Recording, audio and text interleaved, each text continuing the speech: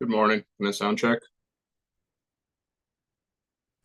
Morning, Brian. We can hear you perfectly. Great, thank you.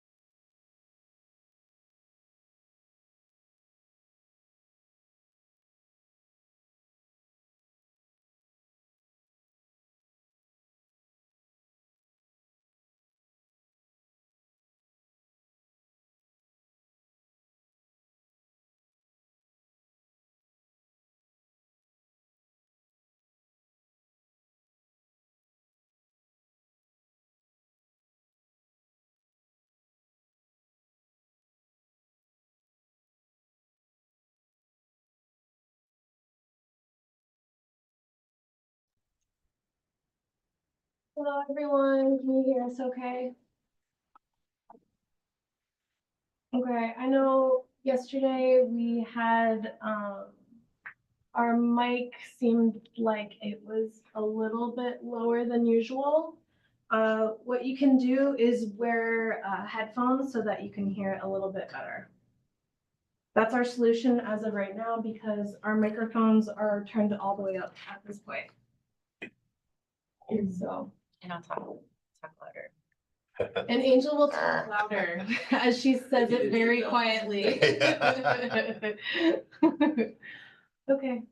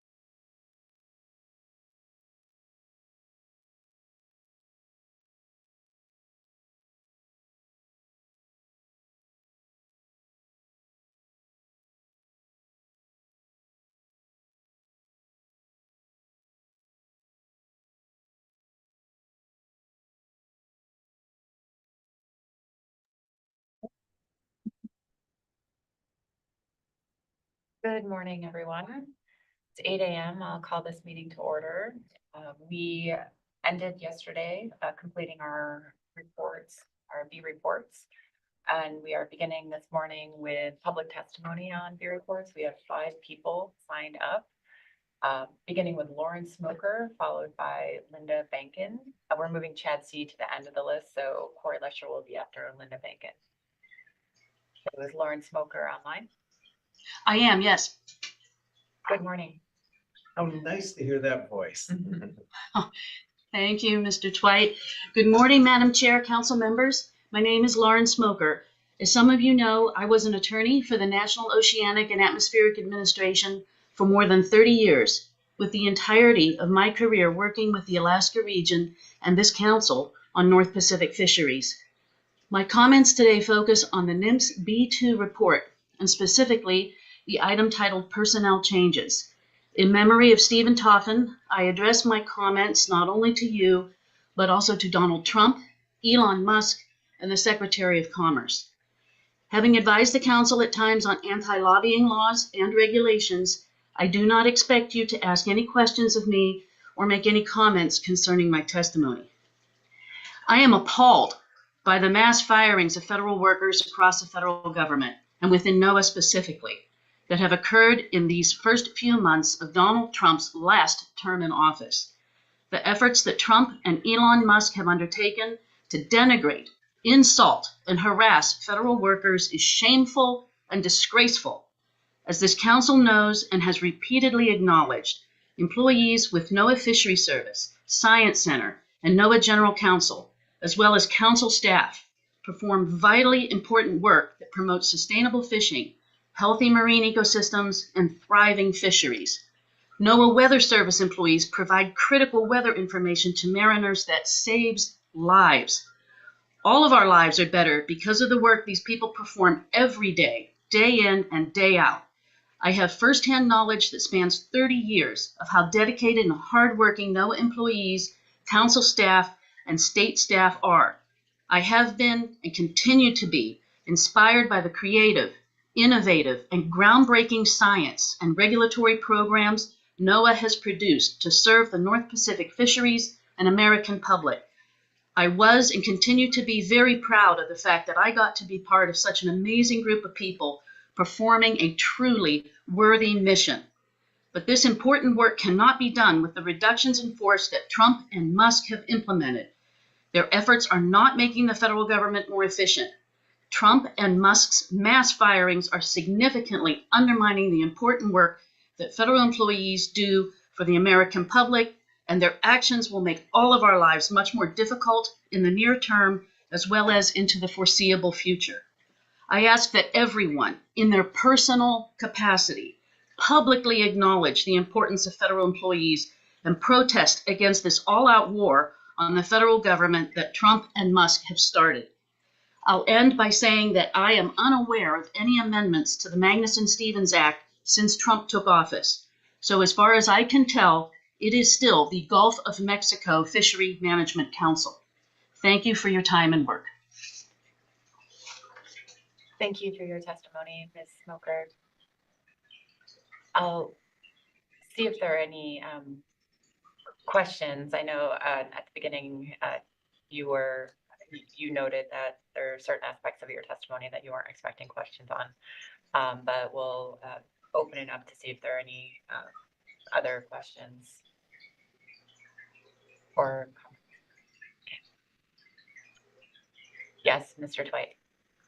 Just a comment.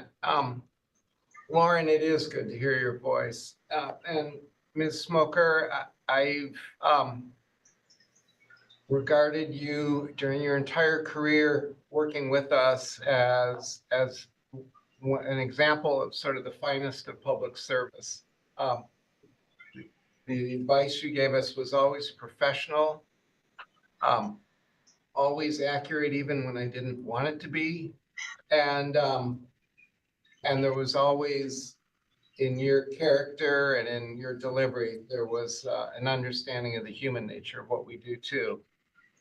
And I found today's testimony entirely consistent with that. So I'm glad that you're still doing what you're doing. Thank you. Thank you, Mr. Twite. I miss you. Miss you all. But I am enjoying retirement. I appreciate that. Good to hear. Thank you for joining us this morning, Ms. Smoker. Thank you. Bye-bye. So our next testifier is Linda Benkin, followed by Corey Lesher. Good morning, Madam Chair, members of the council. Linda Benkin with Alaska Longline Fishermen's Association. As ever, Lauren is a tough act to follow, and I will end by focusing on the focus of her testimony. I wanted to start just by going back to the report from yesterday morning to thank NMFS and particularly the RAM Division for the IFQ report to the fleet. It is a report that we find really helpful in our work to try and support fishing communities that have lost access to the halibut and sablefish fisheries, as well as understanding what's going on in the fishery with long-term trends, and appreciate that they've brought that report back. I did want to note that on page 8, section 2.4, that the report notes a significant increase in registered buyers for IFQ fish, the first time since 2019, which is certainly positive to see. And then also to ask if the report could again include the trends of access to these fisheries from our rural, mostly indigenous and remote communities in the Gulf of Alaska. So commonly called the CQE communities, not just how much quota is held by CQE communities, but how much quota is held by residents of those communities and what trends are. That was flagged in your IFQ report as a significant concern for social and environmental justice as we continue to see the loss of access from those communities. I will not try to address the big questions that Dr. Foy posed to you yesterday, but I do want to comment on the value we see in the community-led resilience work that NOAA is guiding. As you know, we are working in Sitka and with Kodiak and Prince William Sound as hub communities for other areas on climate and fisheries adaptation. We feel like we've learned a lot from this process. There's been a really rich sharing of resources and ideas between communities, and it's led to us identifying and taking action to initiate some really important work to increase resilience in these communities. So we appreciate that initiative, appreciate that Dr. Foy highlighted that yesterday and asked for your continued support of that work. I wanted to end by asking the council to send a letter to the administration underscoring the importance of NOAA, particularly NIMS, the Fisheries Science Center, the weather system that we all depend on, and asking the administration to recognize the importance of this work, this federal agency, to all of our safety at sea, to the health of our fisheries, to food security and economic success in our industry, and the health of our fishing communities. I agree with what you heard from Ms. Smoker about the disrespect for the civil servants who work so hard to take care of this resource and to ensure that our fisheries are well run, sustainable, and providing economic benefit to our state, to our fishermen, and to our communities.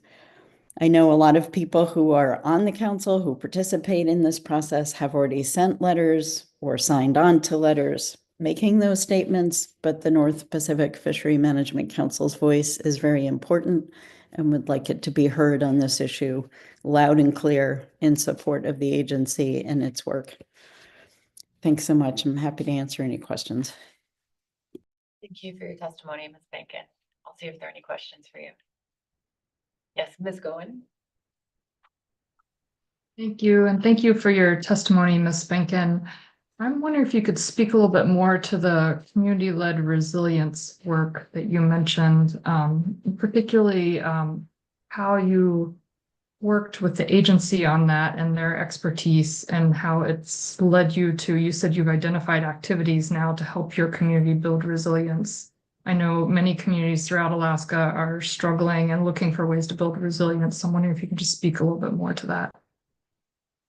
Sure, through the chair. Thank you, Ms. Goen. So we have had the opportunity to work with really a wealth of knowledge within the agency on how climate change, ocean acidification are impacting the species that are important to our fisheries and to our communities, and what some of the projections are for those ongoing impacts. It's information that's also presented to you at many of these meetings by the various teams that are working on these issues, but often doesn't filter down to many of the people who are in our fishing communities. So we've had the chance to really bring that information home to people through a number of workshops to get fishermen to think about how our communities are vulnerable, and then to identify first through a vision of where we'd like our fisheries to be, and then through a process of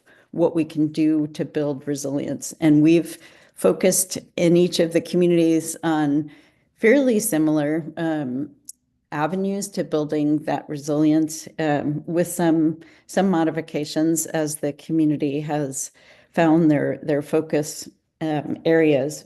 We're in that process now of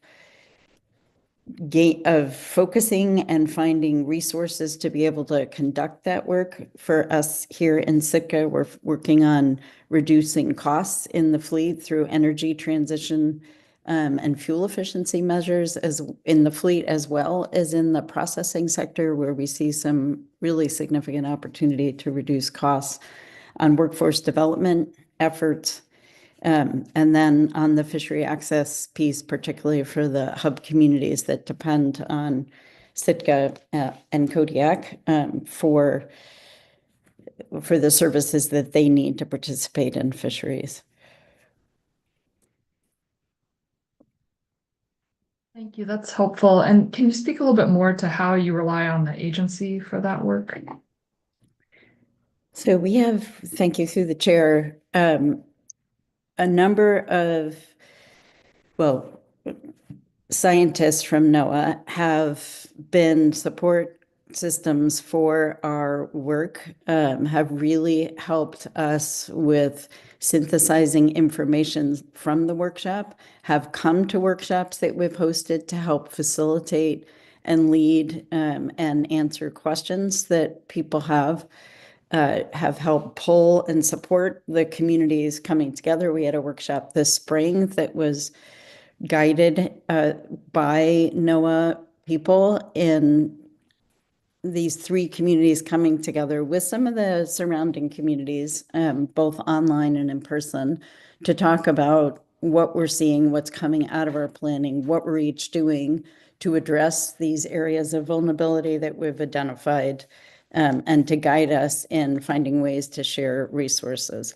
So having that support from NOAA, first off, it's the funding that got this started, but really has helped all of us to understand what are the changes that we're likely to face and to facilitate community conversations to arrive at some really productive places for taking action moving ahead. And that would have been really difficult to have the understanding, to have that kind of insight and structure for making this happen without that support from some really key people within the agency.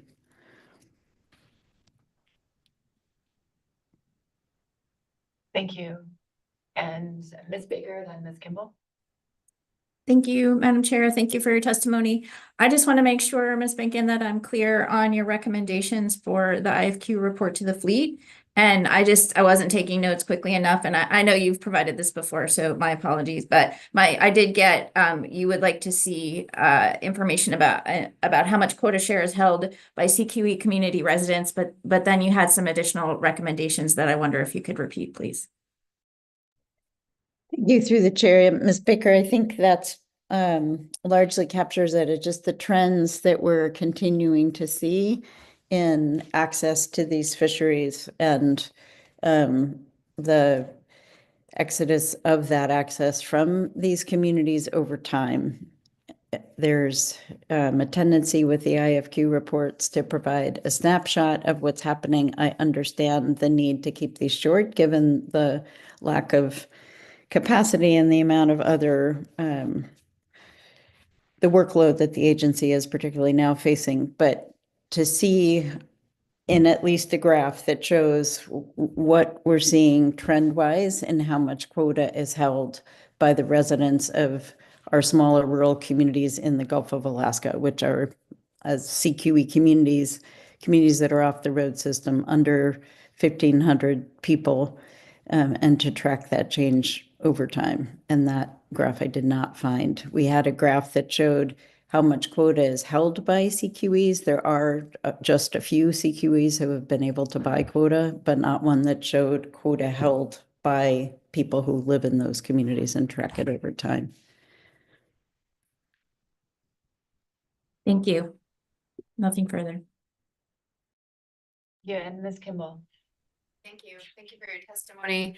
I know you and Alpha work with lots of programs and have been the recipient of several grants to facilitate that community resilience work, and in particular the renewable energy work. I'm just wondering if you continue to have access to those grants, or if that's also at risk in addition to the NOAA support for moving those programs forward. Thank you through the chair, Ms. Kimball. I feel like all of us is at risk. We have 2 Department of Energy awards that are moving forward. Those are both decarbonization work that was underway. We have 2 other projects that are more tied to working directly with communities on climate resilience, energy transition, these workforce development aspects of that energy transition that are frozen. And one that is currently in litigation, not by us, but by the grant recipients that do subawards. So it's a mixed bag with a huge amount of uncertainty right now. Thank you.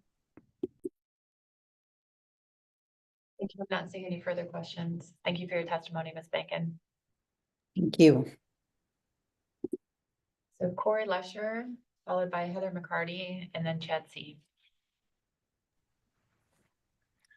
Thank you, and good morning, Madam Chair, members of the council.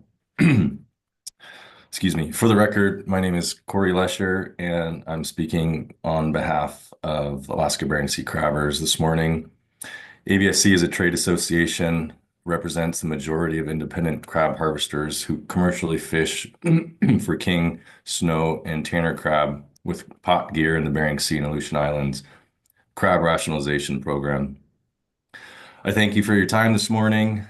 ABSC submitted a comment letter under agenda item B2 that's focused on essential fish habitat, and I'll be speaking to that today. And if there's time at the end, I'd like to shift and briefly comment on the AFSC report that we heard yesterday.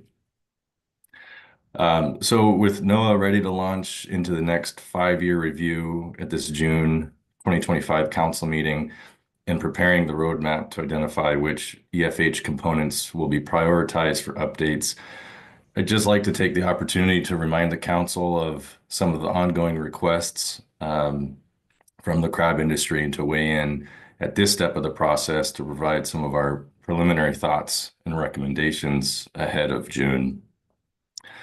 Alaska Bering Sea Crabbers continues to advocate for higher resolution data to be considered in the EFH review process for crab. Particularly, we're encouraging the council to support EFH descriptions and updated species distribution models for crab by sex, life stage, and also seasonally. This has also been requested by the crab plan team and its stock assessment authors, and we've referenced that in our comment letter. We believe there's new and available information that can help inform these updates.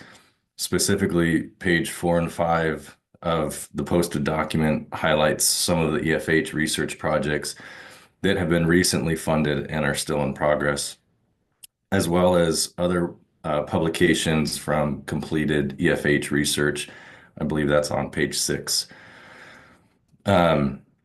This list of projects, though, I would remind the council is not exhaustive, but is a good example of continuing to update research and how that's important for us to track and consider in the upcoming EFH five-year review.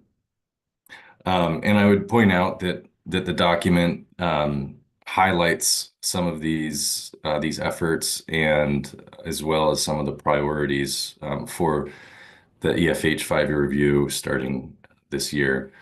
Some of those priorities identified by NOAA Fisheries include habitat utilization of juvenile snow crab in a warming Bering Sea. We're excited to see that, as well as leveraging a unique winter survey opportunity to improve the understanding of EFH for red king crab in Bristol Bay. We're also really excited to see that and continue to be encouraged by the Alaska EFH research plan update that's in the document and the objectives that are aimed to address some of these data gaps that are outlined. So once more, we're encouraged by the update on EFH related research projects and the crab focused EFH priorities that were in the document as well as the presentation. And we'd like to take this opportunity to highlight some of the crab research updates that the Bering Sea Fisheries Research Foundation provides to the CPT at each of their meetings, many of which are relevant to the EFH priorities and objectives.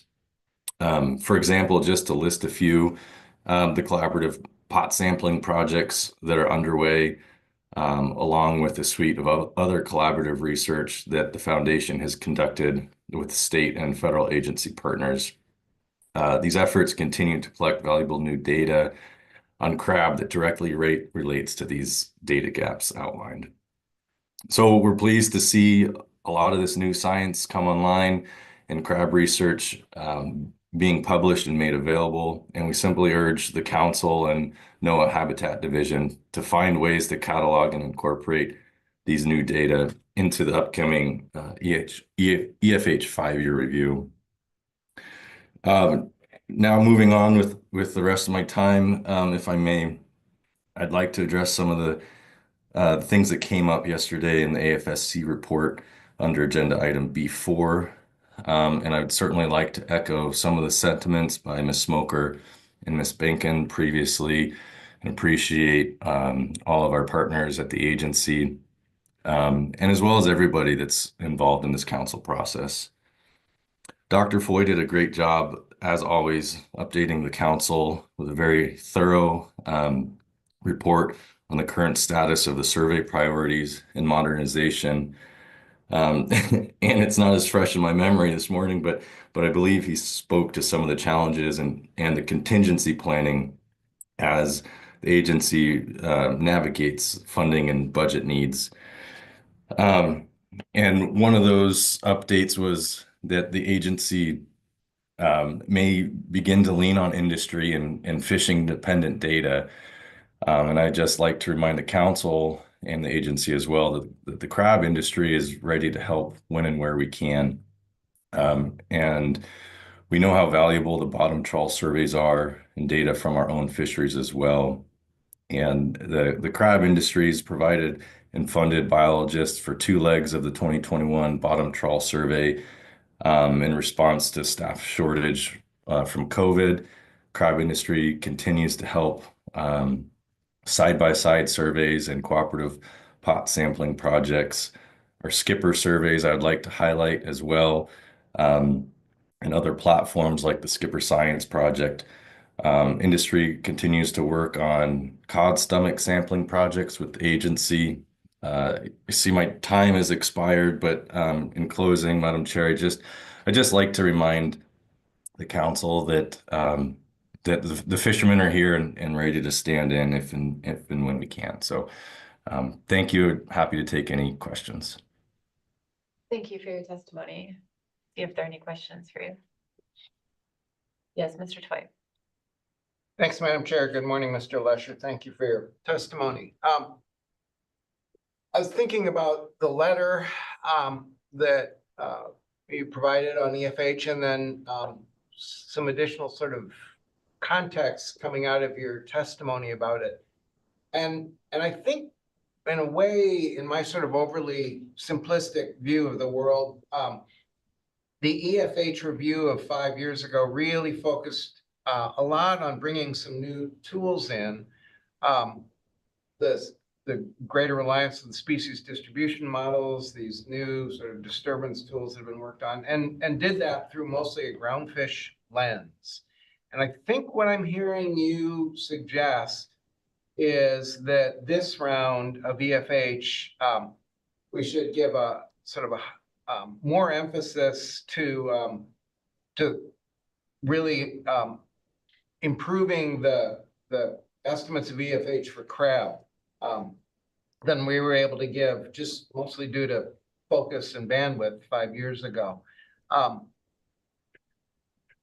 And so I guess first part of my question is, am I sort of hearing you correctly that Bering Sea crabbers are asking for maybe crab to be more of a primary focus in this one than it was last time? And then secondly, kind of given that, again, we'll probably be doing this with somewhat constrained resources, how you sort of view that in terms of I know that you are still quite concerned about groundfish EFH in general as well. Sort of how you view the prioritization, I think is really my question. I'm sorry for wandering around it a bit. Through the chair, thank you and good morning, Mr. Twite. That's a really great question, and I appreciate the opportunity to expand. Yes, my understanding is Alaska Bering Sea crabbers and maybe even prior to the formation of ABSC, crabbers had been advocating for some of this updated and informed EFH research in regards to crab. I can't tell you if crab takes precedence over groundfish, but we saw some really fantastic updates in this last EFH review for groundfish. And we had been advocating to see some of the same updates in the SDMs and the maps provided for crab in the same manner. And I believe some of that data may not have been available or to the degree that that those authors would have liked. And so I guess I wanted to take the opportunity with our comment letter, also this testimony to advise the council and NOAA Habitat Division that a lot of that data has been streaming in lately. And I'm speaking specifically to some of the red king crab tagging efforts in Bristol Bay. There's a great data set on that for males and females different times of the year, and they continue to tag crab and learn more. I think there's sufficient data to inform some of these seasonal species distribution models and by sex and by life stage. And so I would like to see that be a priority in this review. Certainly, I can't say whether that takes precedence over some of our other pressing needs, but of course, the crab industry would like to see that and just begin incorporating some of this new data. You mentioned, resources available, and so like I said in my testimony, I think there's a number of really great publications that provide some of that data. Some of those publications and research were directly funded by the EFH program, but there's also others mentioned as well. So I hope that helps clarify a little bit. Thank you. Thank you, Mr. Lesher. I'm not seeing any other questions. Thank you. For testimony. So our next testifier is Heather McCarty, and Chad C. will be our last testifier. Madam Chair, this is Heather McCarty. I'm going to pass now, and we're going to reserve our comments to staff tasking. Thank you. Okay. Thank you, Ms. McCarty. And is Chad C. online?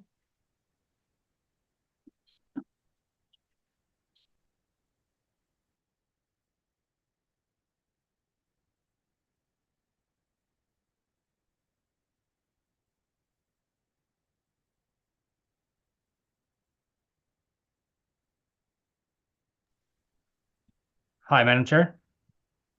Good morning. Hi, thanks. Thanks for providing the opportunity for me to comment today. My name is Chad C., Executive Director of the Freezer Longline Coalition. First, I wanted to echo the recognition from many council members yesterday and testifiers today of the work of the Alaska Region employees and their essential contribution to the management and success of our fisheries. From FLC's perspective, the work of the Alaska Region staff is fundamental to our businesses. Few industries are as dependent on a functioning, well-resourced federal workforce than we are in the commercial fisheries. Simply, the U.S. seafood industry cannot succeed without our federal partners. If our country supports U.S. seafood and U.S. fishermen, we must have investment in our federal fisheries scientists and managers and in the tools that allow them to do their job. I would add to earlier testifiers' comments on the value of council submitting a letter speaking to the importance of the federal workers that support our fisheries. Speaking to the work of the Alaska Region, I wanted to voice our appreciation for The efforts by the region to complete the final rule on the allowance of longline pot gear by our fleet in the Bering Sea Greenland turbot fishery. Their work will again provide for turbot resource to be fully utilized and to once again allow our members to participate in that fishery, providing important harvest opportunity for crew and much needed additional revenues for our operations. Lastly, we really appreciated the reports from the Alaska region and the Science Center about the status of the changes at the agency and the services they perform. While we all wait to hear what more is to come, it's clear there will be very real impacts in all kinds of services that support our fisheries. Mr. Foy commented on the importance of collaboration with industry and others on filling the holes left from existing and future cutbacks. Following on that, I want to encourage the agency to consider how best to reach out with stakeholders on two fronts. One, to provide updates as they are available on services that will be compromised that may impact our operations on the water, whether that be surveys, catch accounting, monitoring, or other work. The more and sooner we know, the better we can manage our operations and mitigate challenges. Two, to engage with us on how we can contribute to filling the holes and to consider priorities. Speaking for FLC, we have platforms where we are collecting data and conducting research. We have knowledge to share, and we have voices to speak up on what is needed to support our livelihoods. We just need to understand where and how best we can be of most help. I would suggest the agency might build on existing community engagement efforts to reach stakeholders and take input, understanding that the resources may not be there to be engaging in person, but if there's other opportunities, whether that be by call or through written communication, I would hope that we can have some real-time updates and input to the process so we can have a collaborative effort to find solutions for our fisheries. With that, thanks for your consideration. I'll take any questions. Thank you for your testimony, Mr. C. I'll see if there are any questions for you. Yes, Mr. Twite. Thanks, Madam Chair. Thanks, Mr. C. You were, I think, in terms of your thoughts about increasing the amount of collaboration with industry to help between the collaborative efforts between the agency and the industry to help maybe plug some of the holes that are starting to show up. I didn't hear you reference whether or not you thought there was a role for the council to assist with those discussions, or whether you thought that those could go on just directly between industry and the agency. So I'm also sort of trying to figure out what a forum for that would look like. Do you mind kind of taking us a little further into your thinking on that? Thanks, Mr. Twite, through the chair. I think this could be something that the council certainly could do as well. I was just thinking a little bit about some of the community engagement efforts that the agency has done. I think that even Ms. Bankin referenced earlier on community resilience programs that involved a lot of conversations in communities about what can be done to build resilience. But I think a similar kind of program to engage with stakeholders in communities to identify who can help with what, and how we can fill certain needs that are going to be becoming apparent in the region and at the Science Center to get creative and develop some plans. That very well could be a council process. Mr. Twite, I was thinking of it more as Alaska region, but that could also be a series of workshops. I was thinking a little bit about COVID as well, when we had all had to just get our hands on deck and think about solutions to some challenges that came up with COVID. I think this is a similar type of time when we need to think about how to get creative on things, and so facilitating some opportunities for some regular calls or engagements with different communities about where they can help is what I had in mind.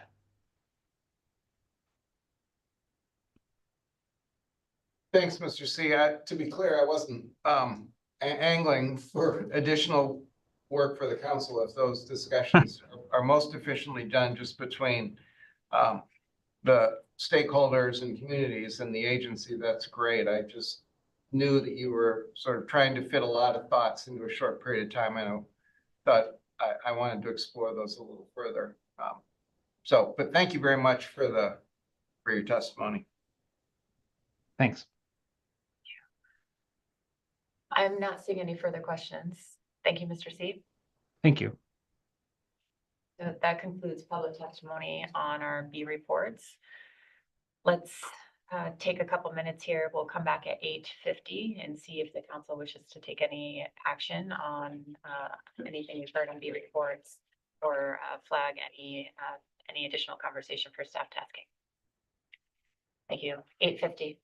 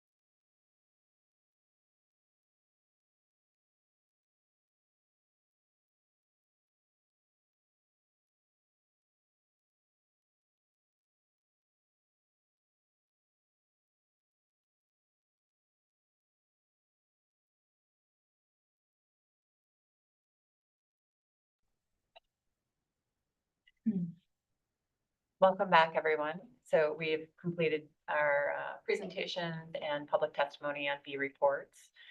So I'll ask the council if they wish to take any action on what we've heard over the last day, or if there's any further discussion. Ms. Baker.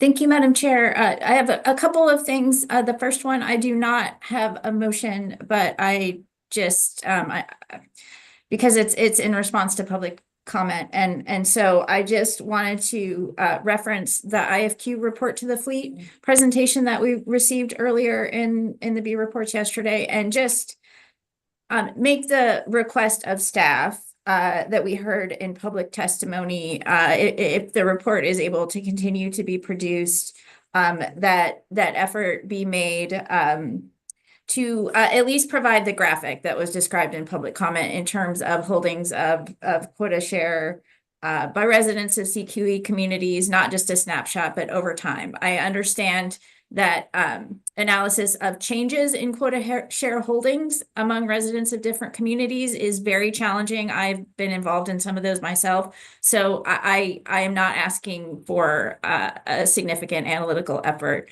I'm just really hoping staff can take that balance and be responsive to the testimony that we received to the degree practicable, Madam Chair.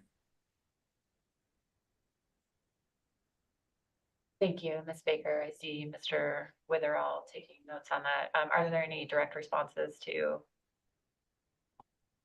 Ms. Baker's statement? Okay. Yeah, I'm not seeing any. Thank you, Ms. Baker. Thank you, Madam Chair. And then second, I do have a motion that has been sent to staff.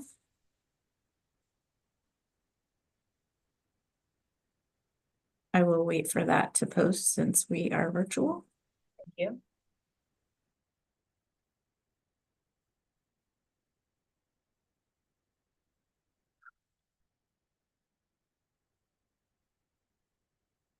See, it's posted online. We'll wait for it to come up on screen.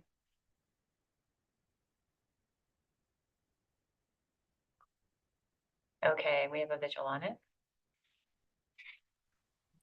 Thank you, Madam Chair. The motion reads, the council supports the research project proposed by the North Pacific Fisheries Research Foundation in the exempted fishing permit or EFP application submitted to NMFS on March 11th, 2025 to develop a chum salmon focused excluder, and recommends the following if an EFP is issued.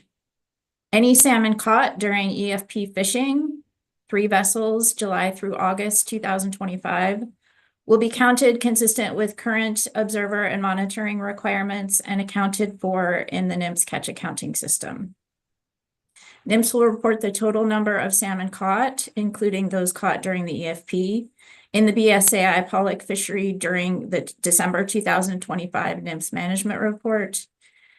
And the EFP permit from NMFS should specify that EFP fishing will stop if any Chinook salmon caught in the EFP, combined with Chinook salmon caught during AFA fishing, would exceed the Chinook salmon bycatch limit applicable to the BSAI pollock fishery.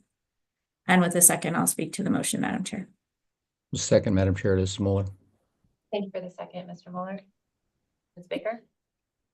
Thank you, Madam Chair. Thank you, Mr. Muller. I just want to start out by reminding the council members and the public that, of course, the council plays a consultative role in the exempted fishing permit process, and I just really am appreciative of the EFP applicants and taking initiative to put this research project together, and appreciate National Marine Fisheries Service staff support throughout that process that has been laid out. And overall, I'm suggesting that the council makes a clear statement that we support this research project. However, I do want to be mindful of sort of ongoing management concerns and priorities within the council, of course, which is highly focused on both Chinook and chum salmon bycatch at the moment in the pollock fishery. And so I'm hoping that in its decision, whether to approve this exempted fishing permit for the upcoming B season, so just during July and August 2025, a very limited number of vessels, that there's just real transparency and clarity about how salmon will be counted in that EFP. All salmon will be counted under the normal monitoring procedures and tracked separately in the NIMS catch accounting system. I'm just asking for NIMS to report on that as soon as possible, as it normally would in the December 2025 NIMS management report. And then just, Madam Chair, the third provision that I'm proposing in the motion is really, I can't stress enough how highly unlikely I think that the situation would be where Chinook salmon caught during EFP fishing combined with Chinook salmon caught in the first few months of the AFA fishery, the first few months of the Pollock B season, would approach anywhere near the Chinook salmon PSC regulatory cap that we have in place. However, what I'm asking here is that should that highly unlikely situation occur, that EFP managers track the total number of salmon caught in EFP fishing and AFA fishing. And if again, that highly unlikely situation occurs where the cap is being approached, that EFP fishing stop, just to really demonstrate the council's continued concern and attention to Chinook salmon bycatch in the Pollock fishery. And again, I don't think this situation is likely to occur at all, but I would just ask that NIMS consider that for the EFP. Happy to take any questions, Madam Chair. Thank you, Ms. Baker. Are there any questions? Yes, Ms. Vanderhoven.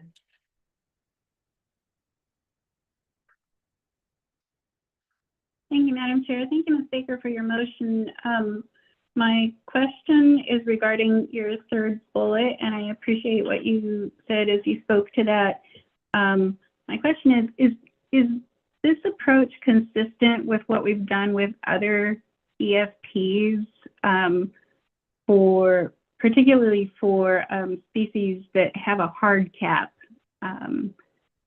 In this case, Chinook, but I'm thinking about like halibut excluder ESPs, and have we taken the same approach with halting or whatever an EFP if they were nearing their limit in the non-EFP fishery? Through the chair, thank you, Ms. Vanderhoven, for the question. I did not look, I have to admit, at past halibut excluder EFP applications. So I'm not going to speak to the conditions that were placed on those. What I did look at was past salmon excluder exempted fishing permit applications and projects that were carried out. And I think we also heard in the presentation of this salmon excluder that in the past, some EFP fishing has been subject to hard caps and was actually impacted. The EFP fishing was impacted by that. What I've done is take that into account. We heard that very clearly from the EFP applicant for this particular research project in front of us. And just tried to be really mindful of the highly unlikely situation where fishing would get anywhere near the cap. I just can't really stress enough that I don't think that's likely to happen. However, it's just the fact that we do have a Chinook salmon PSC limit for the Pollock fishery is longstanding within this council process. It's a high priority. And while I understand and fully support the research that is going to be undertaken if this EFP is approved and the information that we will gain, I'm cognizant of the long-term benefit that this research project is likely to help give us. I just really think it's important for this council to recognize that should an unlikely situation occur, that we are taking that into account in supporting this work. Thank you. And second question, if I may, Madam Chair. Yes, go ahead. Thank you. Thank you, Ms. Baker. And so on that same bullet and just kind of thinking through logistically how the EFP timing works with the fishery timing. I guess I'm trying to think through if there were an extreme Chinook bycatch event during EFP fishing, such that the EFP shut down, then in the non-EFP, the regular ASA or CDQ fishery, are those EFP Chinook then somehow added to the ASA and CDQ pollock fishing such that the non-EFP fishing could be halted later in the year? Sorry, that was really kind of a bungled way to get there, but I hope that it was clear what I was trying to get to. Through the chair, yes, Ms. Vanderhoven, thank you. To be really clear, no. Any salmon caught during, any Chinook salmon caught during EFP fishing does not accrue to the regulatory cap. And so AFA, CDQ fishing during the bee season, accrual of Chinook salmon to that cap will not be affected by EFP fishing. Thank you for that clarification. Thank you. And Ms. Kimball, I saw your hand up, but I thought I saw your hand up. Do you still have a question or? I'll wait. Thank you. Okay. Ms. Goen. Thank you, Madam Chair, and thank you, Ms. Baker, for the motion. My question is on the third bullet as well, and I'm just curious if you could speak to why you just put this in place for Chinook and not chum and Chinook. Through the chair, thank you, Ms. Goen, for the question.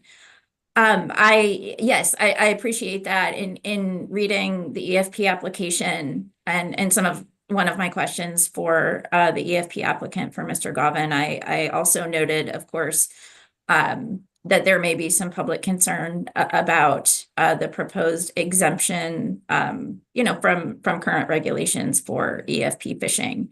And so the short answer, Ms. Goen, is my understanding, and Mr. Curling can correct me if I'm wrong, but NMFS's authority under exempted fishing permit regulations is really limited to exempting EFP vessels from existing regulations. And so there are currently no chum salmon bycatch limit regulations that the fleet could be exempted from. And so that's why this motion is limited to Chinook. Thanks for that. Thank you, Ms. Goen. Any further questions on the motion?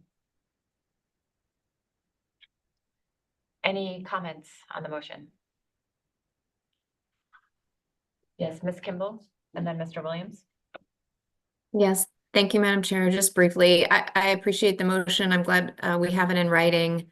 I was going to ask about the first two bullets, but I think that's my understanding that through the discussion the council had, those two bullets really are the discussion that we had with Ms. Harrington and National Marine Fisheries Service are things that are planned on doing. And this motion makes it very explicit in the transparency in that reporting, and that everything will be consistent with current monitoring requirements, which I really appreciated outlining in this motion, in part because it wasn't outlined that well in the application. On the last bullet and why I support this motion, I do think that's kind of over and above because of the estimate of the number of Chinook is in the 11 Chinook range for the EFP. But I also completely appreciate the addition because I think it's really responsive to how seriously the council's been taking actions that have any effect on Chinook. In terms of the chum impacts, I think those are also minimal in it, and it's something that we have to acquiesce to a bit in order to test the gear. So I'm understanding of not having anything additional there, especially because we don't have a chum cap. So I'm supportive of the work. I think it'll help, and I'm supportive of the motion and trying to outline better where the council sees the need for both transparency and some limits, even if those limits are really not likely to occur. So I thank Ms. Baker for the motion. I'll support.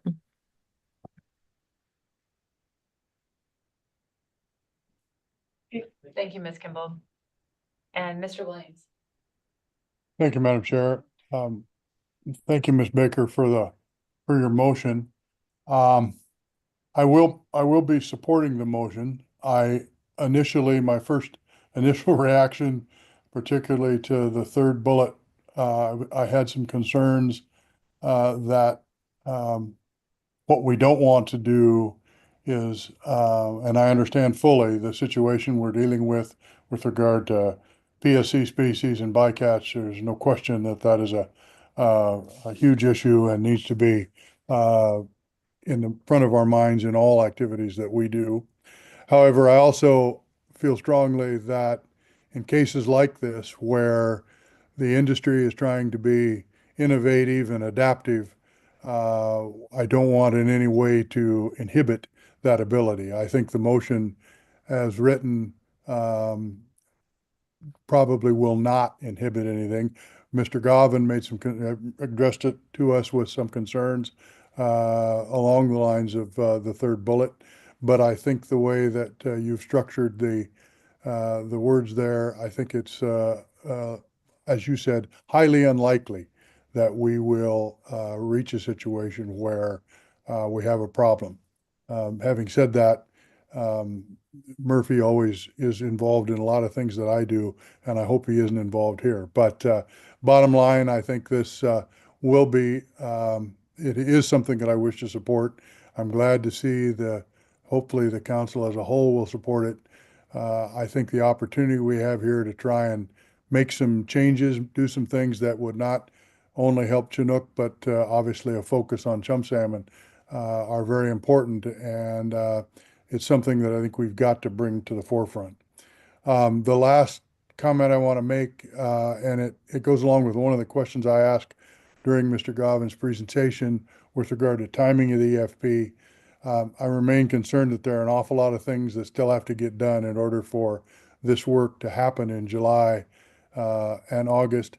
And given the uncertainties that some of our B presentations identified for us in how things are going to go in the future, I certainly hope that we can, from a region's perspective, they can prioritize this permit and get it on the water so that we do get the work done this year. I'm not at all confident what out years would mean if we weren't able to get this done, at least in this front end. So I hope that we can support prioritization of this to be sure that we get the work done in July and August. So with all of that said, I will be supporting the motion, and I thank Ms. Baker for her efforts here to put this in front of us. Thank you. Thank you, Mr. Williams. And Ms. Klein. Thank you, Madam Chair. I also just want to share that we support, even though we're a non-voting member, we appreciate the motion by Ms. Baker, and we appreciate it in the sense that it balances support for the project, which is important. It does ensure transparency and does add that limit in case there is that unlikely scenario of a high number of Chinook salmon being caught. While the projected number is expected to be low, due to the severity of the conservation concerns, especially on the Yukon River, we've heard from rural subsistence users that every fish does count for them. So we do appreciate this. Thank you. Thank you, Ms. Klein. And Ms. Vanderhoven. Thank you, Madam Chair. When I first read the motion, I was originally a little skeptical, particularly regarding bullet 3, that the potential to shut down the AFA and or CDQ fisheries would disincentivize industry from future innovation.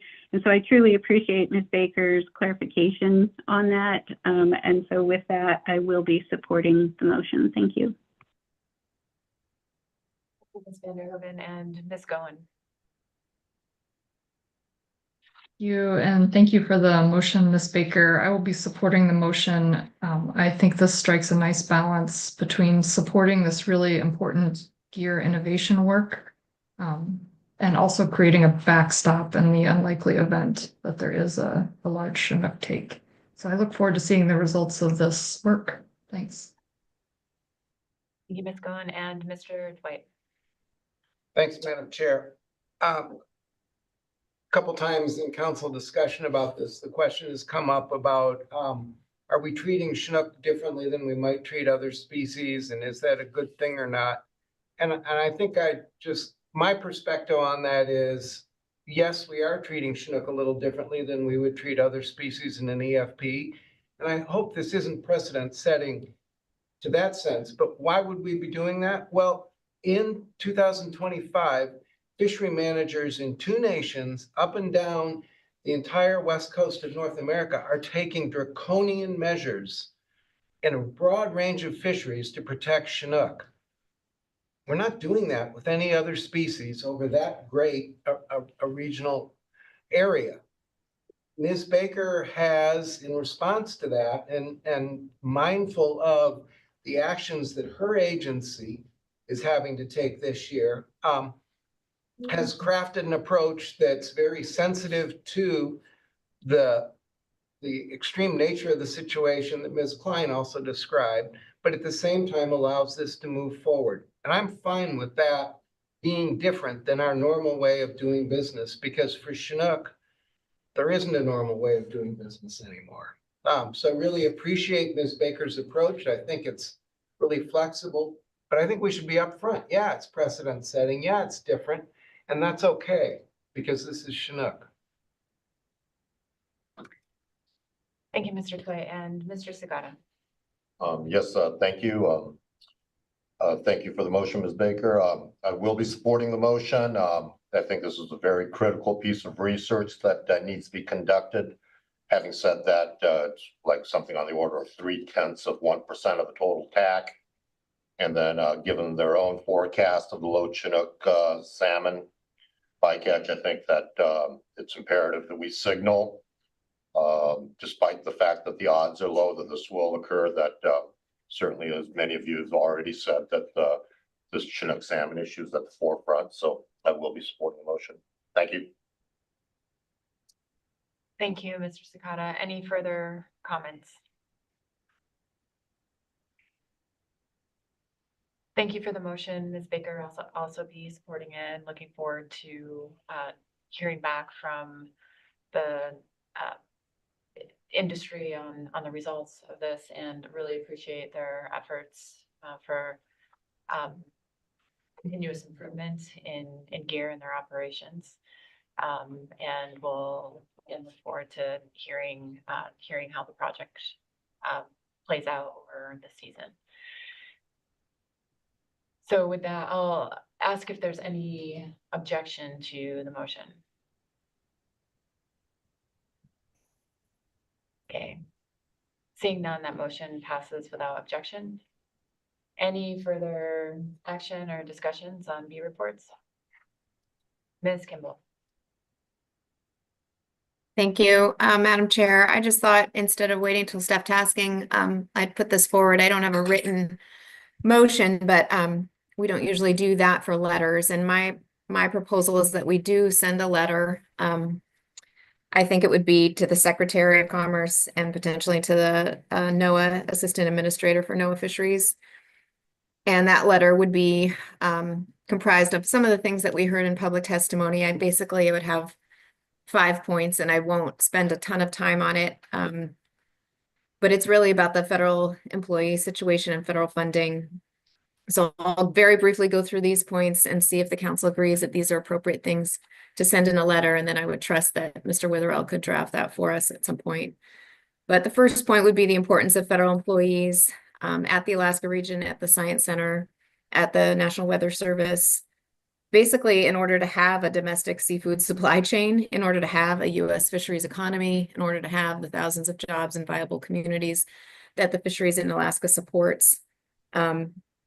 We remain the majority of U.S. landings and seafood production, and we are fully reliant on federal employees in order to do that. So that would be the first point. The second point, and that's in regard to the reduction in force that we see coming in April. The second point would be really reiterating our reliance and the importance of our core surveys and then the research associated with those surveys. Trying to stress again how that translates into having a U.S. fisheries economy and how we also need staff, not just funding, in order to complete those surveys. I think the third point that we'd heard is also just support for the Science Center generally. It's really the lead for the majority of U.S. fisheries. And I've just heard, you know, all sorts of rumors about science centers either being removed or consolidated. And I think we need to really make a push for the Alaska Fisheries Science Center to remain intact. I think the fourth point would be simply support for funding for council staff, for our grant, for the things that we rely on, and really how our own council staff are partners with agency staff. And then the last point I'd have is somehow to get across the point that regulations, in our sense, in our world, really allow access to the fisheries resource. So a blanket removal or the inability to implement regulations is really detrimental in order to do our work here, in order to support fisheries across the U.S. So those were 5 just kind of general points, nothing really different or substantive than what we heard in testimony or what we've discussed previously. But it does seem very timely to reiterate, you know, why these folks are important, why what we do is important, and what we need in order to do our jobs. So I'd love discussion, and if I didn't have the right place to send that letter, please let me know. I'm fully aware that we can't lobby Congress, so I was trying to send it to folks high up in the administration that might be influential on our case. Thank you very much, Ms. Kimball. I'll see if there are any responses or questions about the letter. Yes, Ms. Goen. No questions. I was just going to say that I wholeheartedly support that effort. And thanks for putting those points together, Ms. Kimball. And Mr. Tway. Thanks, Madam Chair. I don't question Nicole's wisdom and how she put those 4 points together at all. I think she nailed it. I would just put a little thought into framing the entire set of points in terms of, Nicole mentioned it briefly, but I think I would really make it a beginning and an end of the letter, frame it in terms of domestic food security. And that these are U.S. industries. And I think we should also mention that Alaska, in a way, is a bit of a contradiction. We supply very large amounts of seafood, but we also have communities that are highly dependent on fisheries, and that if they lose those industries, we put entire communities in jeopardy. The rest of the nation often has communities, even, you know, the communities in my state, while fisheries is important, it's not the same level of extreme dependence. So I think we can also just describe the unique harm to many of the Alaskan coastal communities that would occur too if there's large reductions in fisheries. But I would really frame it in terms of domestic food supply, domestic food security, and make sure we both open and close with it. Thank you, Mr. Tway. And Ms. Baker. Thank you, Madam Chair.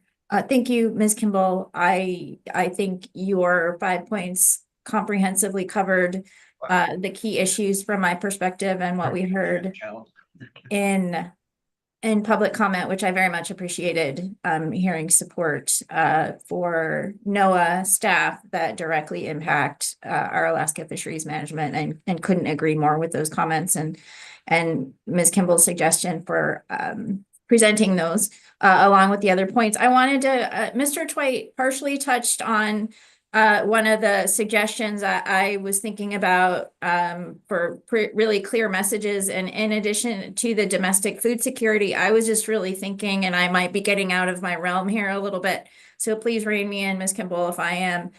I'm thinking of the just the domestic production that we have of a, you know, we harvest seafood, and we in the shoreside processing sector and at sea, it's an Americanized industry that we have as per the Magnuson Act, and we are producing seafood by United States companies and residents. And I just think that I'm probably not presenting that in the most eloquent way, but I think that is an important point to include in the letter as well. Thank you, Ms. Baker. And Mr. Williams. Thank you. I just wanted to, thank you, Madam Chair. I just wanted to follow up on Ms. Baker's point. I was trying to think of how to say that as well. We're not the auto industry, and we're not, that's the only example that could pop into my head, but we are a domestic industry that's wholly based within our country. And I think that's a big policy point that is important to add to this. So thank you, Rachel, for bringing that up, because I was thinking the same thing. I just couldn't figure out how to articulate it, but I think it is a key element. Thank you. Thank you, Mr. Williams. And Mr. Curlin. Thanks, Madam Chair. For obvious reasons, I need to abstain from any advocacy here, but I just want to thank you all for the support very much. Thank you, Mr. Curlin. And Ms. Kimball. Thank you. And thanks for a discussion from council members. I just wanted to emphasize, Madam Chair, that I totally agree with framing it in terms of a domestic seafood supply chain. I've been talking to people about Alaska is U.S. seafood. We continue to be the majority. We have the most landings, the most seafood production. So between being U.S. seafood supply chain and working towards food security goals for the United States, I think those are two great ways to frame it for this particular administration, and it's very accurate. So I thank you for the discussion. Thank you, and thank you for the recommendation, Ms. Kimball. I know Mr. Witherall has been taking lots of notes, and as we usually do, I think we'll circulate a draft to a couple of council members before sending that letter out for some feedback to make sure that all the points were captured in this discussion. Okay. Thank you. Anything further on B report?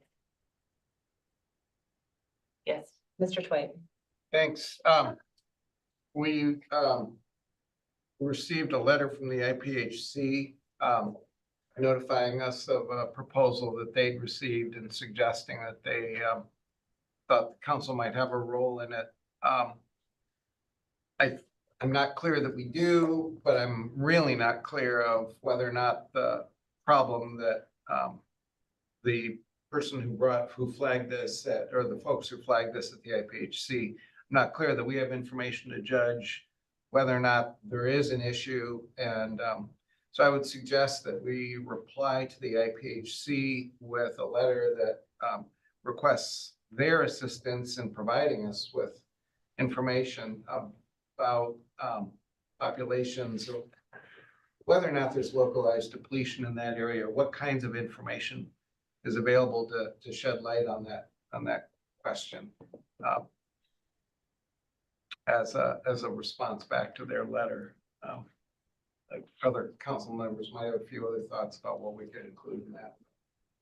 Okay. Pretty simple response. Okay. Thank you, Mr. Twite. So it's simply asking for additional information on any conservation or biological concern. I think the letter just outlined what the proposal was, but didn't really give us any information or resources from the IPHC perspective on whether or not the proposal had any merits or should trigger any type of management action from the council. Is that correct? That's exactly Okay. what I'm suggesting, and I think I saw Mr. Witherall's hand moving so quickly that the letter is now 2/3 written. Yeah. Mr. Ritchie. Thank you, Madam Chair, and I want to thank Mr. Twite for bringing this up and reference. I think Ms. Goen referenced this yesterday in questions, I believe, if I remember right. And I just want to say that I think that it being brought to attention, it was brought up at the IPHC meeting this year as well on the conference board and at the research advisory board. So this is something that some stakeholders obviously feel is important. So I think that it's important that the letter be detailed, and I think it should include probably also, it would be nice if it could include information on dependents, both of 4D fishermen and 4C fishermen on fishing around St. Matt's and that area of concern there. That's all I wanted to add. Thank you. Thank you, Mr. Ritchie. I appreciate those comments. I interpreted Mr. Twite's request, however, as just a simple response back to the agency with minimal work needed by our staff, requesting information back from the IPHC, not providing them with additional information. But I maybe will ask Mr. Twite for clarification there. I think we're looking for a really pretty light touch response, minimal staff work, and a request back to them for any conservation or biological information within their jurisdiction. That's right. Mr. Ritchie, as I was listening to your suggestion, I was trying to figure out, I can see that information might be useful at some point in the future. I couldn't see a use for it at this point. I think it's really the starting point is, what are we really looking at here in terms of just the basic biology? Is there any problem that's showing up in the scientific information with localized depletion in that area? And then if it looks like, if the IPHC provides us with information, then that next step might be to begin to look at issues of dependence and fleet distribution and impacts to communities. That makes sense to me. Thank you, Mr. Dwight. Thank you. And Mr. Curlin. Thanks, Madam Chair. So with my IPHC hat on, I just wanted to clarify that the commission, when the commission received this request from Mr. McManus and discussed referring it to the council, it was not taking any position on the merits of what Mr. McManus was seeking. It was just recognizing that this is really more in the council's wheelhouse than IPHC's. So I gathered there may have been some differences in interpretation, but that's my recollection of the commission's discussion around that. And I think Mr. Twite's suggestion is on point with getting a little clarification about the localized depletion issue. Thanks. Thank you, Mr. Curlin. Anything further on this letter? Okay. Any other topics to address the B reports? Yes, Mr. Twite.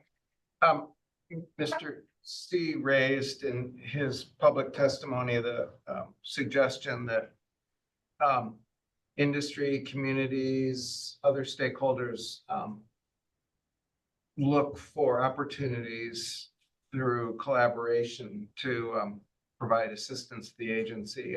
And I think that that's really a conversation pretty directly between the agency and those folks. And I'm sure that that's both an appealing prospect and oh my gosh, I'm not even sure we have the bandwidth to do that right now, or the knowledge of what's going on to do that right now. And so I don't want to either speak for the agency or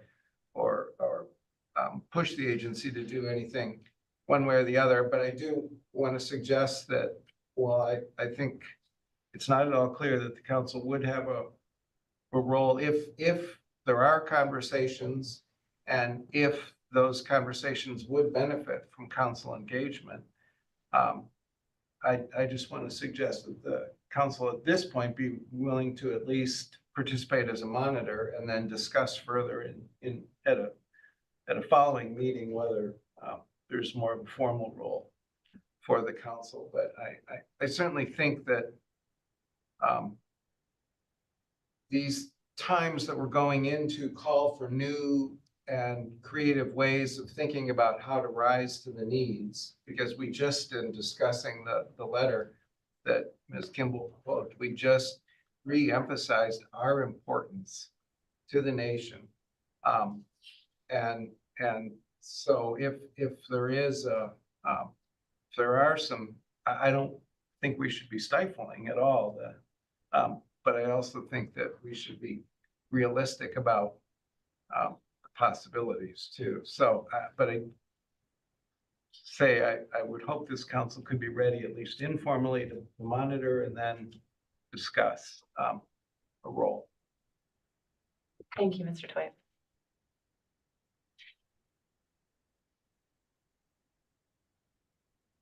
Anything further on B reports? Anything council members would like to flag for conversation at staff tasking at this point that may not be ready for motions or actions at this point? Yes, Mr. Twite. And one more that I think, and that is in Dr. Foy's presentation on the state of the center, he indicated that he thought that it was going to be important to have additional conversation between the council and the science center on several fundamental questions. But he also indicated he wasn't sure that that would be needed by June. But he also told us that he might have a different picture in June too. So I have a suggestion that we, through our standing sort of channel that we have between is sort of informal discussions between several council members, a couple of SSC members and Dr. Foy, that we maybe at least tentatively schedule a check-in prior to the June meeting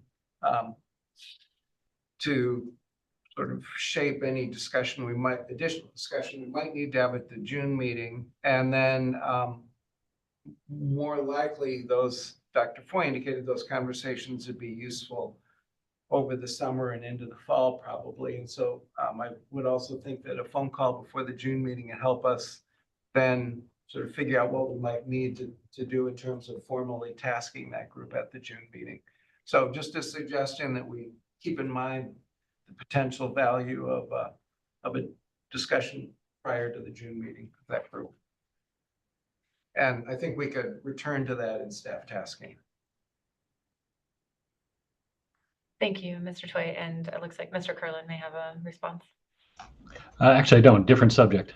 Okay, great. I'll just say that seems like a reasonable approach, monitoring where how much information the Science Center is ready to share and can help guide discussions about council work and prioritization before the June meeting, and figure out whether or not we need some more consistent meetings following that discussion. Okay, Mr. Curlin.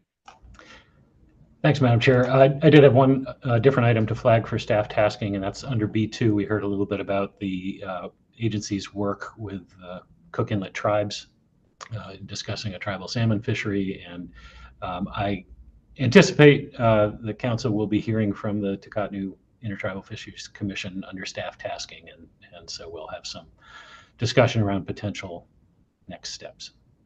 Thanks. Thank you, Mr. Carlin. Anything else?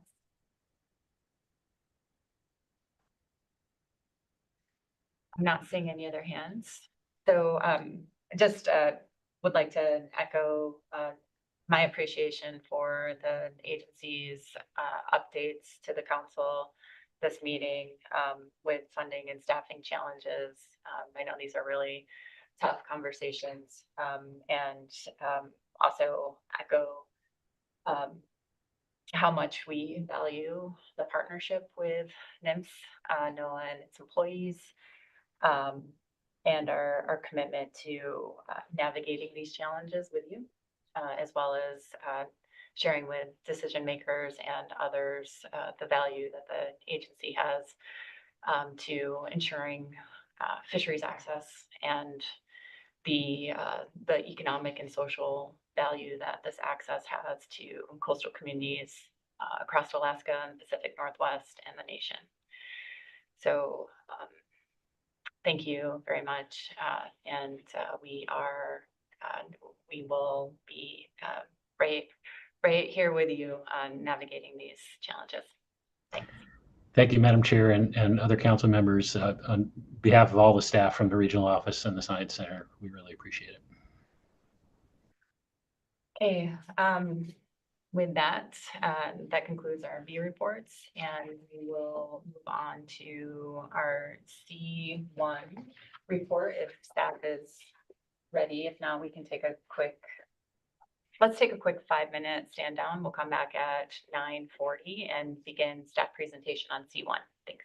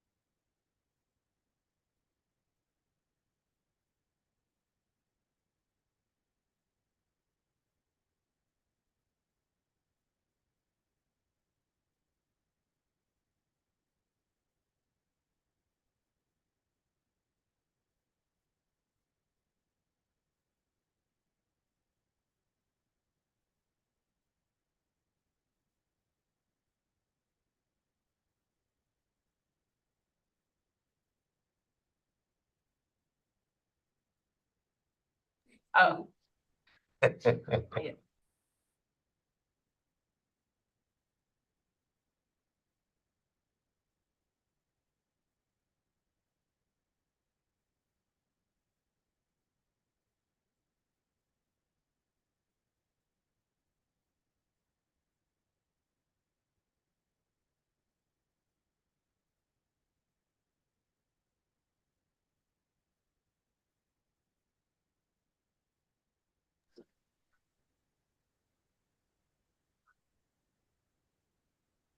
Welcome back, everyone. We are ready to begin our staff presentation on D1. We have Ms. Henry with us to introduce this agenda item. Do you want to turn the camera on to introduce yourself? Yeah, I can have the camera. Oh.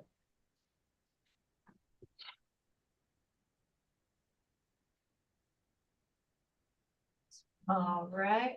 Good morning, Madam Chair, members of the council, and the Henry Council staff here to present C1 Area 4 vessel caps for final action. So since this is final action, I'm going to focus my presentation mostly on things that have changed since initial review. So that will include a little bit of background on this action and how all the different alternatives will function. New alternatives or new option 2 that was adjusted at initial review, and then focusing on the impacts associated with that new option. And I'm not going to go over some of the tables and data in the analysis that discuss processing capacity, but I did want to note that there is an error on tables 19 and 20 on page 38 of the document. Those show that there was processing in of halibut IFQ in King Cove in 2024, and that is inaccurate. There was no processing in King Cove in 2020.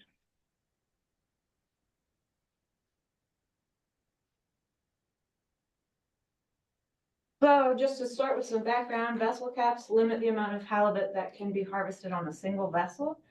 So no vessel may be used during any fishing year to harvest more IFQ halibut than 0.5% of the combined total catch limits of halibut for all IFQ regulatory areas 2C through 4E.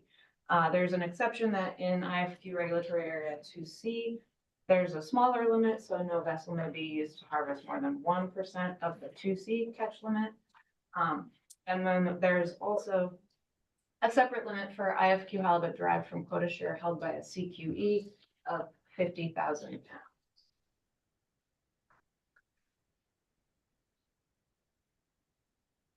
And these vessel caps were implemented with the start of the IFQ program to limit the overall harvest on a single vessel, to prevent large amounts of IFQ from being fished on only a few vessels, and to protect small producers, part-time and entry-level participants who may otherwise be eliminated from the fisheries because of potential excessive consolidation of harvesting privileges under the IF program. There is an exception if an individual IFQ holder receives an allocation in excess of the limit, they can harvest their allocation on one vessel. So the council has taken many actions recently related to vessel cap. These are detailed in section 1.2 of the document, but I'll just go through them briefly here so everybody remembers kind of the lay of the land here. So beginning in 2020, vessel caps were removed in areas 4B, 4C, and 4D. Then in 2021, 4A was added to that removal. And so for 2021, through the IFQ season of 2027, there are no vessel caps in area 4, or until this action is implemented, if that's prior to the end of the 2027 IFQ fishing season. So the rationale for these exemptions of the vessel caps has changed a bit. For the first couple of years, it was really focused on the challenges related to COVID-19 and health mandates associated with the pandemic and some challenges associated with that. Then in 2023, the rationale was adjusted a bit to provide continued flexibility to IFQ participants while the council was analyzing options for this longer term adjustment to vessel caps that we're discussing today. This was also due to recent years having lower utilization of halibut quota in Area 4 and some other challenging conditions, including limited local markets, increases in operating costs, and reductions in from historical caps. So the council adopted a purpose and need for this action in June of 2022. This was revised at initial review in June of 2024, as is listed here. I won't read through the whole purpose and need. This is mostly here for everyone's background. I'll just note that this action is being considered to increase utilization of quota and fishery revenues in Area 4 by providing additional harvest opportunities for vessels that were constrained by previous vessel use cap while maintaining the council's objectives for the IFQ program to provide entry-level opportunities and support sustained participation by fishery-dependent communities.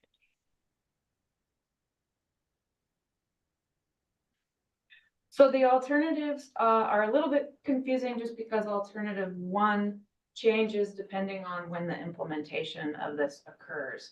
So alternative 1 is no action. And so that means that vessel use caps would remain removed in Area 4 through the 2027 IFQ season. But they would go back into effect beginning in that 2028 IFQ fishing season as that 0.5% of the coastwide catch limit. So alternative 1 changes based on the timing. So no limits through 2027 and then back to the original limits starting in 2028. Alternative 2 would create new vessel cap limits in Area 4. There are multiple options under this. So under option 1, it would be a new limit of either 4, 5, or 6% of the combined Area 4 halibut TAC.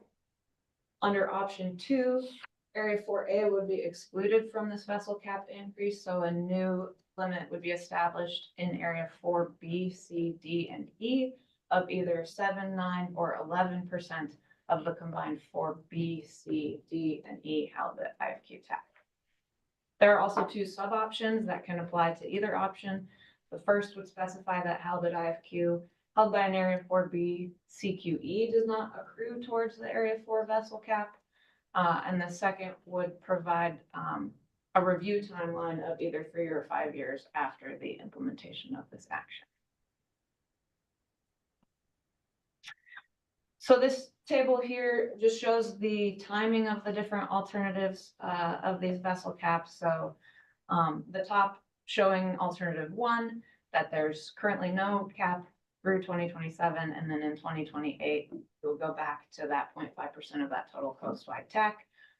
It also shows the pounds associated with the limits under each of these alternatives based on the 2025 IFQ tax. And then lower in alternative 2, it shows that currently there is no cap, but whenever this action would be implemented, then there would be a new cap in Area 4, including all of Area 4 or under option 2, only 4B, C, D, and E.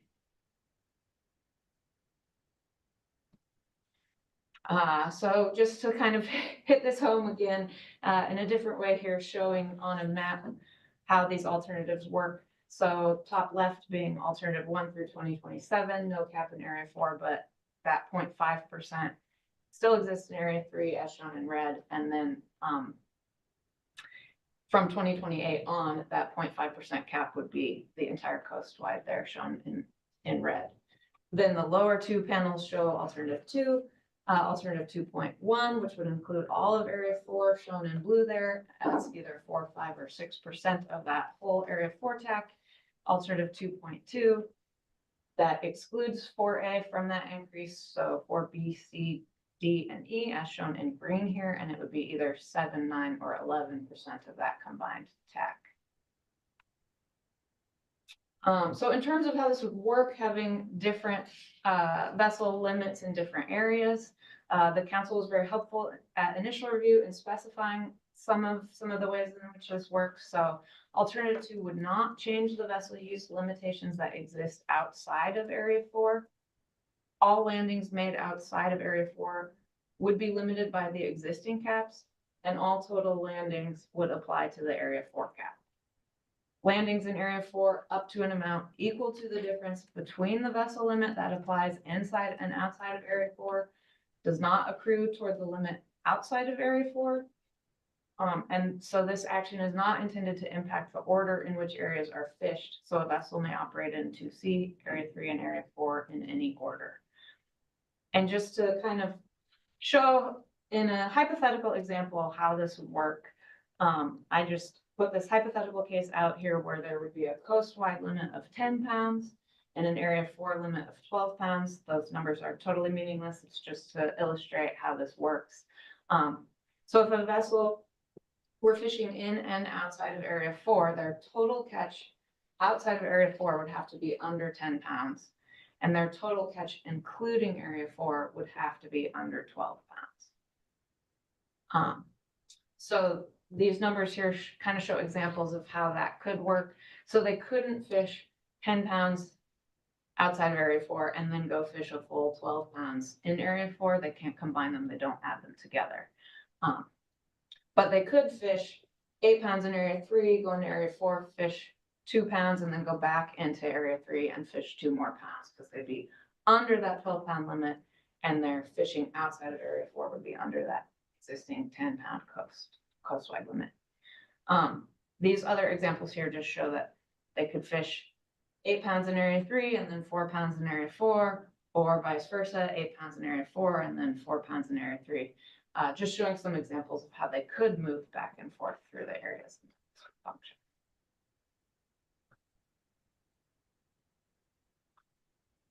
So this slide just shows a reminder of other IFQ restrictions that exist. This proposed action would not modify any other aspects of the IFQ program.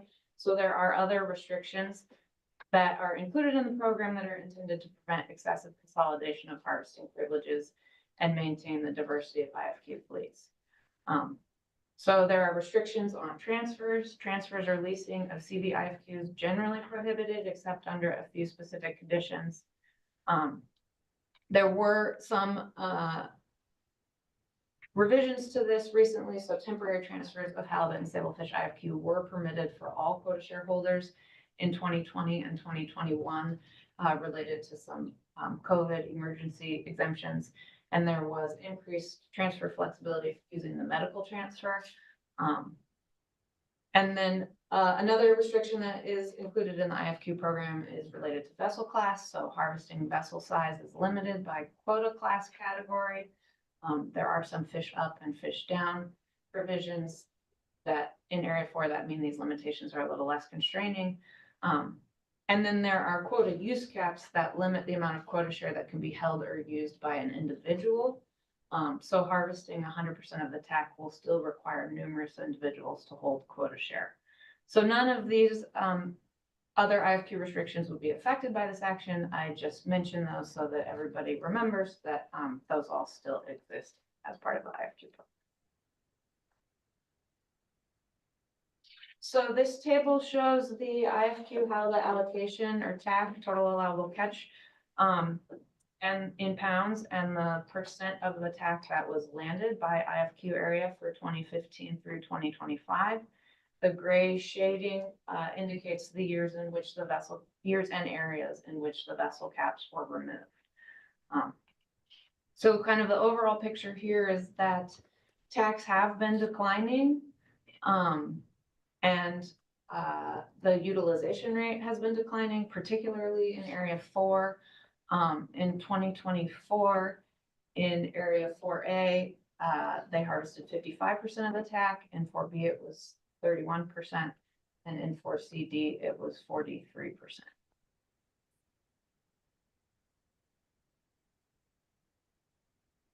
So now I'll move into some description of potential impacts of this action. And just because there is some changes in alternative 1 depending on when this action would be implemented. And so prior to 2028, alternative 1 represents a less restrictive and more flexible option.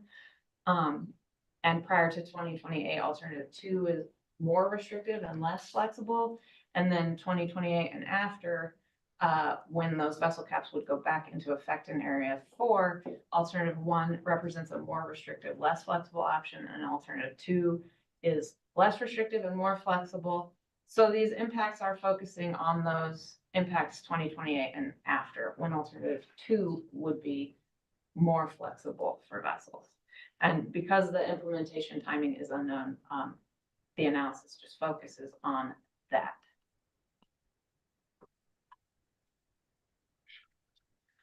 So this figure here shows back calculated vessel cap pounds by alternative and option from 2025 to 2013.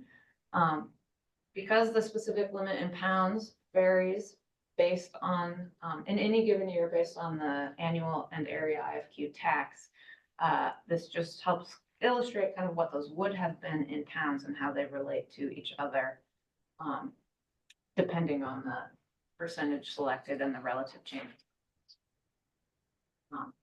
So the options in alternative 2 represent larger pounds. Alternative 2.1, they fluctuate relative to one another. Alternative 2.2, they also fluctuate relative to one another because they're based on that same area tax.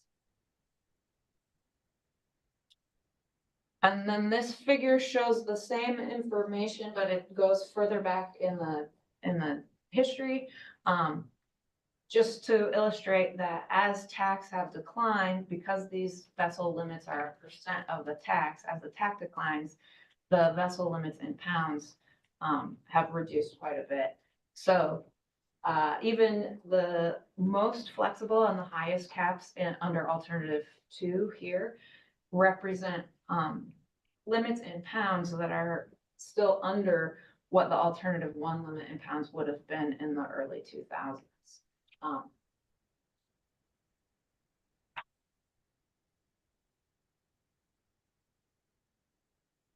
This figure shows the back calculated vessel limits by each alternative as a percent of each area tax. So the top panel is as a percent of the combined area 4 TAC.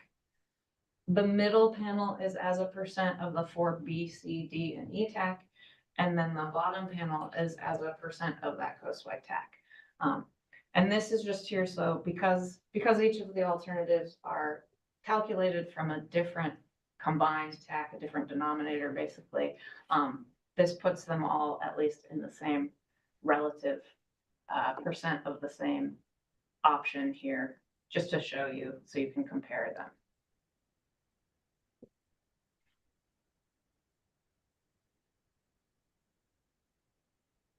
This table shows the number of vessels harvesting IFQ in area 4A, 4B, and 4CD, and then the minimum number that would be required to harvest all of each area's TAC under the potential vessel caps.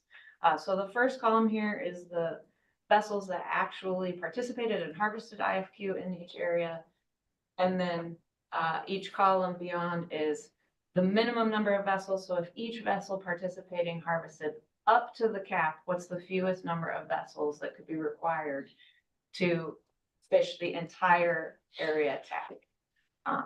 And so for basically all areas and all years except for 4B in 2024, the number of vessels that were participating was enough to have harvested the entire area TAC, even under all of the proposed caps. But in 2024 and 4B, only 9 boats participated, which would not have been enough to harvest the whole TAC under alternative 1. And as the limits get bigger, there are fewer vessels required to harvest the entire TAC and vice versa. Ms. Henry, we have a question for you. Ms. Bush. Yeah, thanks, Anna. Through the chair. These numbers sort of, do they represent a perfect situation where everything's able to be consolidated into the, you have the right, you're able to transfer all the quotas on the right quota class type vessel to get down to these numbers, whereas in reality, is it true that those other constraints likely result in a higher number of vessels being required to fully harvest the cap? Thanks. Yeah, through the chair, Ms. Bush, thank you for the question. That is an important point. This is just kind of like the numerical minimum. If everything works to easily and efficiently harvest whatever pounds you want on any boat you want without any of the restrictions that exist, what's the fewest number of boats it would require to fish that entire tack? So that is a good point. We didn't look at, you know, quota class and the number of transfers it would take or ride-alongs or hired skippers or any of all of those things to see what was actually feasible.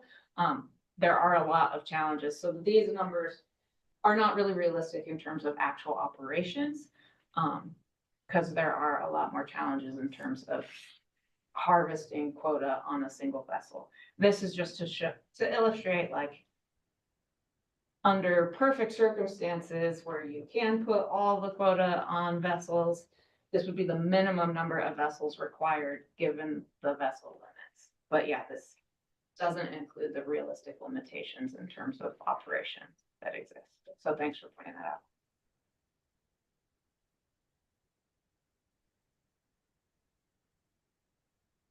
So these tables show, the top table shows the number of vessels that would have been over the proposed cap by alternative over the last 4 years when the vessel caps have been removed. So the first column here in the top table, these are the number of vessels that would have been over the limit of alternative 1. So basically the number of vessels that took advantage of the exemption. The second column shows of those vessels, the vessels that only participated in Area 4A. So for most years, a majority of the vessels participated in 4B, C, or D as well. And then the number of vessels across each alternative that would have been over the proposed limits. And again, this doesn't include, you know, trips that could have happened because people knew there was an exemption on the limit, so they weren't worried about it and ended up harvesting or taking a trip that they wouldn't have otherwise taken, but didn't actually go over the limit. This is just the actual vessels whose landings would have been over those limits. And then the table below just shows the total pounds associated with those trips. So the additional pounds that were harvested because those that would have been over those limits. Thank you, Ms. Henry. And Ms. Goen has a question. Madam Chair, and thank you, Ms. Henry, for the presentation. My question's actually on the previous slide. And thank you. What I'm noticing is that particularly in areas 4A and 4B, there's a decrease in the number of vessels in recent years. Can you speak to why? Is that just a decrease in the TAC that's causing that decrease in participation?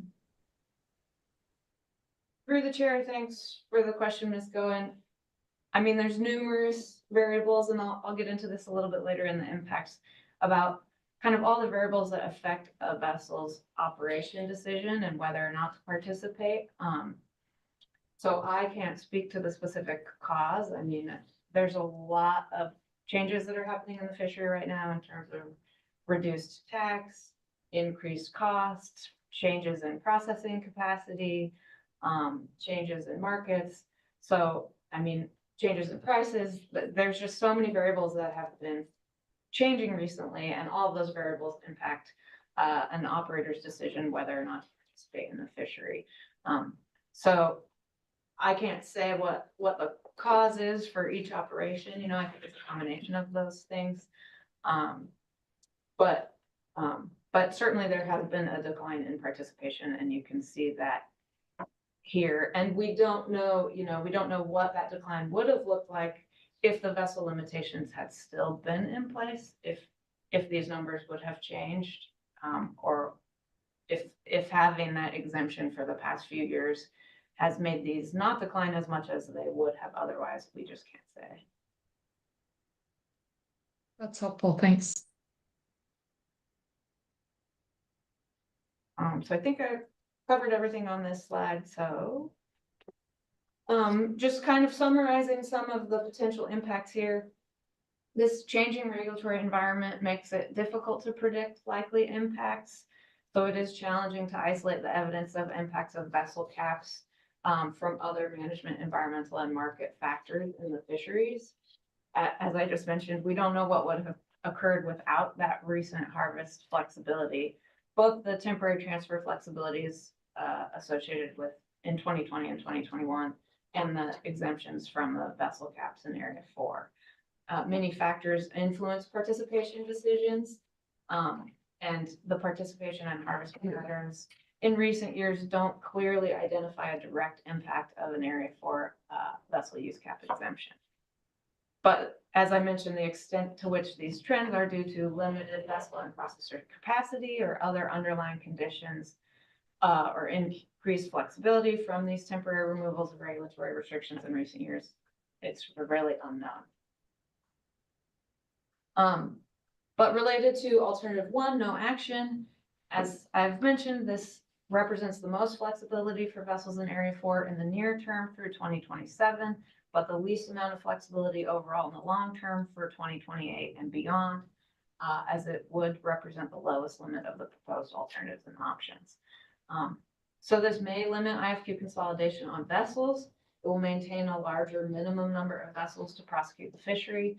This could preserve opportunities for smaller operations, crew, and entrants, but it may not ensure additional opportunities for vessel and crew as the tax have declined and TAC utilization has declined, and changes in the fishery after four years of exemptions from the vessel caps, and other underlying conditions, particularly in the remote area for halibut IFQ fisheries. It may limit opportunities for efficiency and increase the likelihood that annual allocation is left unharvested if the supply of vessels is low enough that the entire allocation cannot be spread out amongst participating vessels while meeting the lowest caps. But this depends on how many vessels do not operate because of individual operators that cannot justify costs to operate a vessel given an increase in cost or other changes in profitability and processing capacity. Some potential impacts specific to alternative 2. Of course, they depend on the option selected, future tax, and subsequent vessel caps. But larger vessel caps provide increased flexibility to vessels that operate in Area 4. That may be particularly useful given a recent decline in TAC utilization and the number of communities processing IFQ in Area 4. So increasing the vessel caps may increase TAC utilization. Generally, when TAC is not a constraining factor, larger vessel caps are likely to increase utilization rates relative to more constraining caps. But even with the removal of vessel caps, in recent years, the TAC utilization rates in Area 4 have continued to decrease. But that, again, may have been lower if there had been lower caps. Implementing different vessel caps in different areas may increase the complexity of people's operations as they have to kind of track where their catch is and what limit applies. And allowing larger caps in Area 4 may lead to friction with users in other areas who will be required to operate under the same vessel caps as status quo in an environment of declining TAC. Specific impacts related to alternative 2, option 2, which would exclude Area 4A. It could increase the likelihood that vessels that would have otherwise harvested additional quota in Area 4A would instead travel to 4B and 4CD to take advantage of the higher caps. But it's also possible that those vessels determine it's not rational to operate in 4B or 4CD. Many of the vessels that have operated in 4B or 4CD also operated in Area 4A in recent years. And over half of the vessels that took advantage of the vessel cap exemptions participated in 4B or 4CD over the past 4 years. So this would likely decrease TAC utilization in 4A relative to recent years when it's been exempted from the caps. And while TAC utilization in 4A has been slightly higher than 4B, it's still lower than outside of Area 4. And then some impacts related to the sub options. So alternative 2 sub option 1, if it were selected, the IFQ halibut derived from quota share held by the CQE in Area 4B would not accrue towards the Area 4 vessel cap. However, that 50,000-pound vessel cap for CQEs would still apply in 2028 and beyond, when the vessel caps would go back into effect. So this would provide more flexibility to vessels harvesting IFQ in Area 4 that may also want to harvest Area 4B CQE. So this could increase the pool of vessels available to harvest 4B CQE. But it will not provide additional flexibility to the CQE in Area 4B in terms of the number of vessels required to harvest their total quota share holdings, because that 50,000-pound cap would still exist. And this option is applicable only to the CQE and 4B. So just a reminder that quota share held by CQEs in other areas, like in the Gulf of Alaska, would continue to count toward all the vessels. Alternative 2, sub option 2.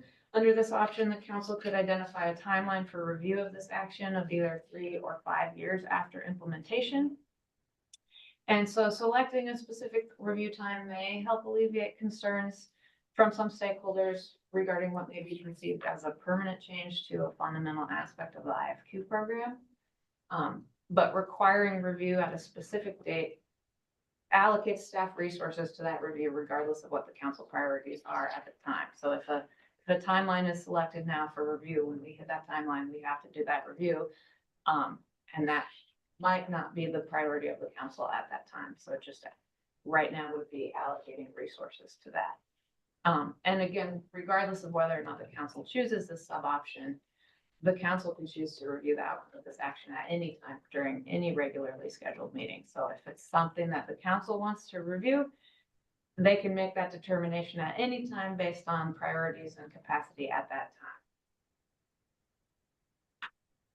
time. And Ms. Henry, we have a question. Ms. Bush. Thank you. Through the chair, Ms. Henry, can you remind me when the next IFQ program review is tentatively scheduled to occur? Thanks. Yeah, through the chair, Ms. Bush, thank you. So the program reviews are required to occur no less frequently than every 7 years. The latest IFQ program review was just completed. It began in 2024. So if we were on a 7-year timeline, potentially the next IFQ program review would be in 2031. But it could be sooner than that. It just is supposed to not be later than that.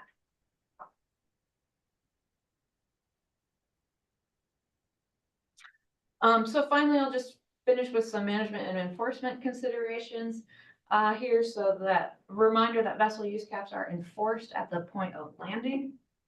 OLE did suggest that the council could consider requiring VMS for all Area 4 participating vessels who hold FFPs to ensure accurate accounting of quota is debited. And management and enforcement of vessel caps would become more complex under Alternative 2 because it would require tracking separate limits for separate areas. NIMS has stated that permanently modifying the landings program would require NIMS developers approximately 4 weeks of dedicated time to determine the business requirements, modify existing antiquated code, and implementing the changes to ensure participants could land IFQ without reporting errors. Sub option 1 may require additional complexity in enforcement. However, RAM already tracks the CQE landings separately from IFQ, so that's already in how RAM tracks things. And then a reminder just that any action to modify the IFQ program recommended by the council would be subject to cost recovery under the Magnuson-Stevens Act.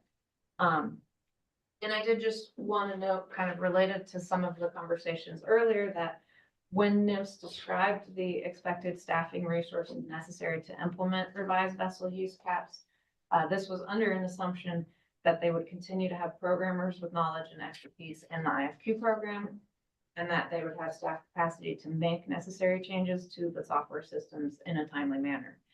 And that given recent and expected continued staffing changes that they have been experiencing this year, they will need to prioritize basic fishery management functions, and timely implementation of council actions could be affected in the future. So that is the conclusion of my staff presentation, but I'm happy to take any questions. Thank you for the presentation, Ms. Henry. Are there any questions? Remainder of the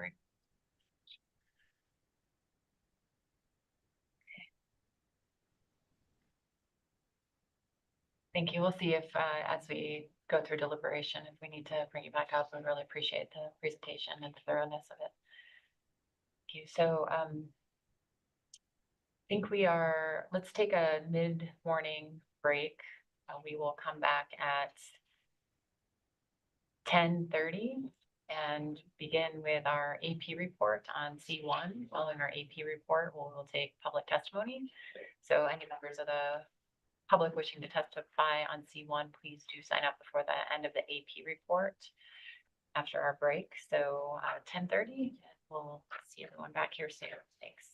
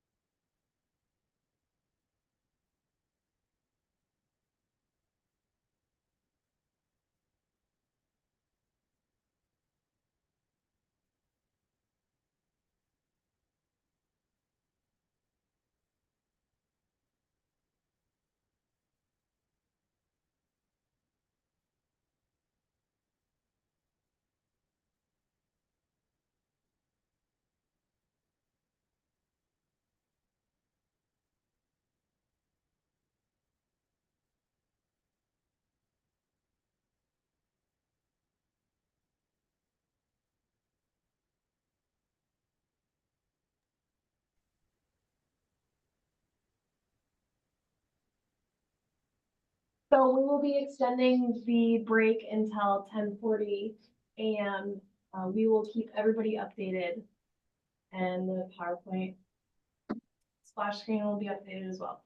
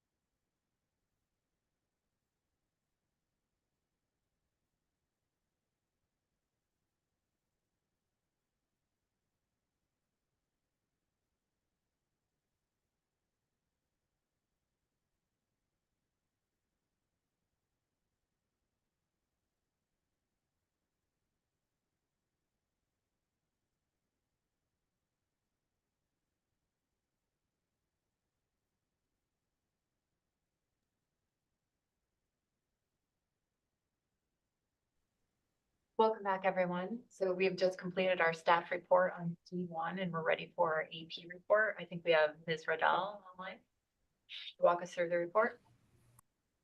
And following the AP report, we will begin public testimony. So just a last reminder to members of the public wishing to testify, please sign up before the end of the AP report. Thank you. Thank you. Through the chair, this is Chelsea Riddell for the record, advisory panel vice chair. And I was told that staff would be presenting, actually sharing the screen for me. So I can wait for that to get up.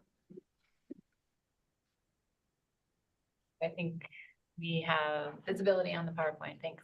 Okay, thank you. This is agenda item C1, vessel use caps. Next slide.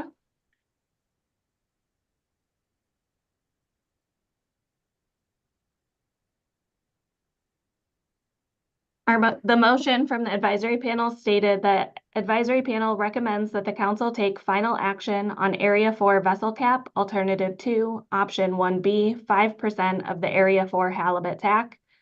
Suboptions 1 specify that the IFQ held by Area 4B CQE does not accrue towards the Area 4 vessel cap. And 2, action will be reviewed as part of the next scheduled IFQ program review. The motion passed 17-4, and with that, I'll be happy to take any questions.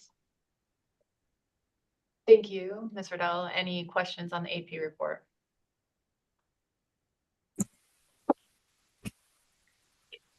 Sorry, would you mind moving the screen? Just want to make sure I don't see any hands there. There are hands. Okay, there are hands. Thank you. Ms. Bush and then Ms. Vanderhoven. Thanks, Ms. Riddell, through the chair. What was the discussion in the AP surrounding why 1B or why the 5%?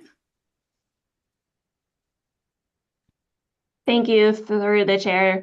That's a good question. That was the number that was reflective of public testimony. So that was the number most cited in public testimony. I don't believe that the AP had extensive discussion around the specific number, just went with public testimony. The more of the discussion was about whether or not to proceed with the action. Thank you. Thank you. And Ms. Vanderhoven. Thanks, Madam Chair. Thank you, Ms. Riddell. My question is in the rationale under the opposition, the last bullet, the second sentence.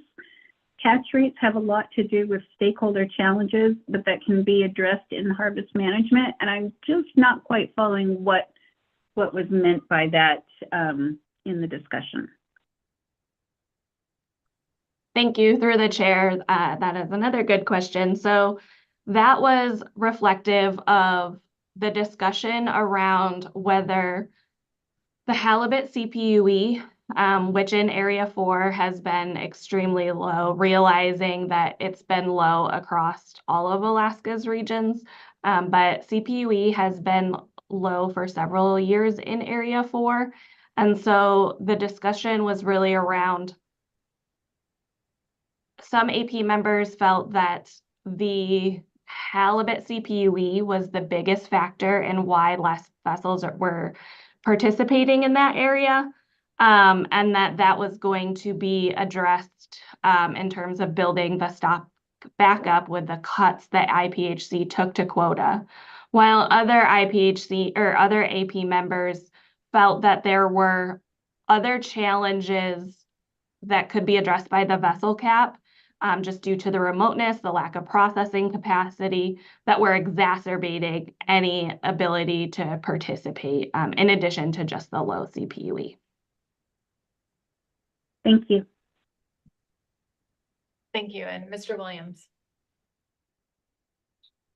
Thank you, Madam Chair. Thank you, Mr. Riddell, for your presentation. Just a quick question on the sub options number 2. The action item will be reviewed the next scheduled IFQ program. If I recall, Ms. Bush asked a question, I think earlier, that could be out there quite a number of years potentially. Was there any discussion about the fact that it could be quite a while before this is reviewed again if I am putting A plus B together? Yes, through the chair. So I don't recall extensive discussion on the AP about that, but I believe it was noted that there's other challenges that are going to continue to be an issue in Area 4, such as the low CPUE.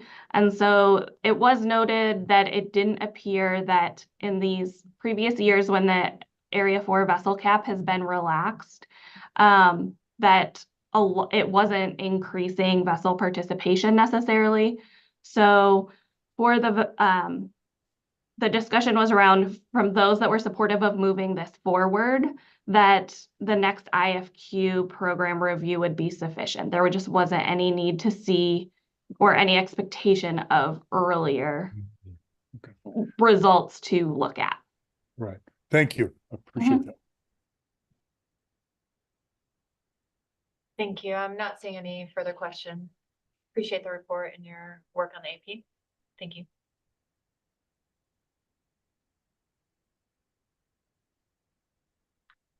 So that moves us into public testimony. We have 9 people signed up. As a reminder to the public, individuals and companies will have 3 minutes, organizations and associations 6 minutes. There'll be a timer on the screen. If you go over your time, I will ask you for concluding statement. So we will begin with Steve Miner, followed by Bob Alverson. Good morning, Madam Chair and council members. Do you hear me? Yes, good morning. Thank you. For the record, I am Steve Miner. I'm testifying today on behalf of the ADAC Community Development Corporation regarding agenda item C1.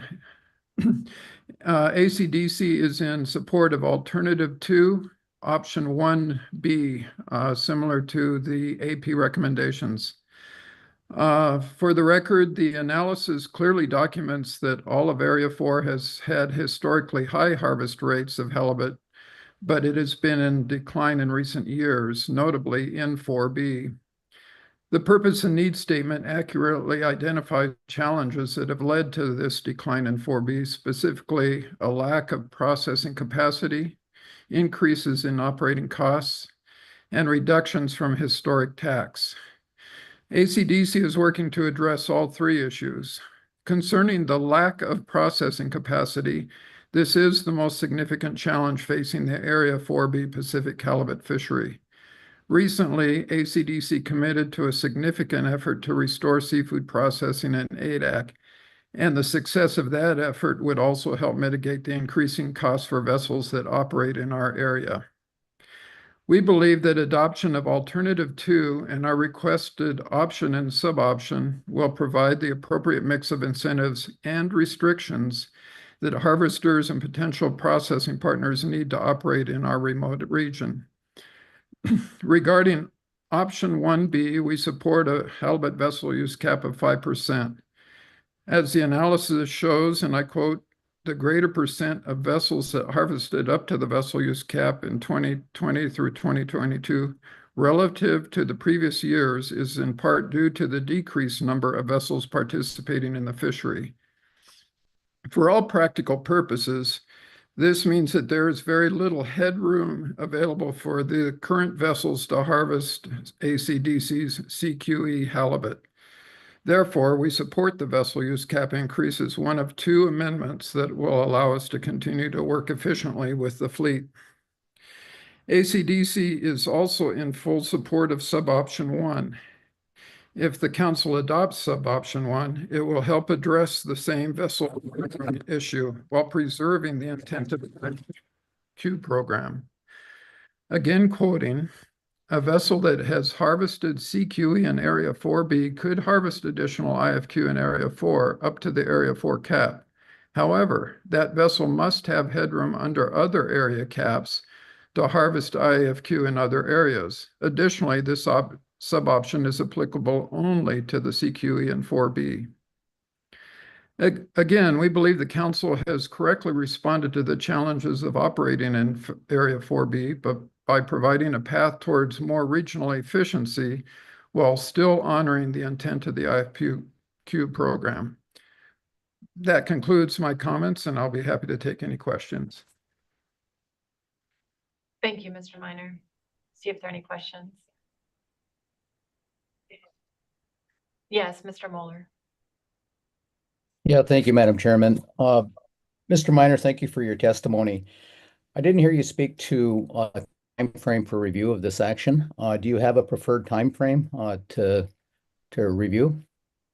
Thank you for the question, Mr. Mueller, through the chair. I have a two-part answer, which perhaps doesn't help, but I have listened carefully throughout several days about the resources available to the council and the pressing priorities, which sort of argues for leaving it perhaps a little bit loose right now.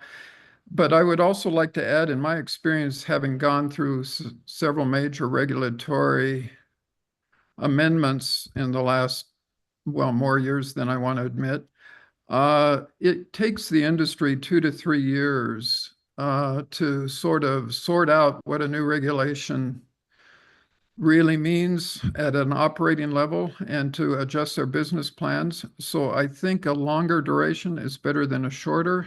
If you try to review the program in too short a period, the industry will not have stabilized yet, and you're not going to get what I would call normalized data. So I would personally view this as something you would want to do 3 to 5 years after implementation. Thank you.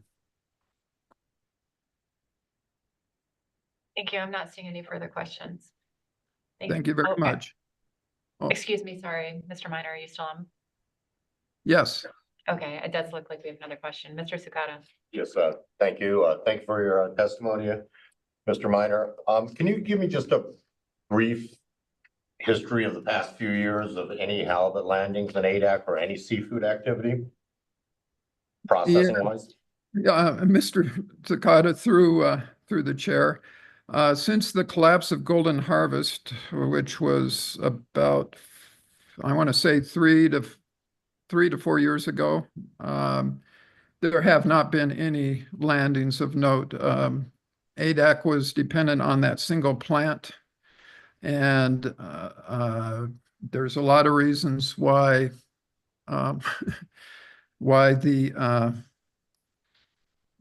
we've been unable to attract a new operator to the existing plant, but for about 8 or 9 months, we've been in pretty serious discussions concerning some alternatives to that.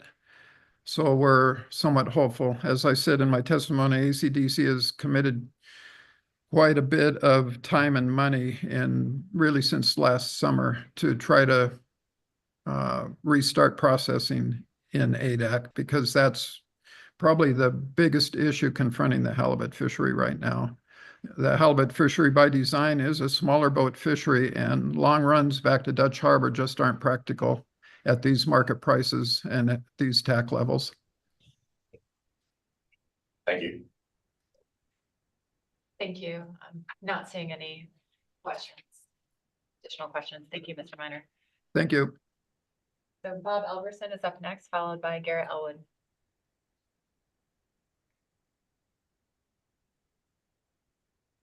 Madam Chair, can you hear me? Yes, we can. Good morning. Okay. My name is Bob Alverson. I'm representing Fishing Vessel Owners Association out of Seattle relative to agenda item C1, area 4 caps. We are supporting the advisory panel recommendation to the council. This does result in 4A being included in the final action. Listening to a couple of the council members' question on duration, we are originally supported when the duration being the length of time coming up for the regular IFQ review. But if the council were to put in something more flexible that will allow them to address this on an annual basis, sort of on an in-season basis at your December meeting, we'd also support that. The Pacific Council has used this regulatory trickery so that they don't have to continually develop federal reg, which can take 3 to 4 years before an action is completed.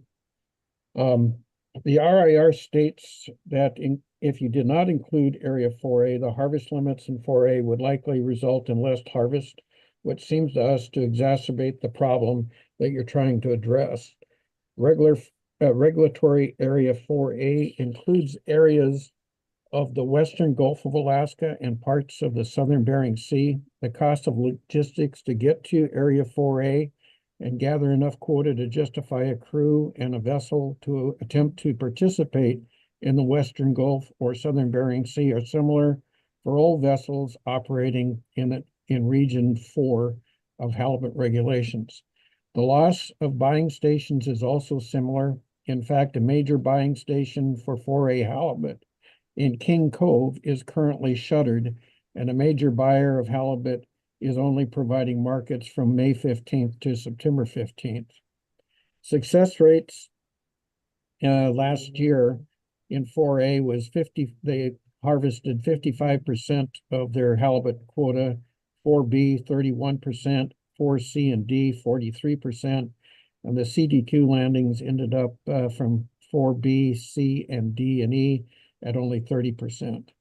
All these areas have the basic problem of very low density of O32 halibut, and the catch rates are very poor. The harvest limit that is recommended under 1B or alternative 2 1B seems to be high enough to attract a crew and a vessel should they believe they have the ability to try to catch this fish at the current prices. Currently, there is no limit. It's without limit, so the FUA members felt comfortable at this level. It's high enough to entice someone if someone believes that the catch rates and the price are adequate to make a chance. So those are our comments, Madam Chairman, and I will stand by. Thank you for your testimony. See if there are any questions. Okay. Seeing none, thank you again. Okay. Our next testifier is Garrett Elwood, followed by Heather McCarty.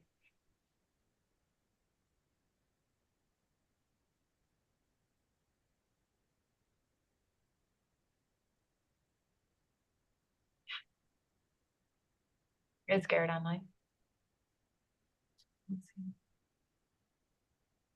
Okay, we will circle back to Garrett. And we'll go to Heather McCarty. I thought I just heard Garrett. This is Heather McCarty. I'm speaking on behalf of Central Bering Sea Fishermen's Association, CBSFA, Madam Chair. We are the CDQ entity for St. Paul Island.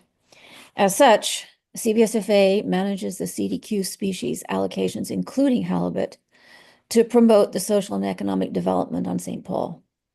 Our wholly owned subsidiary, 170 degrees west, also buys local members' IFQ halibut and manages the custom processing.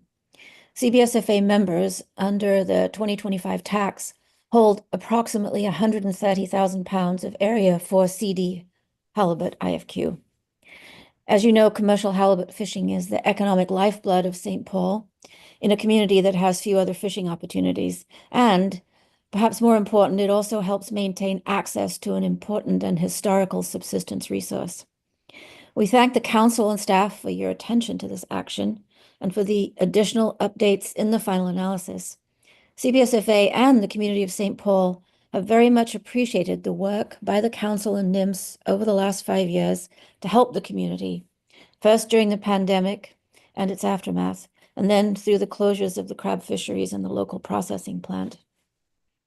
CBSFA is committed to taking every step possible to protect and revitalize St. Paul's local small boat halibut fishery in alignment with the goals of the IFQ program. We fully support robust small boat community-based fisheries. In preparation for the 2024 season, CBSFA worked with Trident and the local fishermen to restart St. Paul's small boat halibut operations. We invested in ice machines, refrigerated containers, forklifts, and other equipment and set up a full-scale delivery station on St. Paul using part of the Trident facility. Thank you to Trident. Small boats delivered their catch to St. Paul, the FV St. Paul, tied up at the Trident dock, and the fish were immediately iced down and they were transported to Akutan and Dutch Harbor for processing on a regular schedule. Fish tickets were made out in St. Paul by CBSFA, providing for some fish tax revenue to flow to the city. It also provided local employment, as did the boat work at the new vessel repair facility in town. Everyone was excited to resume their small boat fishery, and it was a hopeful time for the community. And we provided those services for harvesting vessels from St. George Island as well. However, in addition to the existing challenges, which you've already heard about, there were serious operational challenges in the 2024 halibut fishery: cold water, windy weather patterns, and a lot of sand fleas.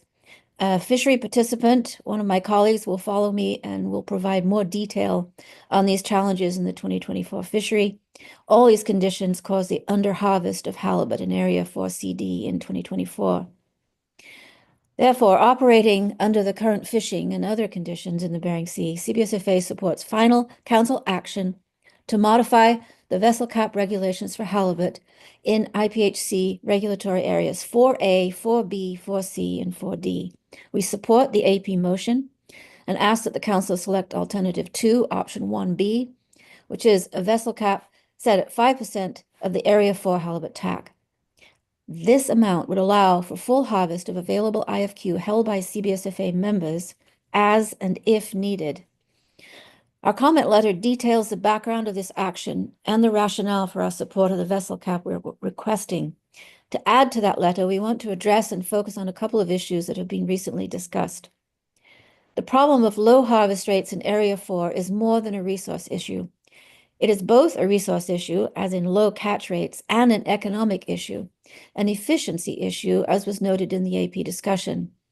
It was pointed out in the AP that there have been fewer vessels participating in more recent years, which is exactly what we've been saying. What seems to be happening is that the smaller vessels or the higher cost vessels, or both, have dropped out, leaving the larger, more efficient vessels. These are the fewer, quote-unquote, vessels that remain to harvest the halibut. People have also pointed out that vessel caps were not in effect the last few years, and all the fish have still not been harvested. However, we see that if the vessel caps had not been waived, even less quota would have been harvested in recent years. This is what it looks like for us.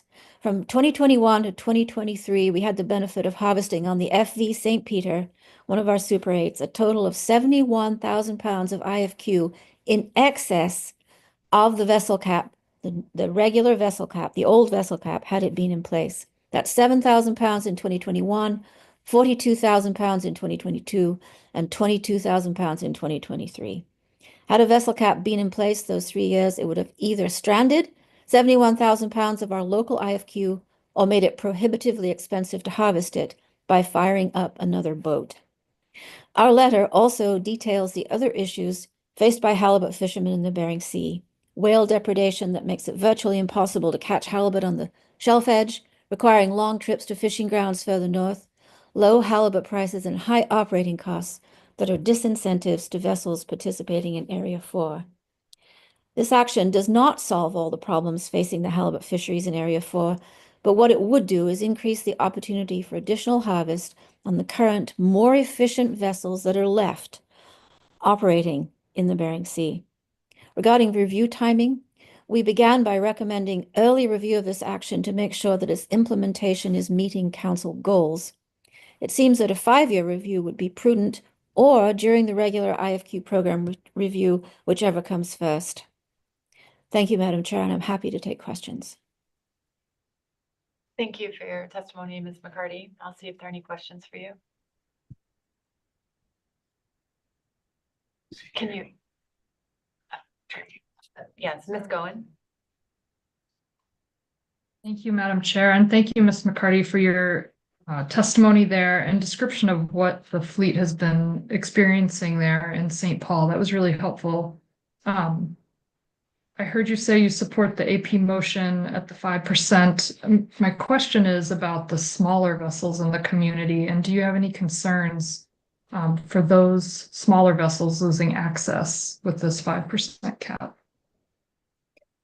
Thank you, Ms. Goen. Madam Chair, no. Yes, but only the concerns that we've already laid out. Other than that, we believe and know that as we revitalize our small boat fishery, which has been reduced, I think, from 14 vessels to 8 or 9 this last year, we've only just begun that revitalization process. And as you know, have the added issue of having to provide delivery opportunities in St. Paul. The small boat fishermen of St. Paul want to catch their IFQ on their own small vessels. What we are trying to establish is if those vessels are not able to do so because of the conditions that we've detailed, either weather conditions and the other things that Jeff will talk about in a minute, if they're not able to catch all that IFQ, then we want to have the capability and the regulatory capability to put IFQ on larger vessels, ones that we own and operate, or ones that we may have to lease to do that. So we want to make sure that there's no disincentive through a vessel cap that isn't realistic to that opportunity should we need it. I hope that helps. Yeah, that's very helpful because I mean, we all have seen consolidation in fisheries around the state, but it sounds like you're working on some protections to still allow opportunity for those smaller vessels. Yes, thank you. Thank you, Ms. Goen. If I may, Madam Chair. Yes, and in aid of that goal, CBSFA has put an enormous amount of money quite recently into providing those delivery options for the small boat fleet in St. Paul. Thank you. And looks like we have another question, Mr. Sakata. Yes, thank you for your testimony. Just reading into your letter, I noticed your sand fleet problem. The 50% that comes up that way, armed, are those fish utilized? Are they just grade 2 fish? Can you expound on that a little bit? Not as, Madam Chair, thank you for the question, Mr. Sukata. I am going to leave the gory details to my colleague Jeff Kaufman, who is following me, but I will say those fish are dead for the most part, but he will elaborate on that. Thank you. I'm not seeing any other questions. Thank you, Ms. McCarty. Thank you. And our next testifier is Jeff Kaufman, followed by Alexander Stubbs. Thank you, Madam Chair. Council members, please excuse my voice today. I came down with a bit of a cold, so please excuse me. My name is Jeff Kaufman. I'm from St. Paul Island. I've been commercial halibut fishing for 40 consecutive years around St. Paul, and also spent a lot of time fishing around St. Matthew. I own quota in areas 4C, 4D, and in 4A, as well as in 3B. I'm speaking on my own behalf today, but I also manage CBSFA's vessels, including its 58-foot halibut and sablefish vessel. So maintaining, as Heather mentioned, maintaining and growing the small boat halibut fishery in St. Paul remains a top priority for CBSFA in the community. Our first year of operations went extremely well for CBSFA, and we'll run the same program in 2025. So the good news is that we are back fishing, but there are many other problems that remain in the Bering Sea, Aleutian Island halibut fisheries. This action will certainly not solve all of our problems, but it will definitely help, and I support the AP motion. So to talk about some of the issues in the halibut fishery, the halibut stock is now at its lowest point in decades, if not ever. And as a result of the dwindling halibut stocks, the 032 survey and commercial weight per unit efforts are at their lowest level in the IPHC time series dating back into the 1980s. My catches in 2024 were down nearly 1/3 from recent years. In addition to many fewer fish, the size at age has reduced over the years. So you got fewer fish, you got smaller fish, and these team up to result in fewer pounds landed. The Alaska IFQ vessel cap has declined from 240,000 pounds 15 or so years ago, and today it is 74,750 pounds. That's a 68% reduction in the vessel cap over this time frame. So whereas vessels in the past used to survive strictly on long lining halibut and sablefish. That doesn't happen nearly as often anymore, given the reduced vessel cap. In 2019, there were 42 vessels fishing in area 4CD, 4C and 4D. And in 2022, the last year that was reported in the IFQ report, only 20 vessels fished. So there are far fewer vessels. Less than half of the vessels are now participating, and many quota holders are looking for rides and crew jobs to get their quota harvested. We have changing ocean conditions. Fishing was excellent from 2020 to 2022 when the waters were warmer, but it slowed significantly in 2023 and 2024 as temperatures cooled. The colder water this year led to the fish showing up late, significant sand flea issues. The bait fish were around, and we could not run night soaks, which I've been doing for 30 years. Running night soaks, we couldn't do that this year because of the sand fleas. So we had shorter soak times and did day soaks only. The weather patterns are changing, windier summers. We have killer whale issues. There's no processor now in St. Paul or Adak, and there's fewer processors on the Aleutian chain. And in addition to that, we achieve traditionally lower ex-vessel prices out west than they do in the Gulf. And last year we started the season at $4 a pound and ended at $4.50 a pound. And in the Gulf, it was in the $6 range. The cost of bait, fuel, air transportation, shipping, groceries, and vessel insurance are extremely high out west. And our local fleet begins harvesting CDQ when the halibut typically show up in June of each year. And we fish until traditionally fish until September when the weather patterns become very windy and more unpredictable. Given the safety concerns of operating small boats in the Bering Sea in the fall season, the local fishermen occasionally get on larger company vessels to harvest their IFQ in the fall season. I'm almost done here. For CBSFA and our local fishery, increasing the vessel cap does not reduce opportunities for IFQ harvest on smaller vessels. Almost all of the smaller vessel owners in our fishery, they hold IFQ and prefer to harvest their IFQ on their own boat when they were able to. An increased vessel cap provides our fishermen an opportunity to utilize their IFQ on larger boats if they're unable to harvest on their own small boats. All of these problems have led to fewer vessels, fish left in the water, and other challenges. This action will help, and as an IFQ holder, I'm hanging on tight, as are many others. This has been really challenging for us. I'm happy to answer any questions about my small boat operation or CBSFAs. And Madam Chair, that concludes my testimony. Thank you, Mr. Kaufman. See if there are any questions. It looks like we have a couple here. We'll begin with Mr. Ritchie, followed by Ms. Kimball, and then Mr. Sugata and Mr. Mueller. Okay. Thank you, Madam Chair. Thank you, Mr. Kaufman, for your testimony. It's good to hear from you again.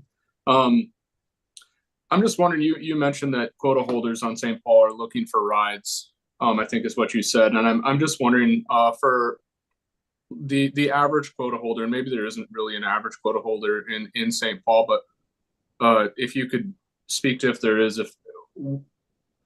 is the IFQ landings, is that a significant amount of a person's revenue there? I was just wondering if you could expand on that a little bit and the importance to those IFQ holders that those fish get landed. Okay. Through the chair, Mr. Ritchie, thank you for that question. There was a lot there, so I'll see if I can answer that. So basically, the way we do it in St. Paul is we start fishing in June, and the most of the local small boat owners in St. Paul own IFQ, and so traditionally people will fish CDQ first, and then when they wrap up with that, because there are limits on how much fish each vessel can land, then they will focus on their IFQ fisheries. And a lot of times the local fleet will have the local small boats can have harvest their IFQ on their own boats, but in the event that the weather season is gone and we get into September, there's just too much risk involved really in trying to continue to run our small boat fisheries. Halibut is a very significant portion of the revenue for our people in St. Paul. It's how they buy Christmas presents, how they buy groceries, and how they travel to and from town. This is all of it is very important to our community. And so we take quota holders for rides, and sometimes those people will crew, and other times they just kind of get on and go for a good boat ride. But again, this is really important revenue for our members. Thank you. Thank you. Thank you. And Ms. Kimball. Thank you. Thank you for your testimony, Mr. Kaufman. I just wondered if you could speak a little bit more about as a vessel manager, about the priority. I've just trusted that the CDQ program is trying to find the best way to get benefits to its communities, whether that's on a big boat or whether that's from local halibut fishermen. And I think you've got this dual mandate of trying to get economic development in these communities, trying to get benefits to these communities, and also trying to provide opportunity to fish. So as a vessel manager, what is the priority when you have to make those decisions? As the vessel manager of the company vessels, basically what we've done is we have one dedicated halibut and sablefish 58-foot vessel that fishes in area 4C and 4D.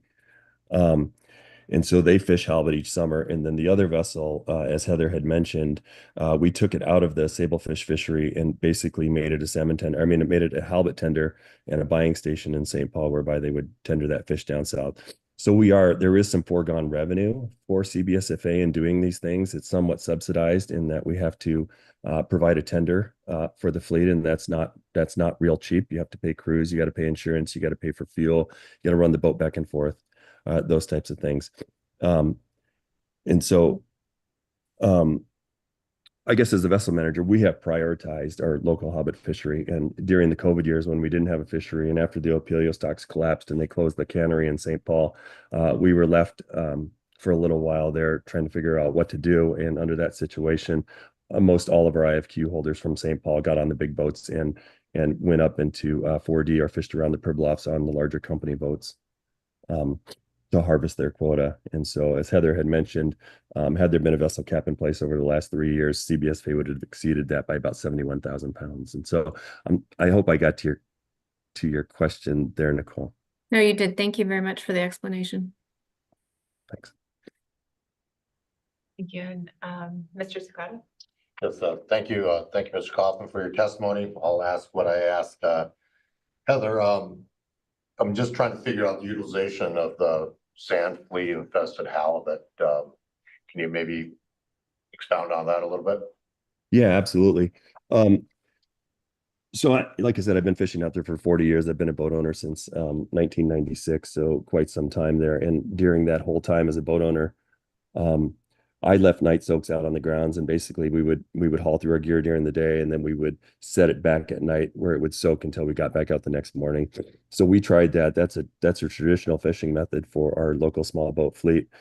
We started out doing that this year, but what was happening is maybe up to a third or 25% of the fish in some situations were eaten by the sand fleas. And so we did that for a few days, kept thinking that they would go away, but it didn't really happen. And so we all switched over, ran only day soaks. And the sand fleas are really a result of the colder water, and it's not something that we've ever seen before in St. Paul. And so the surface temps, which I can track, I've been doing it for many decades, is traditionally when the surface temp gets around 47, 48 degrees, the halibut really starts showing up. Well, in July and in August, the highest I ever saw the surface temp was 42 degrees, and it started out at 36. So there were a lot of bait fish in the water. The halibut didn't really move in until much later in the season. They finally started coming in late July, but the season was thrown off. And so to get to your question specifically, the sand fleas, they go in and they eat the gills. They start with the gills and then they'll eat the fins out. In many situations, those halibut are good. They still get sold. It still comes off your IFQ or your CDQ. It's just that you would receive a number 2 price on that particular fish. And the sand fleas are really vicious. And again, it's not a problem we've had in the Pribs before. And so it was a really different kind of year for us. But we do utilize those fish. Those get sold as a number 2 product. Thank you. Thank you. And Mr. Moeller? Yeah, thank you, Madam Chair. Ms. Kimball largely asked the question relative to support of the small boat fleet in St. Paul. So that's all I had. Thank you. I'm not seeing any further questions. Thank you, Mr. Kaufman. Thank you, Madam Chair. Our next testifier is Alexander Stubbs, followed by Mateo Pasaldan. We're going to look for Alexander for 1 minute. Okay, so Alexander is not on. We will circle back to him one more time at the end. Mateo Pasaldan, followed by Brett Roth. Can you hear me, Madam Chair? Yes, good morning. Great, good morning. Mateo Pasaldan on behalf of the city of St. Paul. St. Paul is a mostly Unangan Aleut community of approximately 345 residents. And since the late 1980s, its economy has been largely dependent on the revenues and taxes generated by the Bering Sea crab fisheries. However, the activities surrounding the local CDQ IFQ halibut fishery are key to St. Paul's local economy, its sense of self, its way of life, and its subsistence traditions. From the city's perspective, we support the testimony provided earlier by CBSA and by Jeff Kaufman in support of Alternative 2, Option 1B, which is a vessel use cap of 5% of the Area 4 halibut TAC. This is also what the AP supports. In the longer term, the city's interest is to see the restoration of a thriving local halibut fishery. This is a critical part of how the objectives of National Standard 8 to provide for the sustained participation of St. Paul in the Bering Sea's fishery resources are to be fulfilled. The city invested considerable funds in the past to help build a $21 million small boat harbor designed to serve the needs of the local halibut fishermen. The city still owes $1.4 million on this harbor, which it is paying back bit by bit amidst the economic uncertainties it's facing. In addition, the local halibut fishermen and their families are important to sustaining the local school, the grocery store, and other vital services and programs. The city expects and hopes that this action will provide relief to local halibut fishermen and allow the community as a whole to maximize the benefits it derives from this resource. Without the relief this action provides, there would be a risk that more of the halibut resources would be stranded in contravention of National Standard 1, or that individual fishermen would risk fishing later in the season when weather conditions are less predictable and more dangerous, in contravention of National Standard 10. To conclude, the city appreciates the effort by Anna Henry in developing the Area 4 vessel cap analysis and her responsiveness to public input, as well as the guidance of Alicia Miller and Gretchen Harrington on the regulatory aspects of this. Finally, the city also appreciates all the time dedicated by the council year after year to help develop resilience, adaptability, and flexibility as the current times require to programs that are important not only to St. Paul and its fishermen, but to other communities. Thank you. Thank you for your testimony. We'll see if there are any questions.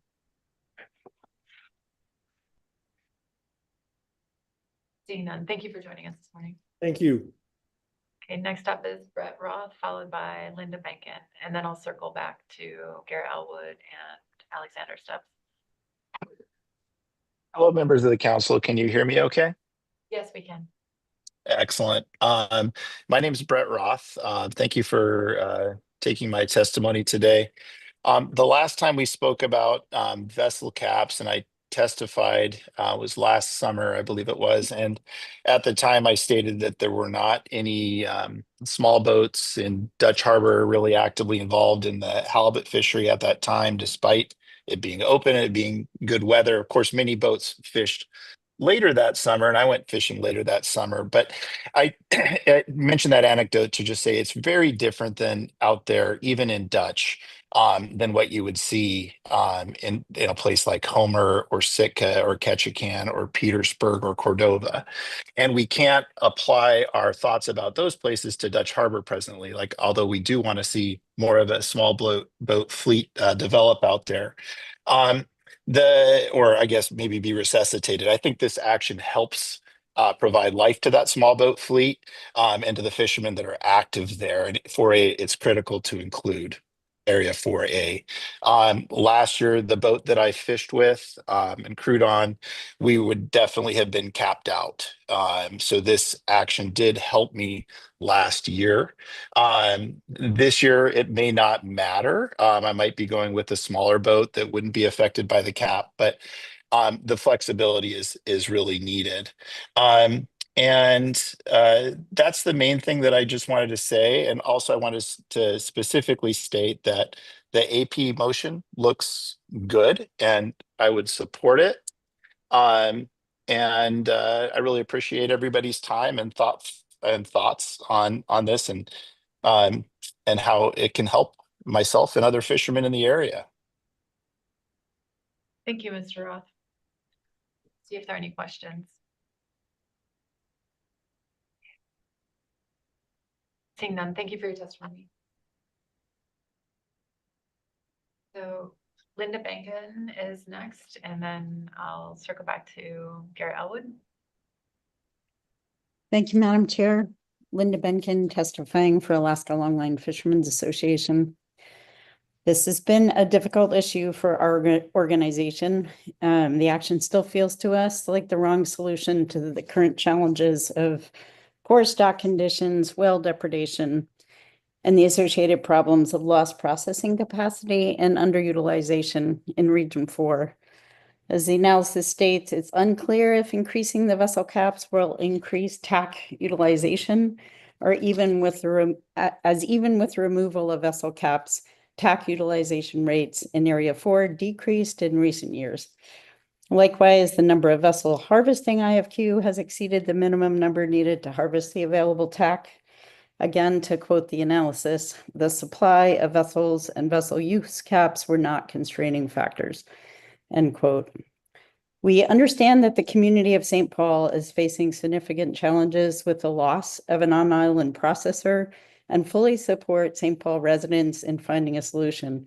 We understand that in their specific situation, raising the vessel caps will alleviate challenges while they work toward a longer-term processing marketing solution, and we applaud their efforts. Clearly, they're making a significant investment to support their small boat fleet and making good progress in that regard. Area 4B is likewise struggling with a dearth of processing capacity, which no doubt is contributing to underutilization in that area. We see the situation in Area 4A, but differently. While the number of processors has declined, there is still significant processing capacity in Area 4A. The table on page 38 indicates 8, although with King Cove removed in that clarification, I believe it's 7 communities that processed 4A halibut IFQ in 2024. Also, the tables on page 43 to 45, 4A likewise does not demonstrate the same instability or change over the past decade as areas 4, B, C, D. In short, based on the purpose and need and the info in the analysis, we find little rationale to include 4A in this action to raise caps. To be clear about our position, we're not advocating for permanently raising caps in any area, but we are at this time opposed to raising caps in 4A. If the council goes ahead with this action for any area, we strongly recommend a review specific to this action in 3 to 5 years. The caps are in place to limit consolidation and recognition that more vessels promote more crew jobs and better or more accessible entry-level opportunities. Our industry and our communities are struggling right now to reclaim lost access to fisheries. This action is counter to those goals. Should stocks rebuild, we expect all other challenges, underutilization, lack of processing capacity, etc., will likewise improve, and we hope a future council will reevaluate relative to the overall goals of the IFQ program. Thank you. That's all I have. I'm happy to answer any questions. Thank you for your testimony. I'll see if there are any questions.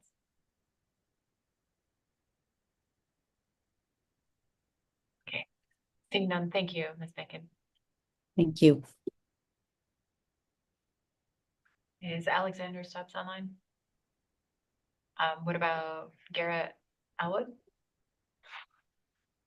So that concludes our public testimony on C1. Let's take a 5-minute break, stand down. I'll come back and see what the wishes of the council are as far as action on C1. Thank you. So 11:35.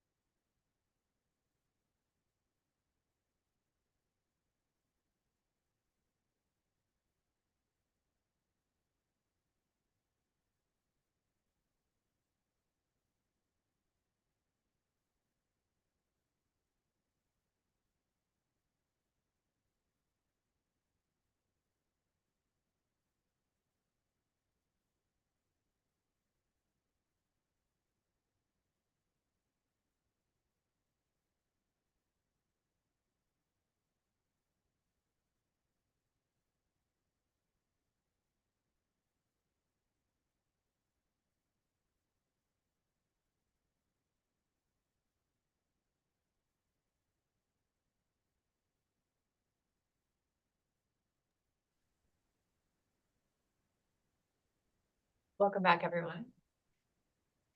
So we have completed staff presentation, public testimony, and C1. I'll ask what the wishes of the council are.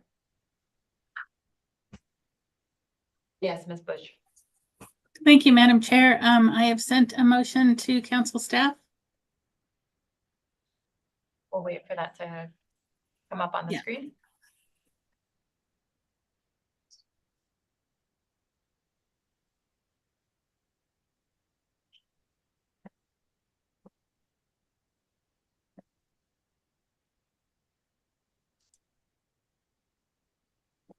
Thank you. I see it there. My motion reads, the council recommends alternative 2 as its preferred alternative as follows. Alternative 2, create a new vessel limitation specific to IFQ regulatory area 4.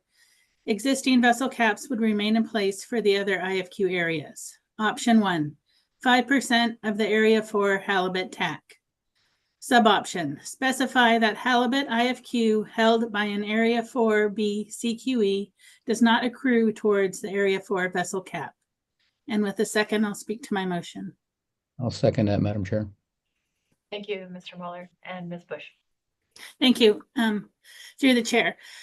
I'd like to start by recognizing that both the council and the agency have spent a lot of time and staff resources on this issue over the past 5 years. We had a special meeting in May 2020, separate emergency regulations to waive the vessel caps in 2020, 2021, and 2022, and an extension of that waiver through a temporary rule in 2023, and then our initial review last year.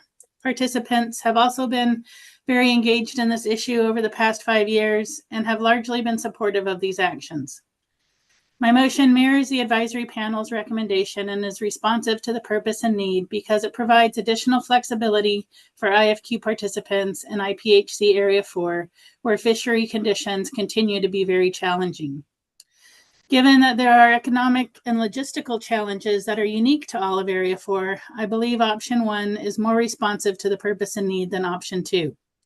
Across all areas, all of Area 4, operating costs are higher compared to other parts of the state and continue to increase for both vessels and processors. And I think this is reflected in the lower ex-vessel prices that are offered in the region. Table 7 of the analysis shows that compared to other areas in Alaska, there is a smaller number of vessels participating in Area 4, and compared to the other areas, a higher proportion of the Area 4 vessels have been operating at or near the vessel caps. A modest increase in the Area 4 vessel cap, as proposed in my motion, is expected to help those vessels who are currently operating near or over the cap to operate more efficiently. And this is especially important at low cap levels. And this increased efficiency is likely to promote higher crew shares and lower the operational costs. As noted in the public comments, increasing the vessel cap for the long term will provide some stability for fishing businesses operating in Area 4 because they can plan for the future knowing that there will be an opportunity to catch some additional quota on their vessels if they choose to operate in the Bering Sea and Aleutian Islands. We heard support and public testimony from several participants for option 1B to set the Area 4 vessel cap at 5% of the Area 4 TAC. In particular, we heard from one CDQ group that testified that this cap level would allow all of the IFQ held by their community members to be fished on one vessel if they needed to do that. In addition to these recommendations, I considered the figures on page 50 of the analysis that show the back calculated vessel caps in pounds for each of the proposed options, and table 28 that shows the number of vessels that harvested over the proposed caps in recent years when no cap has been in place.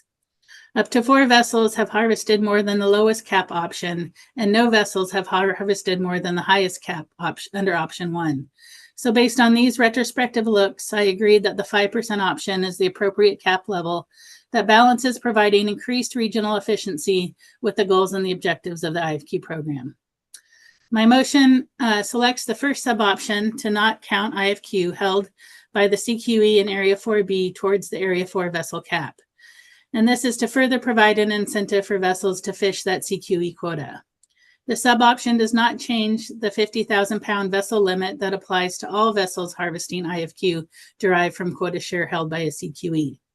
Under this sub-option, a vessel fishing in Area 4 could harvest non-CQE derived IFQ up to the Area 4 cap, plus an additional 50,000 pounds of IFQ derived from an Area 4 CQE. My motion does not specify a set review period under sub-option 2. The next program review is tentatively scheduled 6 years from now, and in my estimation, once the final rule is implemented, we may have 3 or 4 years of data under this action to include in that review. We will also have the annual IFQ report to the fleet to help monitor TAC utilization in Area 4, and we'll hear from fishery participants if unanticipated negative impacts arise. Finally, I would like to address the issue of consolidation. While this action would allow vessels that are otherwise constrained by the 0.5% vessel cap to harvest some additional quota in Area 4, other aspects of the IFQ program will continue to be in place and help to limit consolidation. These include the quota share block program that restricts how much quota share can be consolidated, the transfer provisions, and restrictions on the use of IFQ that help to retain the owner-operator nature of the catcher vessel fisheries and limit consolidation of quota share. Only persons who were originally issued CV quota share or who qualified as an IFQ crew member are allowed to hold or purchase catcher vessel quota share, and with a few exceptions, quota shareholders are required to be on the vessel when the quota share is being fished. The proposed action is not in conflict with any of the existing regulations adopted by the IPHC and is consistent with requirements under the Halibut Act. Specific to the Halibut Act, this action does not discriminate against residents of different states and would allow flexibility in harvesting IFQ for vessels in Area 4, regardless of home state. Thank you, Madam. That's my motion. Thank you, Ms. Bush. I'll see if there are any questions on the motion. Yes, Mr. Sakata. Yes, Ms. Bush, thank you for your motion. I guess I was just wondering if there was or if it's even appropriate to ask the review timeline, if you had a suggestion on that. Yeah, thank you, Mr. Sakata, through the chair. I spoke to that in my comments just now. The sub option, as it was in the analysis, was if selected that the action would be reviewed in either 3 or 5 years after implementation. And in speaking to my motion, I noted that we are scheduled to have a IFQ program review about 6 years from now. I'm anticipating it may take a year or two to have this action implemented. That's a bit uncertain, of course, given the reductions we've seen at the agency. But once this is implemented, I'm estimating there'll be about 3 or 4 years of data to help inform that next IFQ program review. Okay. Yep. Thank you very much. Thank you. Any other questions? Any comments on the motion?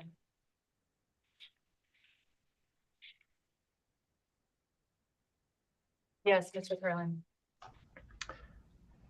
Thanks, Madam Chair. I'll be supporting the motion, and I would just note that no deeming motion is needed for this, given that it's a Halibut Act action. Thank you very much. That'll save some time before lunch with Mr. Twite. Mr. Mueller.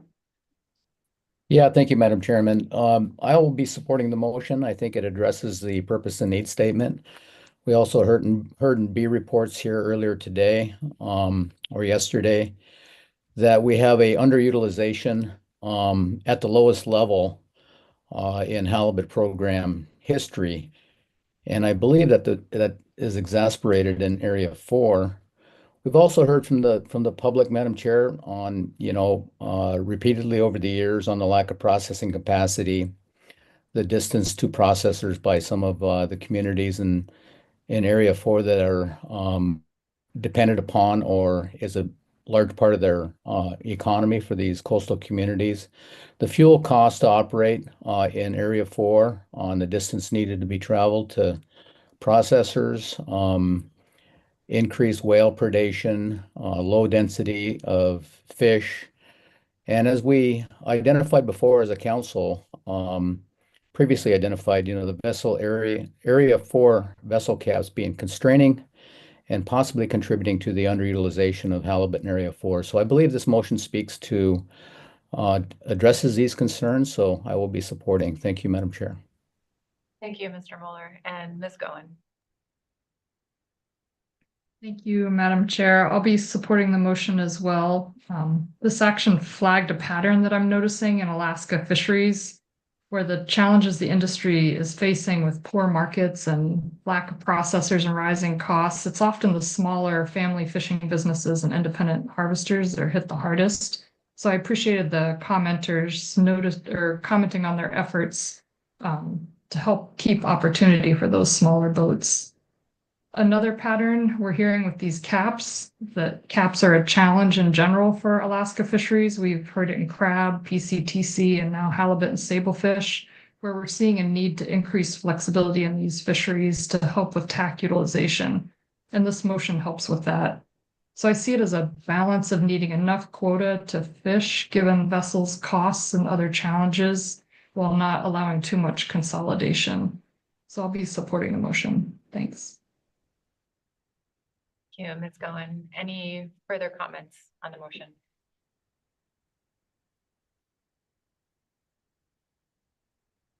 Thank you.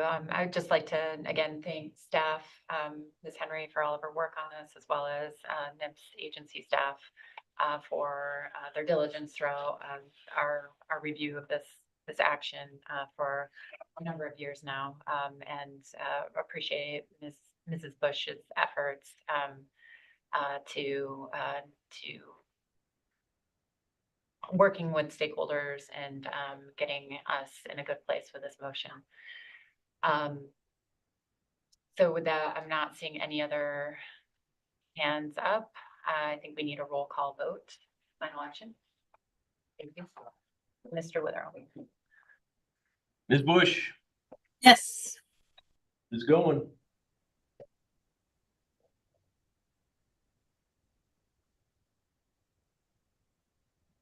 You're on mute, Ms. Goen. Ms. Goen, give me a hands up if you want. Yes. Okay. Ms. Kimball, Yes. Mr. Kurland, Yes. Mr. Moeller, Yes. Mr. Ritchie, Yes. Mr. Sukata, Yes. Mr. Twite, Yes. Ms. Vanderhoven, Yes. Mr. Williams, Yes. Ms. Dravnica. Yes. Motion passes 11-0. Thank you, everyone. So let's take our lunch break. We will be hearing from our SSC when we reconvene. We'll come back at 1 p.m. and take the SSC report in full, and then hopefully begin staff presentation on C2 after the completion of the SSC report this afternoon. See you at 1 p.m.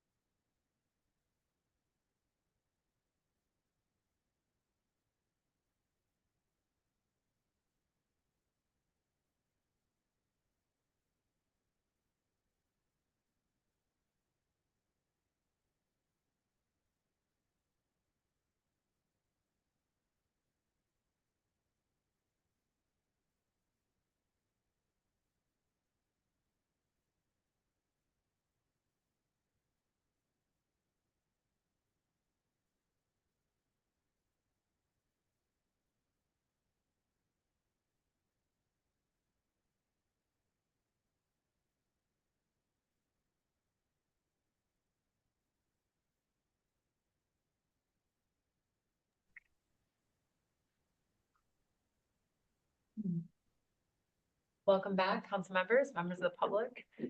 So we are reconvening today, beginning with our SSC report. And following the SSC report, we will move into agenda item C2. We have Dr. Stewart and Dr. Gasper joining us. And you'll need to share your screen for the presentation, please. Thank you, Madam Chair. I will be presenting.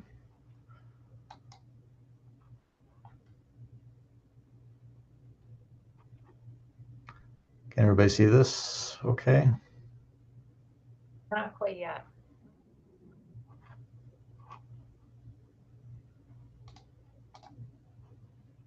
It says I'm sharing. There you go. There we go. Okay, I just need to unfreeze it. Okay, Madam Chair, should I begin? Yes, whenever you're ready. Thank you. Good afternoon, Council, Madam Chair. Just for your information, we made a last-minute update to the presentation, so there's a newer version that's been posted. So the first items I will go through today briefly are our administrative discussion. We had a couple updates. We reviewed the SSC handbook, some minor updates there, and provided some feedback. We received a summary of the SCS 8 proceedings and had a discussion on potential SCS 9 topics for 2026. There's some details of those in the minutes. I won't go over each point here, but the high-level point is the SSC will narrow down those potential topics in the minutes to submit to the Gulf Council for consideration for SCS 9, which I believe is in 2026. Yes, SSC will narrow those topics down via email. So onward to B4, the AFSC report. We received a very comprehensive report from Dr. Bob Foy from the Science Center, as well as Dr. Stram. We really appreciated the comprehensive review, provided a review of the organizational structure in terms of the research and survey priorities at AFSC, including fishery and ecosystem surveys, and then just ongoing research. It was very much appreciated by the SSC, and probably the most detailed presentation I've seen since I've been on the SSC. We first note that there's a high degree of uncertainty in future funding and loss of staff and expertise that's already occurred in 2025. In general, we supported the AFSC survey priorities, emphasizing the importance of how important these surveys are to supporting our stock assessment as well as our management. We noted the core surveys are absolutely critical. These include the bottom trawl, acoustic, and the Sablefish longline surveys, and that this information complements some reliable catch data, as well as just the importance of age and length compositions to feed into those assessments. So, as a portfolio, this type of information is what provides the North Pacific with such high quality assessments and ability to manage our fisheries. We also received a presentation from Dr. Stram, who went over the management of PSC species, noting that some of our management criteria in the Bering Sea relies on the bottom trawl survey for management of some of those PSC. The SSC, we highlighted that reduced survey frequency will reduce the ability to detect rapid stock changes. So, gaps in the survey in terms of time can result in us missing signals due to these changes in stock or changes in the environment. We highlighted that the value of data can and should include consideration of vulnerable species and species of concern in the survey prioritization. So we had quite a bit of discussion in the SSC about making sure that that in terms of prioritization that we consider species that maybe most vulnerable, as well as those species that are obviously extremely important to the commercial industry and fishery.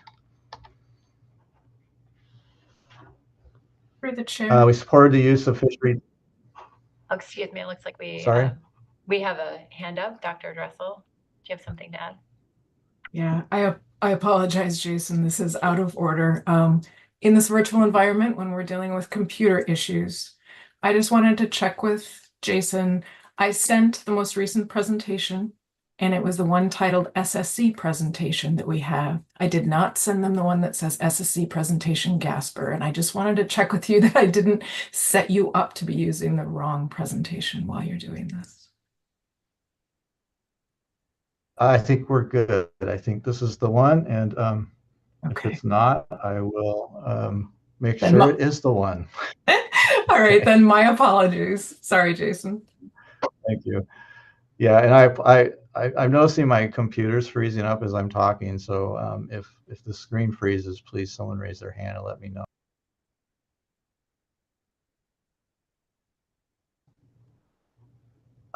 Okay, where was I? So SSC supports the use of fishery-dependent data, as well as social economic data and local knowledge to supplement these survey gaps. So as we're looking forward into the future and sort of this uncertainty that we have regarding funding for surveys, just had a discussion about, is there other types of information that could be brought to bear to help inform our assessments? And so the social economic data and local knowledge is one topic that came up.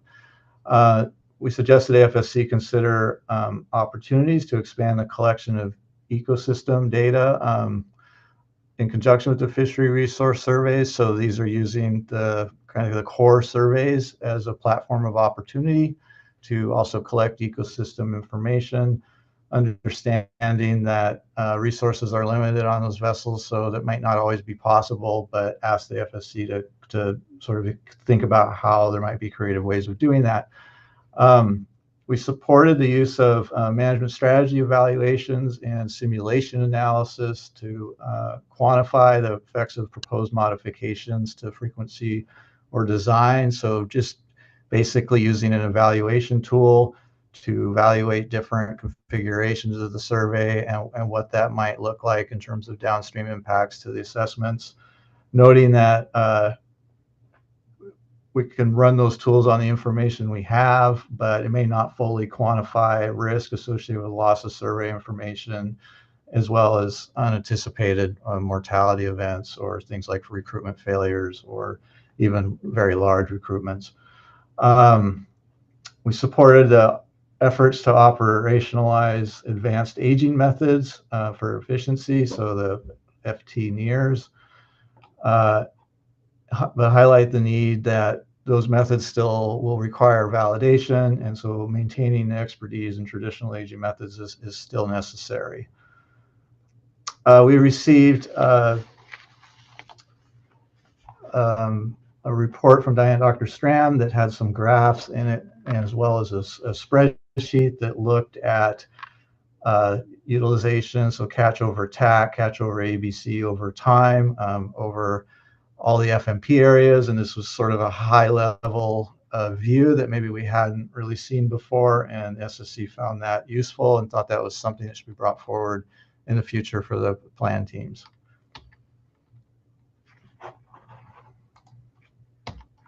I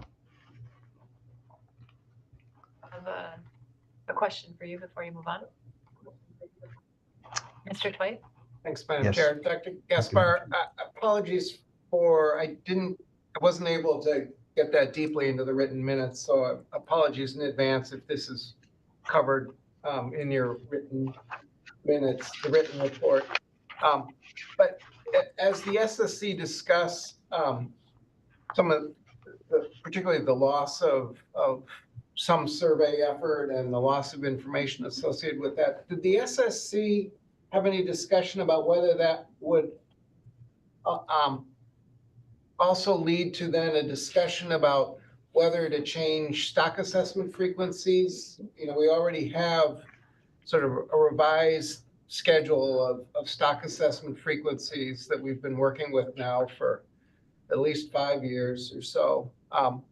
That's designed to incorporate some of the differences in the availability of information between different species. It seems to me the further loss of surveys could change that picture and maybe even exacerbate further some of the changes in the availability of information and other things that might cause us to further adjust the schedules for stock assessments or the frequency of the in-depth stock assessments. Madam Chair, Mr. Twite, I do not recall that discussion explicitly. I don't know if my co-chairs recall something regarding adjusting the frequency of the schedule. I mean, we certainly had discussions about the information required within our tier structure and how changes to the survey information may influence how well those assessments are informed. But I don't recall a discussion about stock assessment frequency. I don't know, Sherry, or if Dr. Dressel or Dr. Stewart have anything to add there. I don't see. Through the chair. This is Dr. Sherry Dressel. I'm co-chair for the record. And no, I don't recall that we got into that either. We weren't able to get a sense for, what changes exactly would be happening. So we didn't quite take that next step. Looks like we have another question. Ms. Baker. Thank you, Madam Chair. Thank you, Dr. Gasper. I have a question related to SSC recommendation, let's see, on page 3 of the written report, and it's about the SSC's discussion related to ways to sort of determine the value of data availability and quality. And there's a reference that you referenced it, I think, in your presentation, that value process should include consideration of vulnerable species and species of concern in the survey prioritization process. And potentially relying on risk tables could be one way to identify which species are most dependent on specific data streams. And can you just give me a little bit more information? I just wasn't quite tracking through how the SSC envisioned that process potentially working.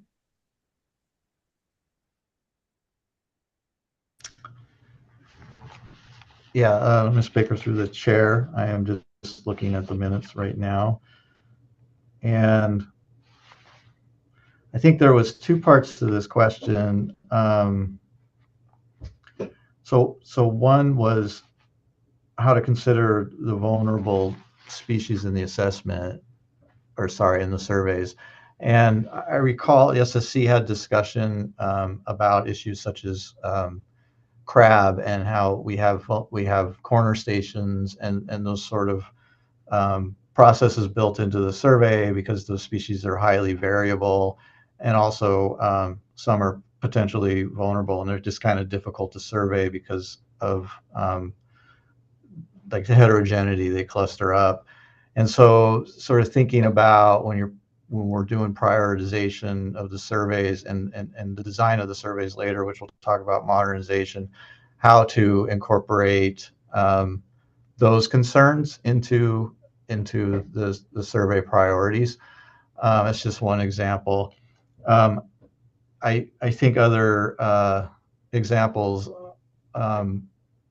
were discussed in terms of the value, and I note that in our minutes we had some discussion about an approach that focuses on how data availability and quality can alter decisions that impact the benefits to the nation. So benefits or value that be considered in economic or social context, as well as value from the assessment. And so there's some references in the minutes to process used by NASA as a potential avenue for the Science Center to investigate in terms of how to better characterize that value. And you're right about the risk tables in terms of thinking about survey loss and how that might influence uncertainty about the ABC and OFL buffers. And I can't remember the species off the top of my head, but we've certainly had that sort of discussion come up in the past. I think it was around COVID. So that survey loss can certainly lead to higher uncertainty, which can translate into changes in maybe how we view risk. I hope that answers the question. Thank you. That's helpful. You, Dr. Gasper, I'm not seeing any other questions at this point. Oh, actually, Ms. Kimball. Okay, Ms. Kimball has a question. Sorry, I apologize, Madam Chair, I was slow there.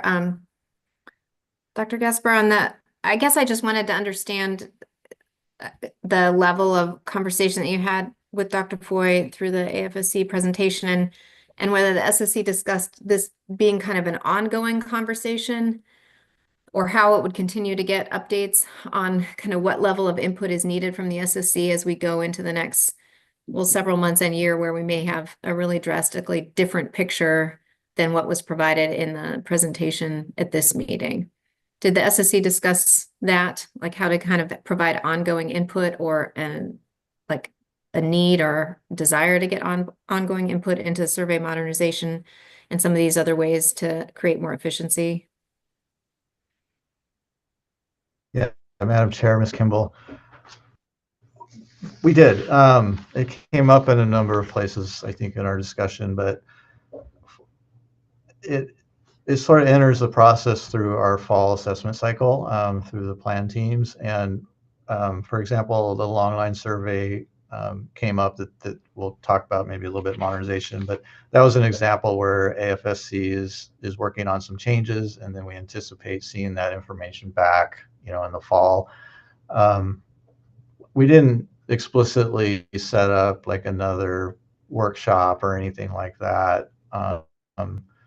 But certainly the minutes indicate, well, we would like to see updates on this through time. And I think some of that would probably come in through the plan team, but there's certainly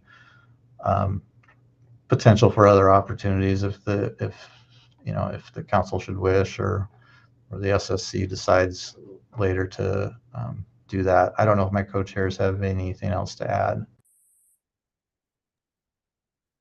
Yeah, through the chair, the only thing, this is Sherry Dressel, the only thing I would add is I think that we put it in words in our modernization section where we asked to see this again, but we heard in the presentation, I recall, for the long line survey, like Dr. Gasper said, that I think that they were going to give us an update in October on that one. So desire was there, but I'm not sure if we wrote it in both places. Thank you. Thank you, Madam Chair, and thanks for the response. I guess I see where like a particular survey might come into play through the planting process, but it seems like the SSC has some kind of broader ideas related to survey modernization and related to, probably a big decrease in federal funding, just in terms of getting more information off each survey, trying to combine surveys, trying to use more history-dependent data. And so I didn't know if there was follow-up anticipated on those ideas, or we're just kind of putting them out there for the Science Center to consider, and we'll just work through this as we go and learn what the new environment looks like, hopefully pretty soon.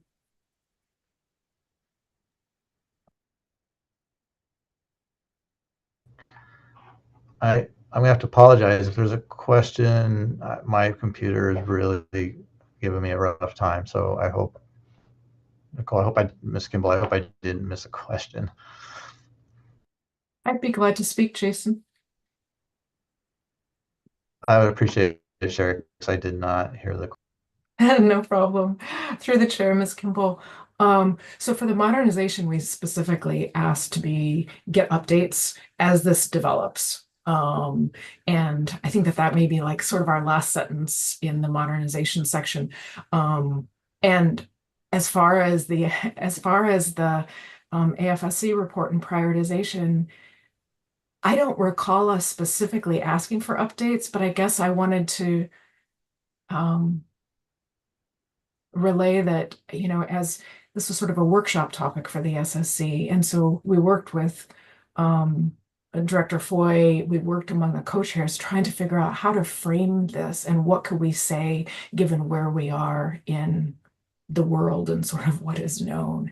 And so, you know, we weren't able to do the type of prioritization exercise like we did in 2018, where we were given we were given sort of guardrails and options, and then we could make specific recommendations.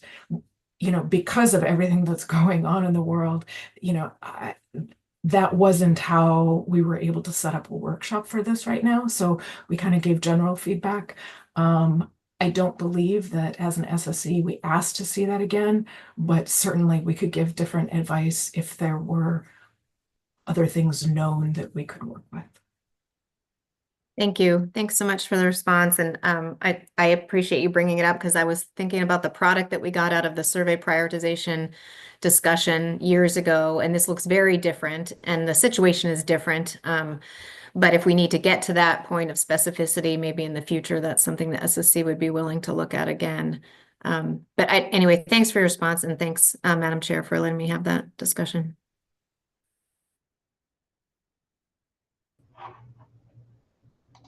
Thank you. I think we're ready to move on. Appreciate that.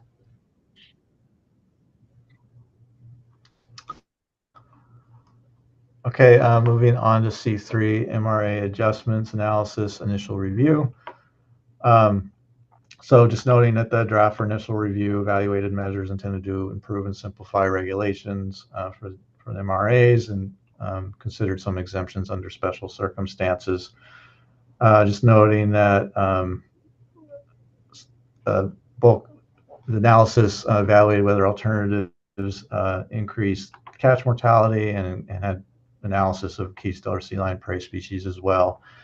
The SSC finds the document sufficient to inform the council for final action after consideration of what are relatively minor recommendations as practicable. I just note that SSC did not believe the action would be detrimental to stellar sea lions based on the information presented in the analysis. I noted there are minutes could be made maybe a little bit clearer, and we can go back and maybe do this.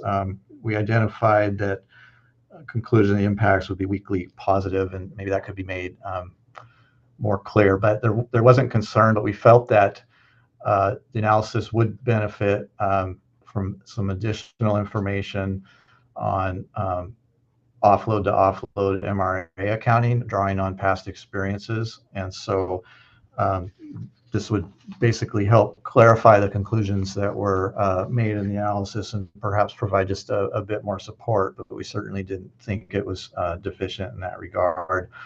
And then also to include some local knowledge to refine fleet level impacts. So this would be including information from the commercial fisheries, the fleet, on how these impacts might be perceived. My computer's frozen up. I'm not sure if others can hear me. Yes, we can hear you. Can you hear us? Okay. Yeah, I can hear you. Looks like I wasn't sure if you were done with that slide or not, but we have a couple questions. Otherwise. Yeah, we can take questions. Mr. Curlin.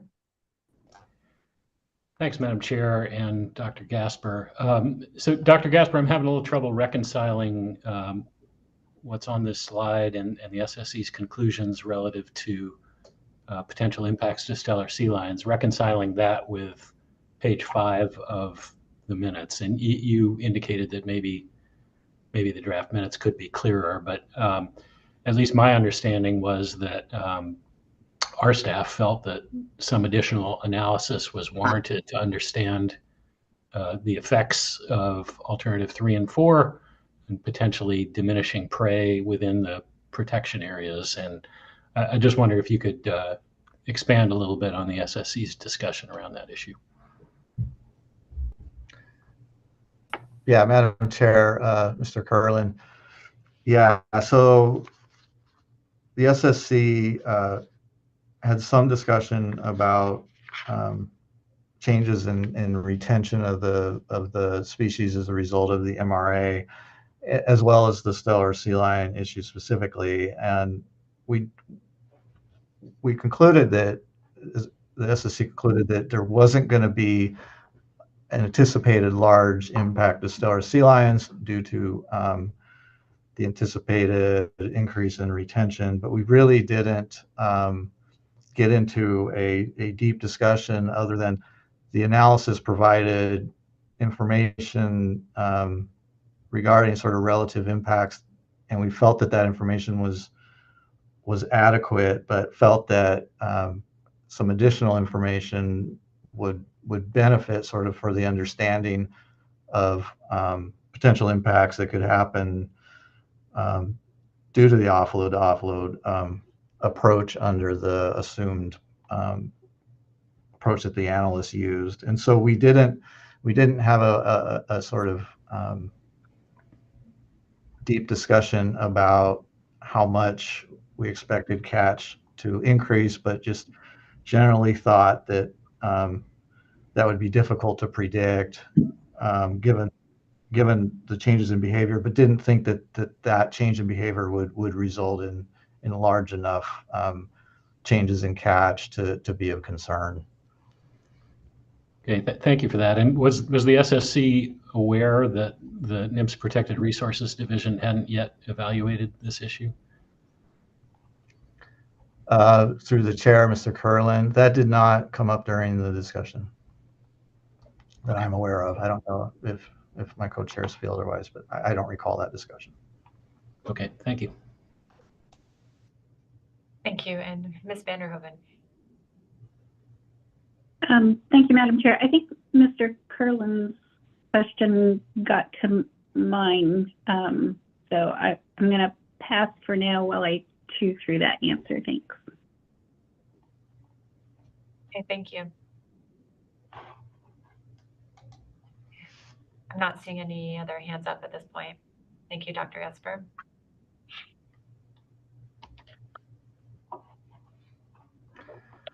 So the SSC also suggested that the analysts improve the fleet profiles to the extent that it's practicable. So basically identifying the dependence of particular fleets on MRA catch and how gains in species retention might translate into benefits for those fleets, as well as subfleets. So thinking about those impacts and benefits in terms of the fleet vessel by size, gear, or home port. The SSC recommended that the analysis be more clear on the interpretation of the minimum applicable MRA rule for the alternative trip triggers. So we received during the analyst presentation several paths. I believe it was A through D, and there was some in these paths identified different ways that the MRAs could be calculated in the handling of trips and basis species.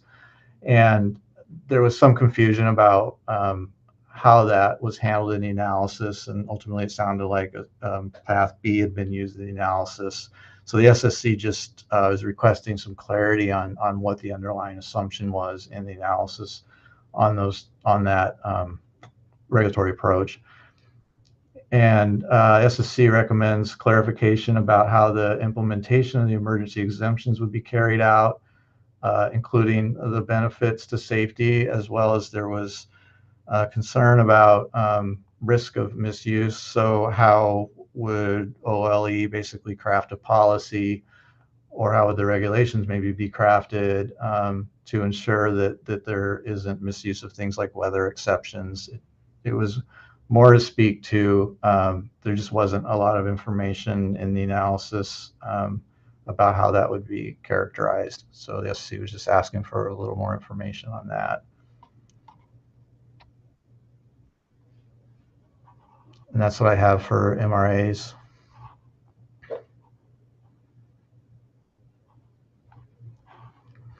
Madam Chair, would you like me to? Looks like Dr. Dressel has a hand up. Sorry about that. You're on mute, Dr. Dressel. Yes, to the chair, I'm wondering if I can add a bit to, with multiple co-chairs, I had the luxury of sitting and thinking while Jason was presenting, and I'm wondering if I can add something to one of his earlier replies. Yes, please, go ahead. So through the chair, Mr. Kurland, I've been thinking about what you asked, and as the SSC was looking to see whether or not there was sufficient information in the analysis for the council to discern between alternatives, the topic of stellar sea lions definitely came up. The impression that we got from analysts was that the amount of information that we could gain beyond what they had in there, like Dr. Gasper said, wouldn't be definitive. We did hear in public testimony that fleet members could give us local knowledge, but the SSC ended up, while we didn't make a determination of what would happen with stellar sea lions, we were not under the impression that having this come back as a second initial review would add enough information that the council would have different information to look between alternatives. But no, I am also with Dr. Gasper that I didn't realize that the Protected Species Division hadn't yet looked at this.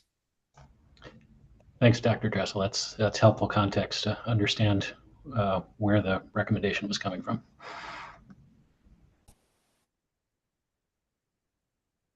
Thank you.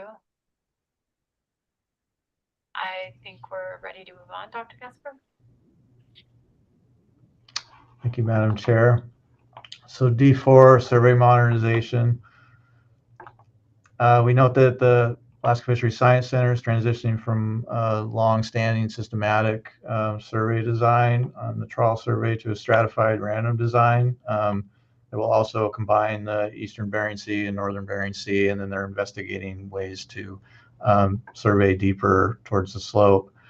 During this transition is also going to include changing the tow links and just general upgrade to the bottom trawl gear to make it more cost effective and to modernize it.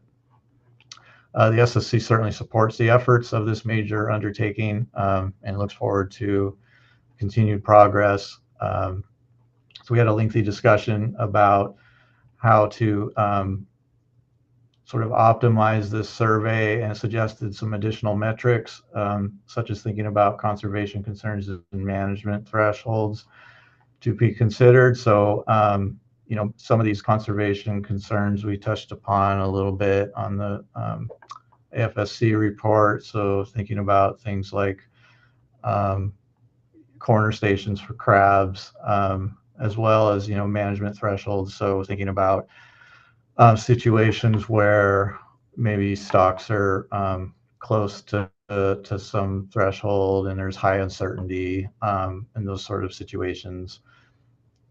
And then also thinking about how best to optimize the precision across the different species in regard to the trawl survey. So how do you think about variation on things, on very diverse types of species? So things like pollock versus something, say, skates, you know, where you might have very different estimates of precision. What do you optimize that on? The SSC suggested additional rationale be developed regarding the prioritization, trying to include deeper stations, as well as ecosystem data streams. So what's the trade-off with including those deeper stations, which might require more time to survey, as well as collecting some of the ecosystem survey information? What's the cost of that relative to logistical or hitting maybe core stations? We had some discussion about those trade-offs.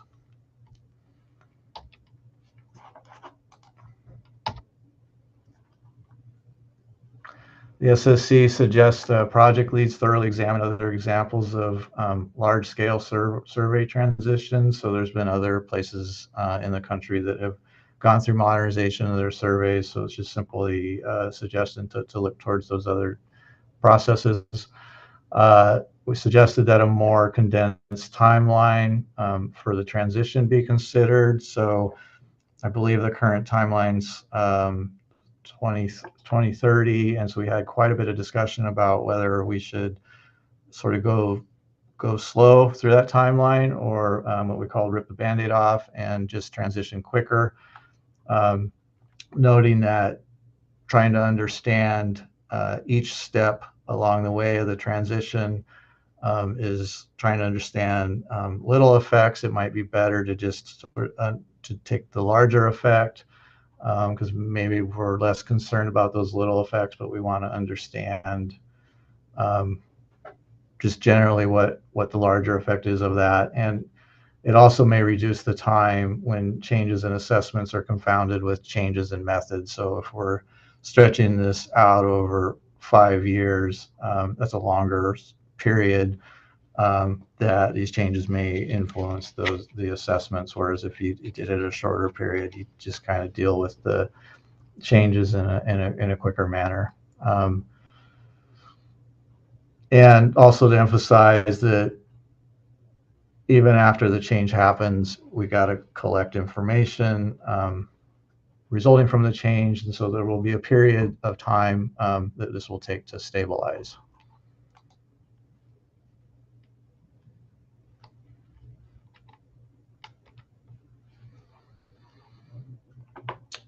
So the SSC support and encouraged the modernization team to continue working with stakeholders and relevant experts. We heard some testimony as well as AFFC reporting out that they have been consulting with stakeholders and getting information from people on the water, and that this has been a rewarding experience and has helped the program. SSC recommends further consideration regarding how the number of strata will interact with any post-stratification. So I guess basically at a simplified term, you have the sampling plan that's in place, and then if you want to estimate for something different, how might you overlay a different area that you're estimating for on top of the survey stratification. So there's some statistical processes that might be good to think about. The SSC recommended analysis of existing calibration data for tow duration and considering of further paired experiments, and then basically looking forward to additional updates as this project moves forward.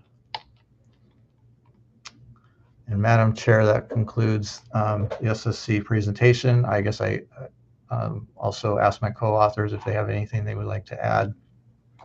My co-chairs.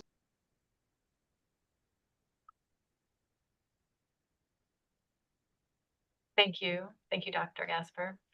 Seeing some head shakes from Dr. Stewart and Dr. Dressel. So I'll see if there are any final questions on the SSC report.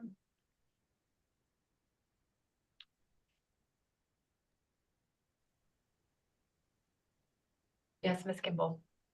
Thank you. And I can't recall what slide it was, Dr. Gasper, but the minutes talk about the SSC discussion on suggesting that one approach under the survey modernization is to try to get an acceptable, I guess, level of precision across multiple species if we're trying to be more efficient and get a lot of information with less. But then it says that stocks close to management threshold should be prioritized. And I didn't know if I saw that in the slide or if it just said that those should be considerations. It seems like prioritized is a more definitive statement from the SSC, and I might have missed it in the slide, but if you could give me a little bit more flavor for that discussion, because I think it's an important trade-off to discuss, potentially losing a lot of data across multiple species that are important to many different stakeholders to try to track and get more data on maybe one specific stock because it's near a management threshold. And I'm not making a case for either one, but I wanted to know if the SSC truly said the priority is those close to a management threshold over and above a greater collection of data. Through the chair, Ms. Kimball, I don't have the exact minutes in front of me on that, but I'm trying to recall the discussion. I think I agree with you that there's this sort of trade-off on what might be a management priority versus what might be sort of just the data priority. And I think we, I don't think we tried to avoid making sort of a value judgment in terms of what species might be prioritized and made more of a discussion. The discussion was more about if you have species that are in some state of management concern, then this would need to be part of that prioritization among all the data collections. I don't know that we necessarily, I don't recall a discussion saying that we would necessarily do that as a priority if we still require data collection on a wide variety of species. I mean, this is sort of the problem when you have a situation where you're optimizing across many different species. You have to make some choices. And I don't know if my co-chairs have any other thoughts on this.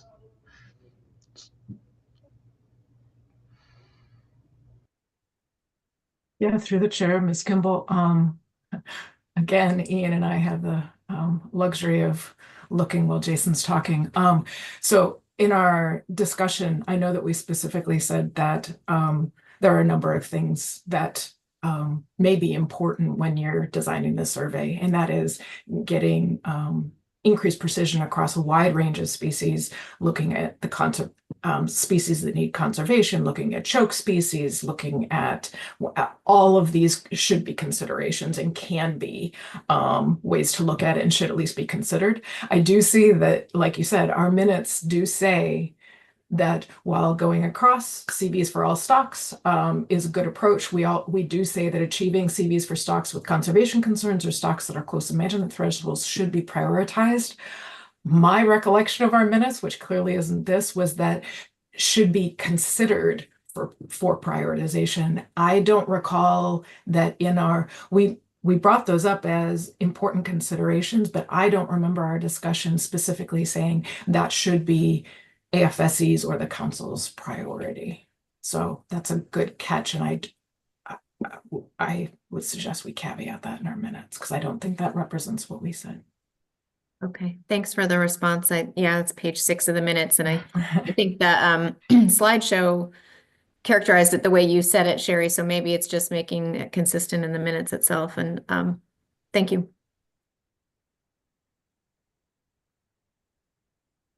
Thank you, Dr. Dressel, Ms. Kimball. Any further questions on the SSC report?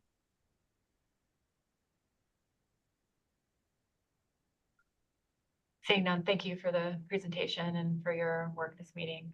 Greatly appreciate it. Thank you, Madam Chair.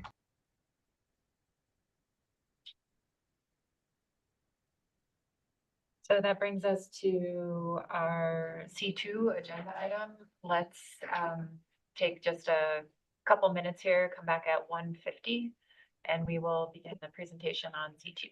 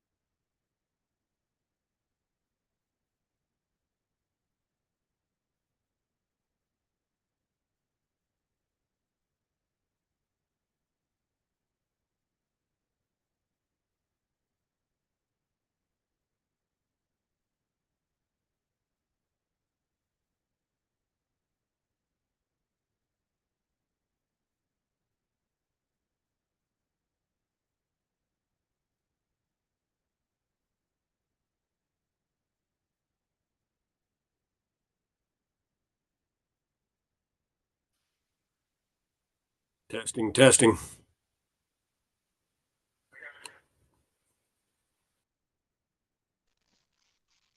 We can can hear you. I'm testing too. This is Krista. Hi, Krista. This is Andrew. Can you hear me? We can hear you.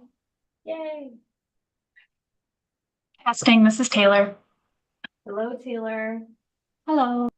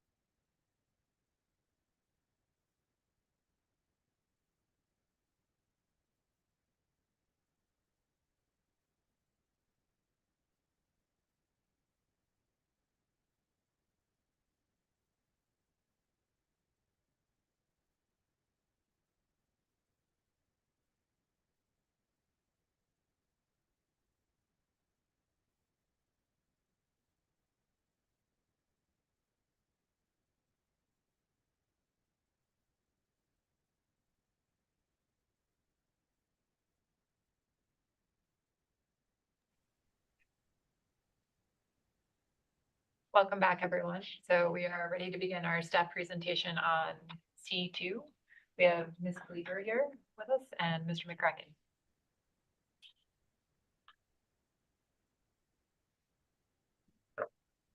Good afternoon, Madam Chair. I'm just waiting for the presentation. Pull up.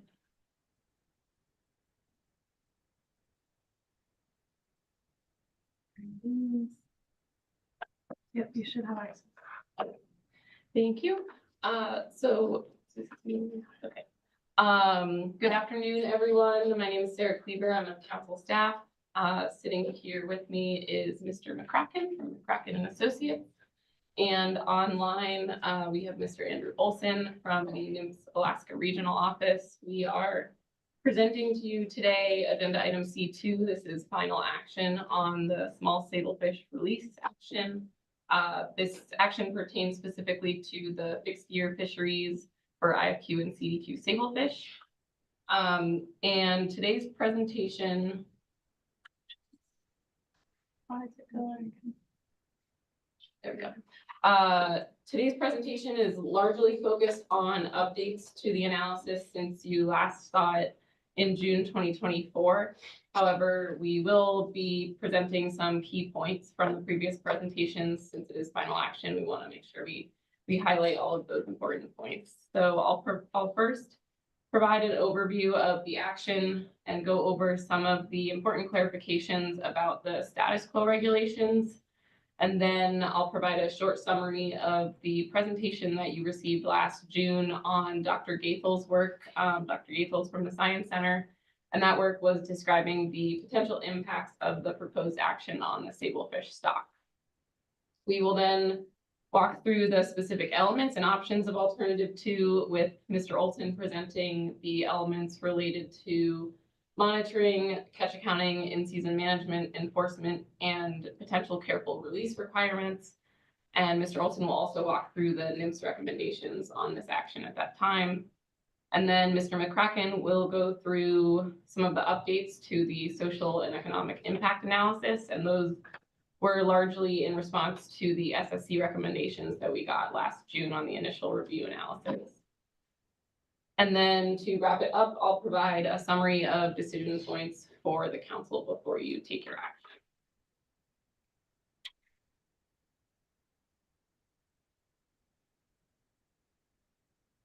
Walking into the history of the action, so with a few exceptions, which I will go over in a little bit, retention of sablefish IFQ and CDQ is required in the fixed gear sablefish fisheries in both the Gulf of Alaska and the Bering Sea Aleutian Islands. And as you well know, in 2017, unprecedented numbers of newly recruited sablefish began showing up in IFQ catches, and we heard testimony from IFQ fishermen that they were seeing this sudden influx of small, low-value sablefish. So in response to that, the council reviewed 3 different discussion papers on a proposal to be able to release sablefish, and the council also adopted a purpose and needs statement and alternatives to initiate analysis on this issue.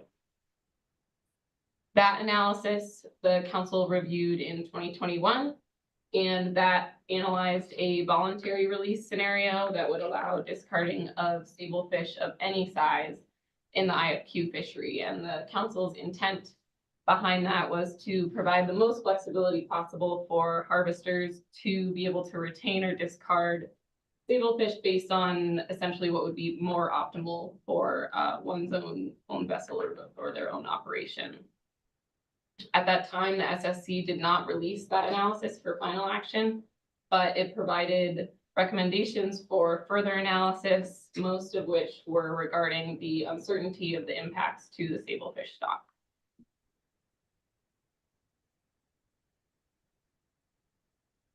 Then in June 2023, staff laid out some of the challenges of analyzing and implementing that scenario where IFQ fishermen could discard fish of any size. And some of the challenges there were specific to the way that NIMS currently accounts for sablefish mortality and how the IFQ program was really originally set up to be monitored as a largely full retention and largely partial coverage fishery.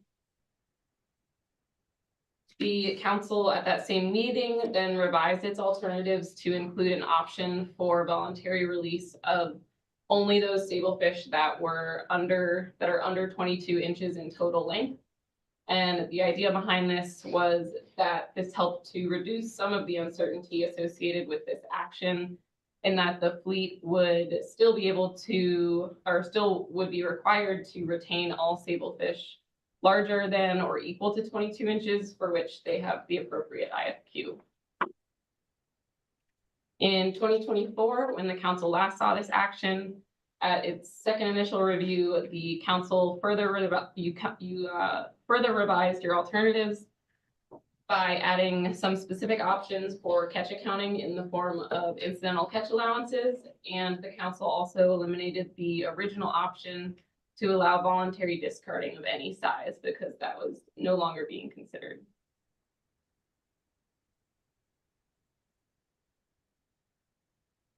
The council's purpose and need for the action, I won't read it, but it really focuses on limited operational flexibility for fishermen to be able to carefully release sablefish, as this could increase the value of commercial harvest in this fishery. And Mr. McCracken will go into that a little bit in his presentation.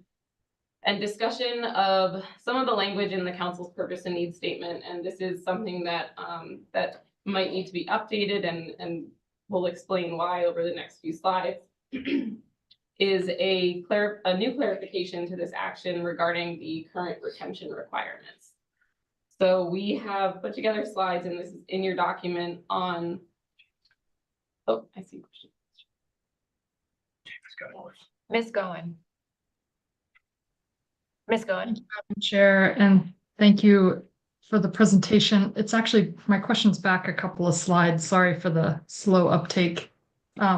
Where you had the history of the action, and in 2024, the council removed looking at an option to allow voluntary discarding of any size. Can you just provide a very brief description of why? Yes, thank you, Ms. Goen, through the chair. So this was kind of regarding some of the uncertainty that the SSC's recommendations spoke to. The option to voluntarily release sablefish of any size really put an onus on making sure that we would have appropriate monitoring in the fishery to be able to understand what the size selectivity of the fish that are being discarded would be. And because both the fishery is currently largely partial coverage, and because observers, the way that observer sampling duties right now are prioritized, there is not a way or an easy way for observers to collect information, size information specific to discarded sablefish, because observers are collecting information on unsorted total catch for sablefish. And so a lot of the uncertainty around the action was a combination of the data collection and being able to understand what the size selectivity of the catch would be, both for the assessment as well as making sure that we would have kind of accurate accounting information as well. And so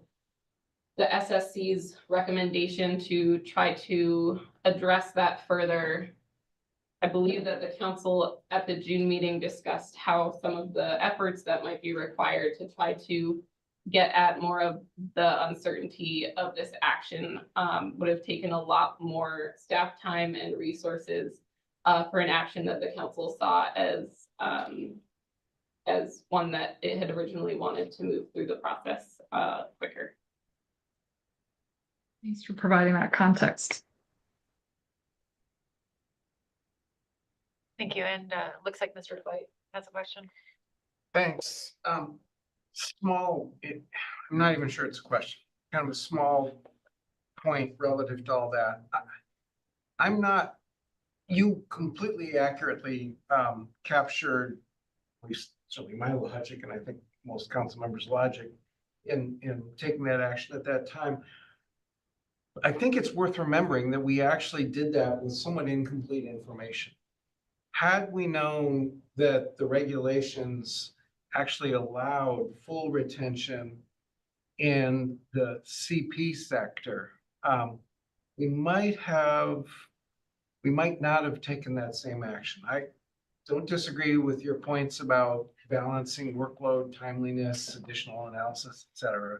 So we might still have, but it was I think it's worth noting that that was a decision that the council made without actually, and this was no fault of anybody's, but without a key piece of information that I know at least would have given me pause before simply deciding to move that option off the table. And if you can find a question in there, please feel free to answer.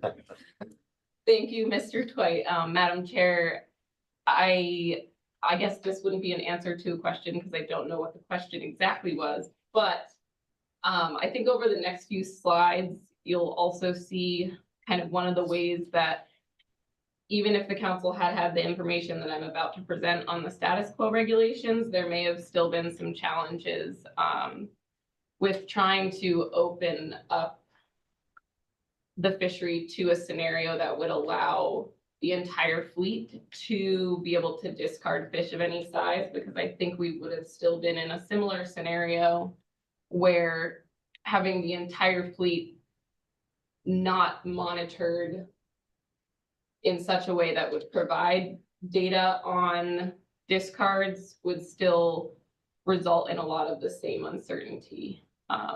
But I think that might become more clear. We're kind of talking around the subject. So I guess over the next few slides, that might become more clear. Thank you, Ms. Claver.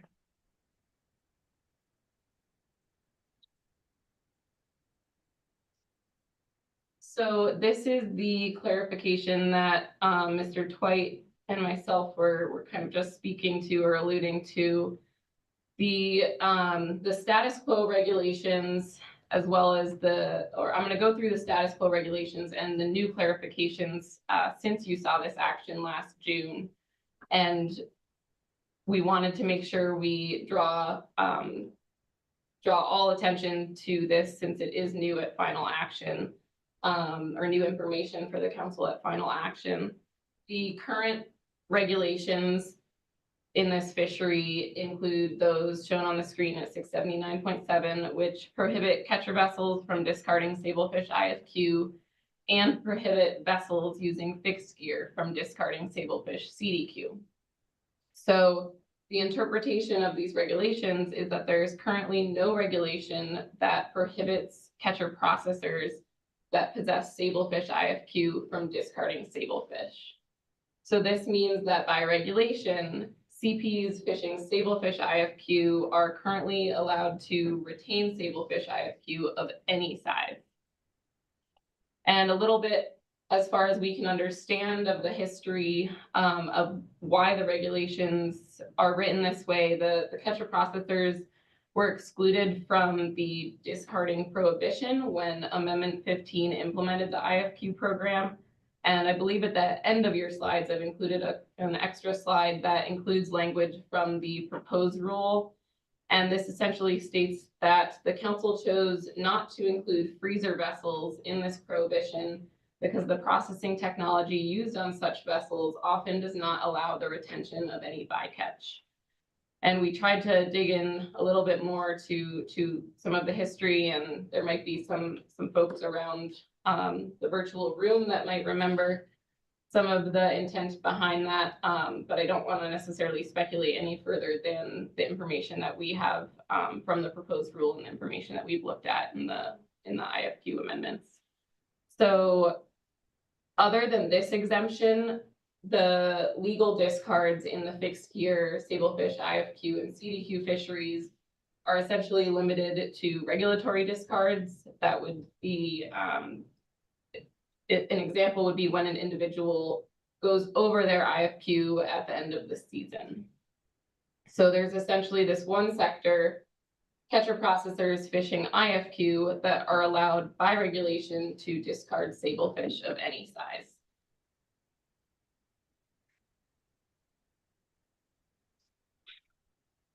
Table 320 I wanted to provide, and this might provide a little bit more information on on my exchange with Mr. Twite. This is table 320 in your document, and it provides discards and retention of sablefish, IFQ, and CDQ in the Bering Sea and Aleutian Islands and Gulf, broken out by catcher processors and catcher vessels. So everything that is in the blue square is Bering Sea, Aleutian Islands. Everything in the green is Gulf of Alaska. And then the upper row is information from the CDQ fishery, and the bottom row is IFQ. So the first column of each area is the catcher processors, second column is catcher vessels, and the third is total harvest. So that's discards and retained sablefish, and this is in metric tons, and then the percentages, percent retained is in yellow. And so this just represents the historic discards, or shows the historic discards within the CP-IFQ sector, so that we could provide a little bit of information on that. And so you can see that there has been minimal discarding occurring in the CP-IFQ sector. And obviously there's not a lot of discarding going on in any sector, because discards are mostly limited to the regulatory discards in the other sectors, which are the full retention fishery. I will note that these discards are likely to not, at least for some sectors, likely to not be representative of discarded catch if there were behavior changes regarding discarding in the future. Obviously, discards could increase if the regulations were to become less restrictive for any sector. So we can't necessarily say that behavior will stay the same as it has here, but we wanted to provide some of the past history on these data.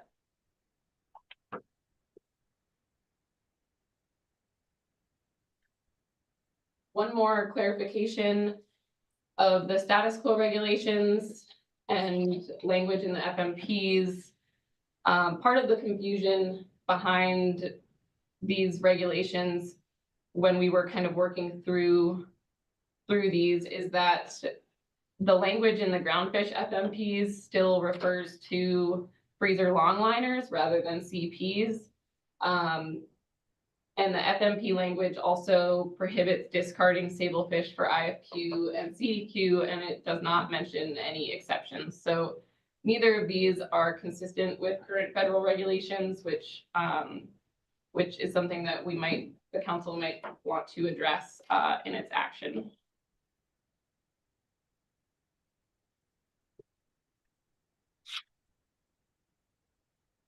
So now we know that there is this mismatch between regulations for catcher processors that are fishing IFQ and the catcher processors fishing CDQ for sablefish. And why this matters is because these regulations are inconsistent with the MSA, which essentially requires sectors in the CDQ program to be regulated in a manner no more restrictive than for other participants in the applicable sector.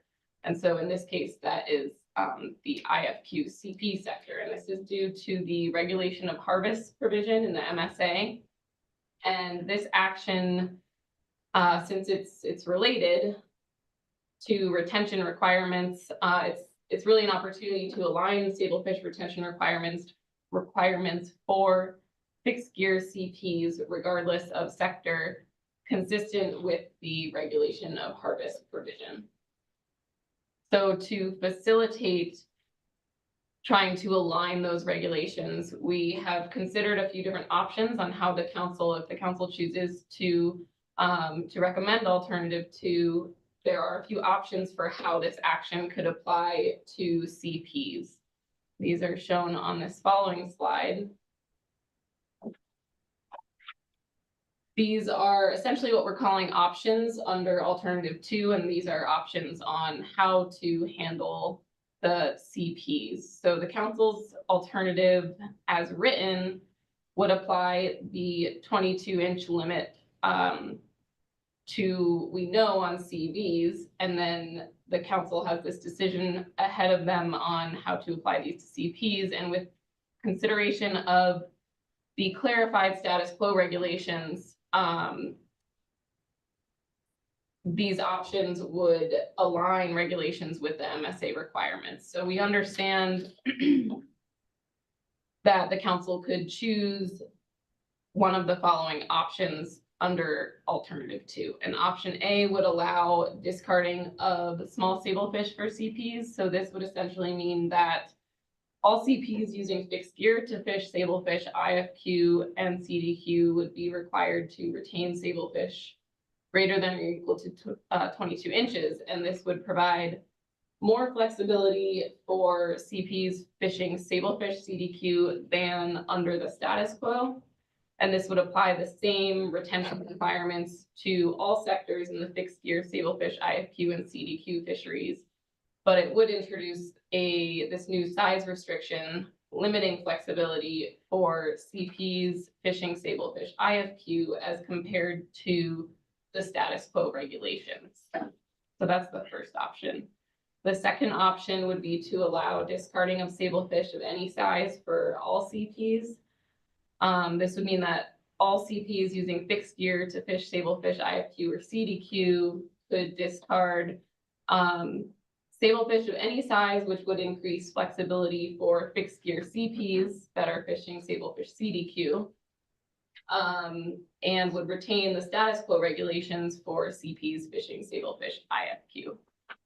This option would provide more flexibility to the entire CP fleet than catcher vessels.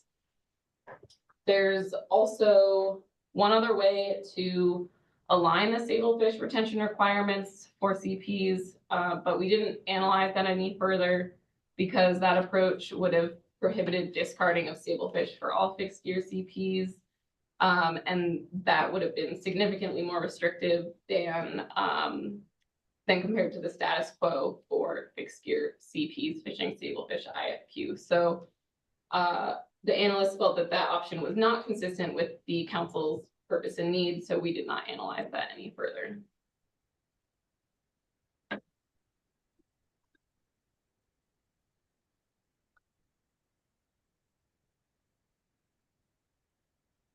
Yes, looks like we have a question. Ms. Kimball? Thank you, Ms. Cleaver. On that previous slide, I just want to make sure I understand, since this was a new issue coming up in this version, is option B status quo? Through the chair, Ms. Kimball. So option B is status quo for CPs that fish IFQ, but not status quo for CPs fishing CDQ. Thank you.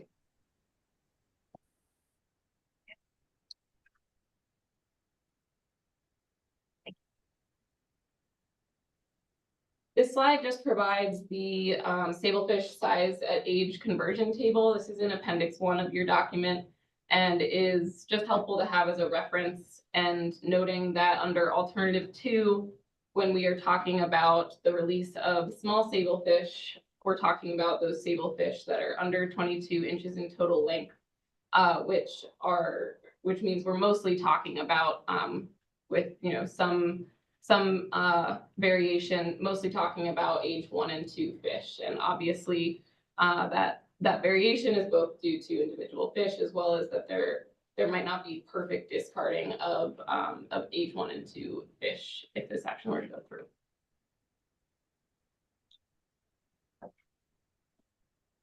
Looks like we have another question.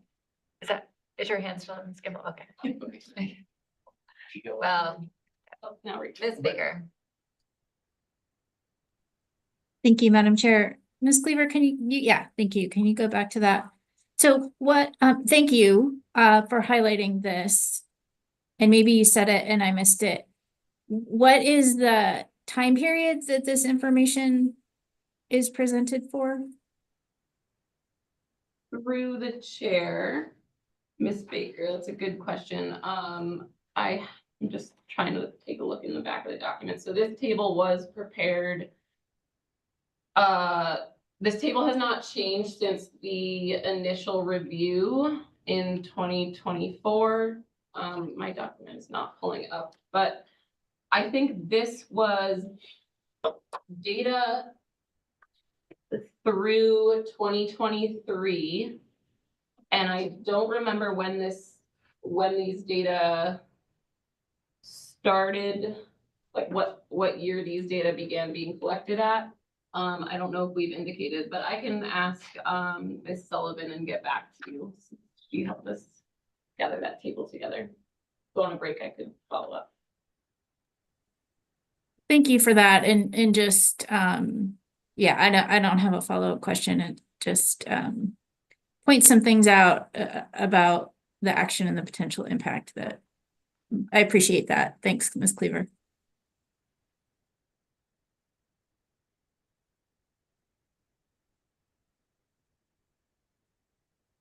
All right, moving into just a summary description of the elements. The council included 5 elements under alternative 2. We will walk through these in detail later. Element 1 focuses on a discard mortality rate.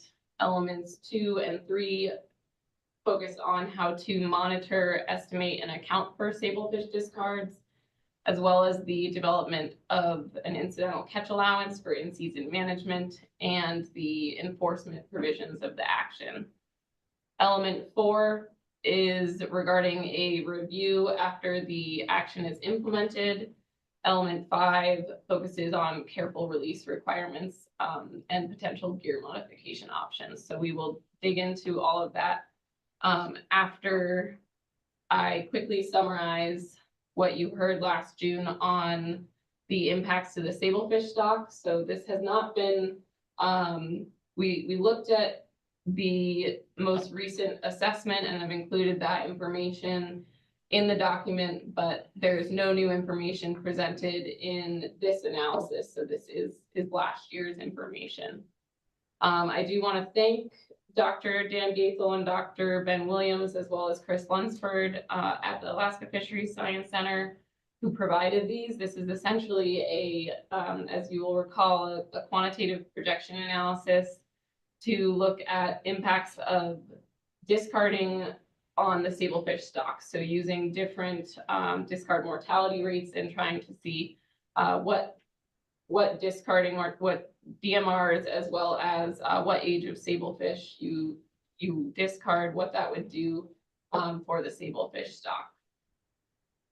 And I'll note that the full description of this simulation analysis is included in Appendix 3. Allowing discarding, kind of walking through some of the key points from that analysis, allowing discarding has extremely limited impact on most metrics that were used in the study. And from a biological standpoint, there's no conservation benefit of the action, but there are also no negative consequences. This,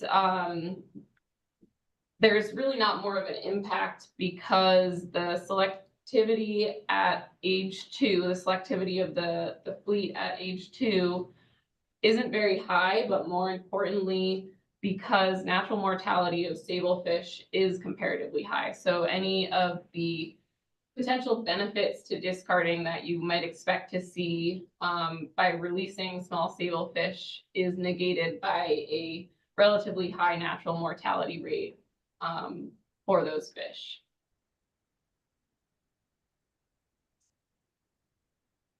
A little bit on the economic impacts that came out of the simulation study. I will note that, and Dr. Gaethel emphasized this several times, that there's really a very simplistic economic model that they used. It doesn't account for changes in fishing behavior, but Mr. McCracken will get more into his alternative method that we used in the analysis last June for trying to look at the economic impacts as well. And using the simple economic model that was used in the simulation study, the results indicated that gross revenue could slightly increase under the proposed action, but noted that trying to trade these age 2 fish for larger fish could be difficult because there are so many small fish in the population right now and not as many larger fish.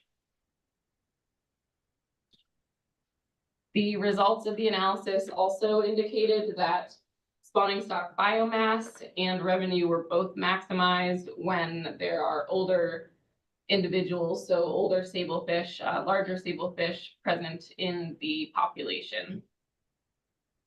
As we've spoken to a little bit earlier, this action would also increase scientific uncertainty due to the loss of data on those age 2 recruitment and because of the limited data that we would have on discarding. So essentially we would have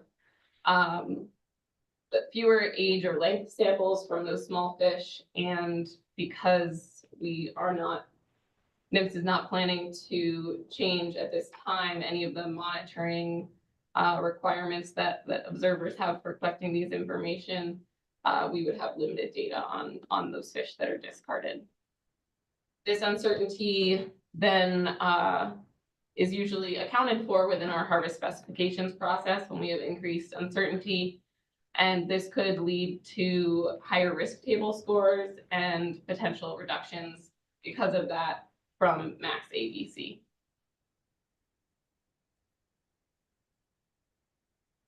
Yes. Ms. Cleaver, we have a question. Ms. Baker.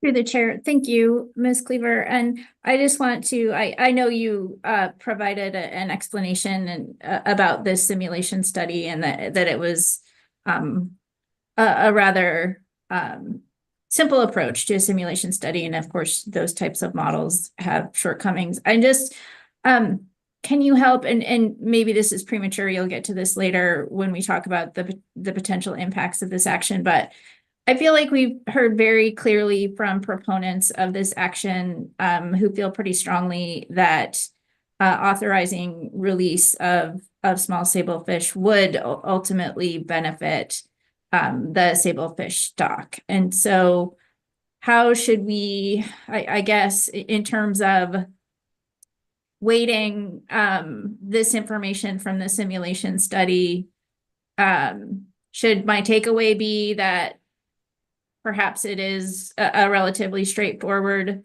conclusion and maybe doesn't capture some of the complexities that stakeholders might be pointing out? Or can you give me, that's a difficult question, I realize, but I'm just trying to figure out how to balance those things. Through the chair, Ms. Baker. So I think two points that or I guess one point I want to clarify before I provide you with my answer is this was a simple model from an economic standpoint, but I would not say that the same can be said of kind of the biological side of this model. And I will note the last bullet here, if people want to explore this a little bit further, Dr. Ben Williams did provide an interactive Shiny app that helps to further elucidate some of the results of this work, since there are a lot of variables going into how Dr. Gaethel and Dr. Williams came up with these results. To address your question a little bit about the discrepancy between kind of what we hear about this action contributing to additional biomass in the future, the way that Dr. Gaethel has explained it in the past is that if you throw a sablefish back and it survives with a relatively higher natural mortality rate than some of the other species that typically have minimum size limits associated with them. If you throw a sablefish back, but over the next 5 to 10 years, it has a relatively high natural mortality rate, it still has to be able to survive. So there are reduced benefits in the future because of this natural mortality, and kind of to put a more quantitative answer on it, with a discarding scenario, if you were to use the 12%, which is essentially the most optimistic discarding scenario, if you were to use a 12% DMR, which was the lowest DMR that we used in the analysis. So that's the lowest amount of sablefish mortality occurring from discarding. And you allow discarding, the total mortality, the results from this study show that the total mortality on age 2 fish decreases by only 1%. And so looking at this a different way, for under full retention, the total mortality for age 2 fish is 12%. Under a discarding scenario with a 12% DMR, that total mortality goes to 11%. So there's really just not that big of a difference. Using the data from the simulation study for age 2 fish in the model year 2024, so not the simulation study used the 2023 assessment. Using that assessment for age 2 fish, the fish that get released and survive over the lifespan of that cohort only add 0.5 kiloton to the spawning stock biomass. So there's essentially just very little impact on the stock. Hopefully I interpreted your question right, because my answer was pretty long. Thank you. That was helpful. Appreciate it. Thank you, Ms. Cleaver. I already spoke to this slide. This is just for your reference if you do want to explore some of the results of the Science Center work. The Shiny app is very helpful in doing that rather than just looking at a few different static figures. Moving into all of the elements, first, very briefly, element 1 and 4 are fairly straightforward. Well, element 1 is straightforward because the council and the SSC have done a lot of the work on this in the past. It was not straightforward going through all of it, but the DMR, the council selected as part of its preliminary preferred alternative that the SSC will be recommending the discard mortality rate through the stock assessment process. And this is described in your document, and it's anticipated that any DMR that is chosen by the SSC could then be reevaluated annually. We don't expect that there will be any new data coming forward in the foreseeable future necessarily. But if there are future observations or studies that inform discard mortality rates for sablefish in Alaska a little bit more, then the author and the SSC would certainly use that information to reevaluate its DMRs. We don't get the same type of updates on information that we do for halibut DMRs. So it is likely that at least for a few years, unless there's new information, that the DMR probably wouldn't change annually, but it certainly could. Ms. Cleaver, Mr. Toy has a question. Thanks, Madam Chair. Ms. Cleaver, the council chose its PPA before it understood that there might be a possibility that's in front of us right now, which is to have different discarding regulations for different parts of the fleet.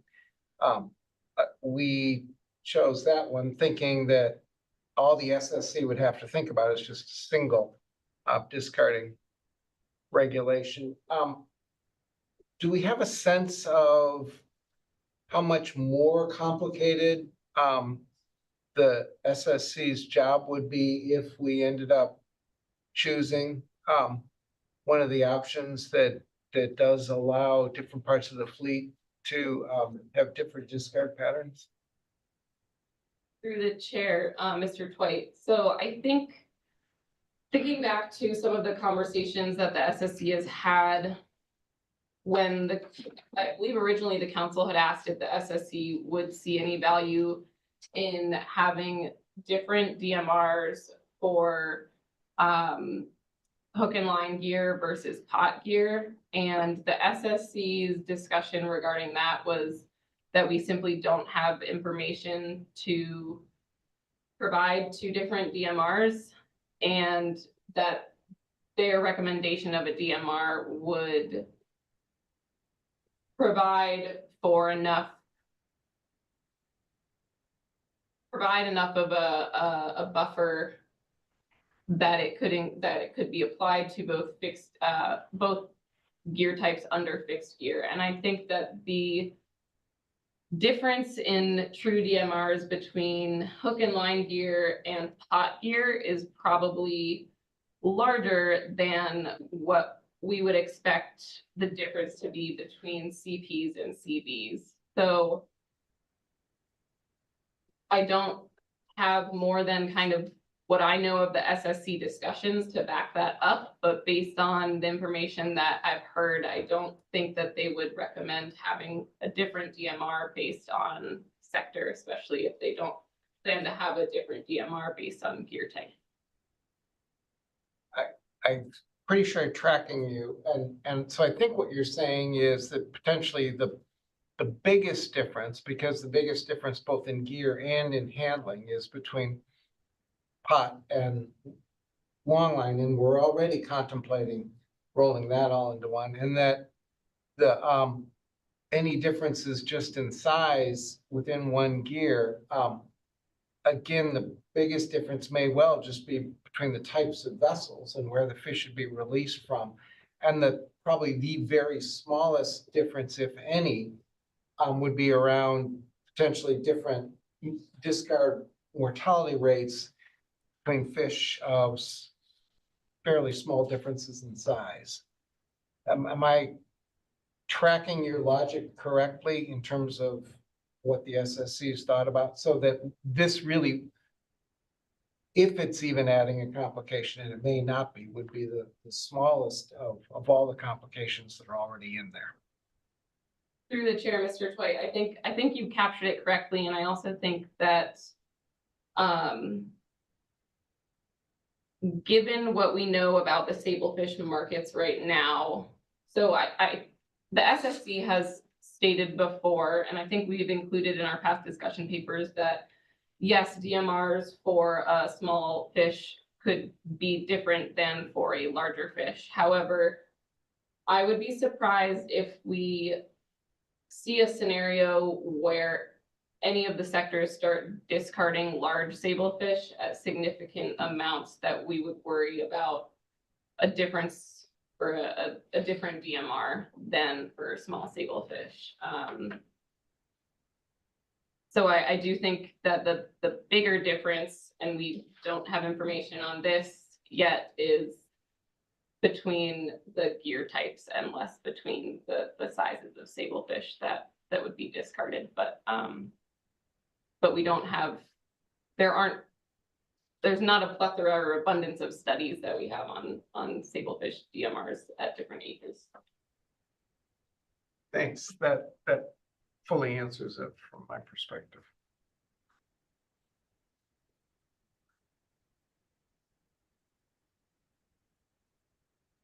I just finished speaking to this slide. Element 4, also, well, very straightforward element. This is, the council has included as part of its TPA that there would be a review of this action 5 years following implementation. We've noted in the past that this is not something that is required of an action, and that the council can ask for a review of any action at any time. But if the council would like to include this in their preferred alternative, that is also that would put it on our radar to make sure that we get that review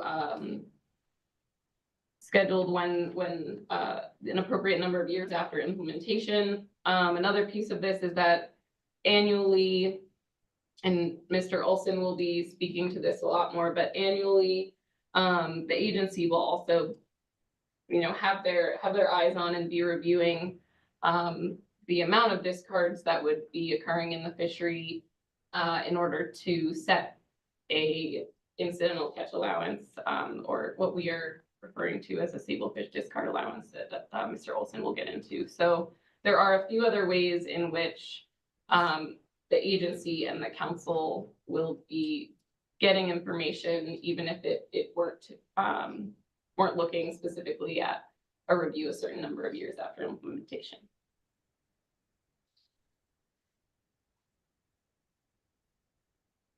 Next, we are moving into Mr. Olson's part of the presentation, so I will turn it over to him.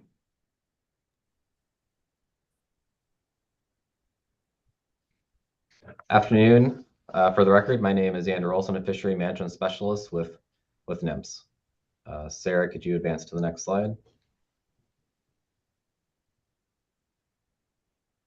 Perfect.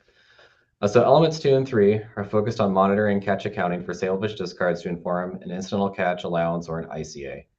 So to begin with, we need to look at what the definition of incidental catch or species is, which means fish caught and retained while targeting other species and does not include discarded fish that were returned to sea.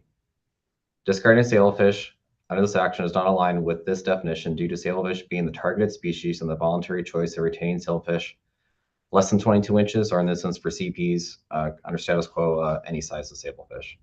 So therefore, NIMS recommends new terminology, sablefish discard allowance, or SDA, when referring to discards of sablefish in the sablefish IFQ and CDQ fixed gear fisheries. And so I'll be using this terminology for the remainder of the presentation.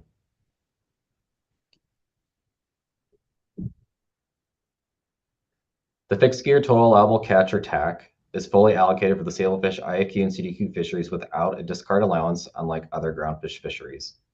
This is because during the IFQ program creation, there was minimal information at that time needed to estimate an appropriate DMR for sablefish. However, since that time, we have improved monitoring coverage, which has expanded and improved our data collection. In prior iterations of this analysis, a range of DMRs were analyzed, and under this action, as Sarah stated previously, a DMR will be recommended by the SSC during the stock assessment process under Element 1. For in-season management, each year during the annual harvest specification process for groundfish fisheries, NIMS uses information on incidental catch in the previous year to set an ICA, which acts as a management buffer to prevent exceeding TACs each year. Management tools for ICAs provide flexibility in how to handle and manage for these ICAs. So for example, there may be more than enough ICA of Pacific cod in the directed pollock fishery, and NIMS has the authority to reallocate that excess to the directed Pacific cod fishery.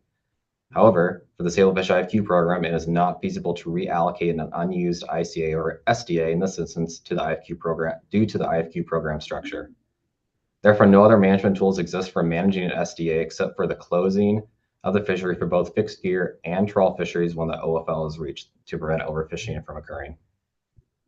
This action would create a discard allowance for sablefish in the fixed gear IFQ and CDQ fisheries, and therefore NIMS recommends establishing an in-season management authority to prohibit discarding the sablefish IFQ and CDQ fisheries when the area-wide SDA is reached to prevent exceeding a TAC.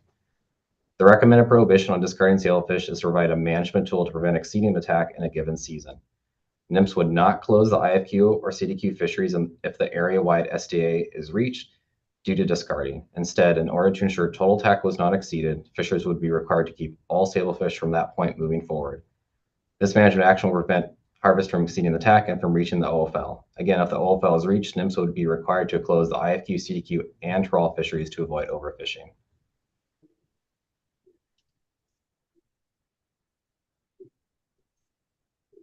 So for an area-wide sailfish discard allowance, these would be established both for the Bering Sea Aleutian Islands and the Gulf of Alaska areas. And estimates of discards would be aggregated across the sub-areas to inform the area-wide SDA. SDAs would then be proportionally distributed to inform each sub-area's TAC. So for example, we see that sub-area B in the blue box on the left had more fish discarded compared to sub-area A in the purple box. These estimates of discards are aggregated to inform the area-wide SDA, and their contribution is then proportionally distributed out. So since sub-area B had a larger contribution to the SDA, there would be a larger proportion of the SDA applied to the sub-area B TAC.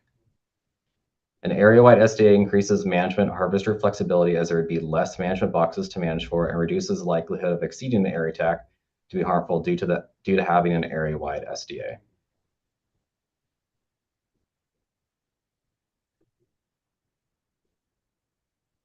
So for sailfish discards, NIMS would establish a sailfish discard allowance by area for the Bering Sea Aleutian Islands, Gulf of Alaska. CDQ and IFQ sectors were applicable, and under option 1, SDAs would be fleet specific, so your catcher processors and catcher vessels, or both of those groups of vessels be combined under option 2. And so this is represented here on the right in the figure, where the option 1 is your fleet specific on top, where you have in the purple bubble You have an SDA for your CVs, and the blue bubble represents an SDA for CPs. And then in the lower figure on the bottom right, under option 2, this is combined. So you'd have one SDA for the entire fleet in the Gulf of Alaska in this example. The application of an SDA would differ between the Bering Sea and Aleutian Islands and the Gulf of Alaska due to the CDQ reserve requirements in the BSAI and create some additional complexity. The Bering Sea and Aleutian Islands sub-area fixed gear tax have a 20% CDQ reserve requirement, with the remainder allocated to the non-CDQ sector, which is the Sablefish IFQ program. The CDQ allocation incorporates directed fishing and non-target needs. Due to the prohibition on discarding sailfish in the CDQ fisheries, non-target needs have not been incorporated into the CDQ allocation previously. Under this action, small sailfish discards would be considered non-target needs and managed within the respective CDQ allocation for the Bering Sea and Aleutian Islands sub-areas. The CDQ groups within the CDQ program would manage manage everything retained, and CDQ CP discards must manage within their total allocation. So these next couple slides are going to discuss the Bering Sea, Aleutian Islands complexity with the SDAs. So now we've gone over the basics of how to apply a sailfish discard allowance for the annual harvest specification process. I'm going to dig a little deeper into the data that would be informing these SDAs. Discards on CPs. Oh, sorry, Sarah. Next slide. Discards on CPs can be estimated and SDAs applied separately for the CDQ and IFQ sectors due to the full observer coverage requirements. While discards on CVs, however, are a bit more complicated. Due to CVs having partial observer coverage, the estimate of discards would be based on a mix of observed trips between CDQ and IFQ sectors and applied as an area-wide SDA for Sablefish IFQ. Since the information from observed trips are used to inform unobserved trips, catch accounting sources must use the same information sources and treat CDQ and IFQ CVs the same as required in regulation. The combined IFQ, CDQ, CV discard data will include data not associated with the CDQ program and would not be sufficient in managing the CDQ program and enforcing any quota overages. CDQ CV discards cannot be tracked separately from IFQ CVs, and therefore there is no way to assign a specific value to CDQ CV discards that would be deducted from the CDQ allocation. This leaves the only option of combining and applying IFQ and CDQ CV discards to the IFQ program to inform the IFQ TAC and the Bering Sea and Aleutian Island sub-areas under both options 1 and 2. And this is displayed in the figures on the bottom, where again, option 1 on the bottom left is your fleet specific, where you have your CDQ allocations represented in these black or grayish bubbles, and then your fleet specific in the purple and blue, and option 2 is combined. And so next slide breaks down this process a little bit clearer, hopefully. So this diagram shows the annual harvest specification process specific to the Bering Sea and Aleutian Islands on how SDAs would be applied to inform subsequent tax. So on our left, we have our two vessel types. CPs, or commonly called freezer longliners, are on top, and the CVs are on the bottom. Discards by fleet for each sub-area, again, are aggregated to inform fleet-specific SDAs for the next season for the annual harvest specification process. So we follow these red dotted lines from discards from the left from the previous season. This is used to inform what the SDAs should be the following season during the annual harvest specification process. So we see we have an area-wide SDA for IFQ CPs and an area-wide SDA area-wide SDA for IFQ and CDQ CVs. So your two groupings for fleet specific. So now if we start at the top right and go through the annual harvest specification process, we have our Sablefish fixed gear TAC for the Bering Sea and Aleutian Island sub-areas. Each sub-area has a CDQ allocation, which includes directed fishing for Sablefish and discards from CDQ CPs, and is managed in season within that CDQ allocation. After the CDQ allocation of the TAC, the remainder is allocated for the IFQ program for each sub-area. Each sub-area's TAC is then reduced by the SDAs by the proportion of discards that occurred in each sub-area, and then results in the sub-area specific IFQ TAC. So these colored curved arrows that come off those area-wide SDAs, this is to represent the proportion of discards being deducted to inform that IFQ TAC. So basically, blue impacts blue and purple impacts purple is kind of a way to interpret this and visualize it.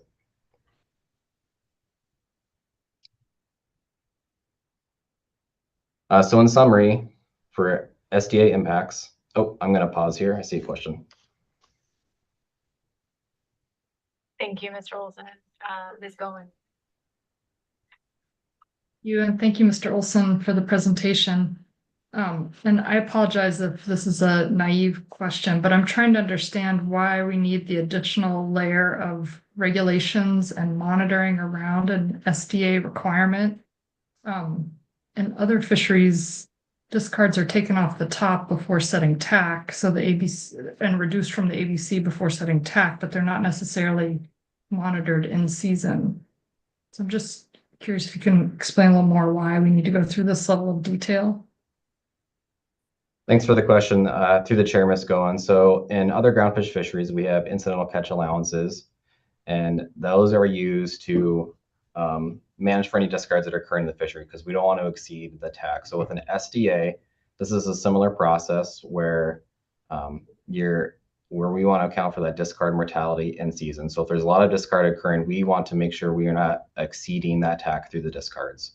So by setting aside an amount, we are estimating from discards from the previous season. We're setting that pool of data to inform what SDA or discards would be occurring the next season. So if there's a lot of discarding occurring, this allows us management flexibility to prohibit discarding if discards are high and prevent from exceeding the TAC. Our goal is to not exceed the TAC when we're managing end season for our fisheries.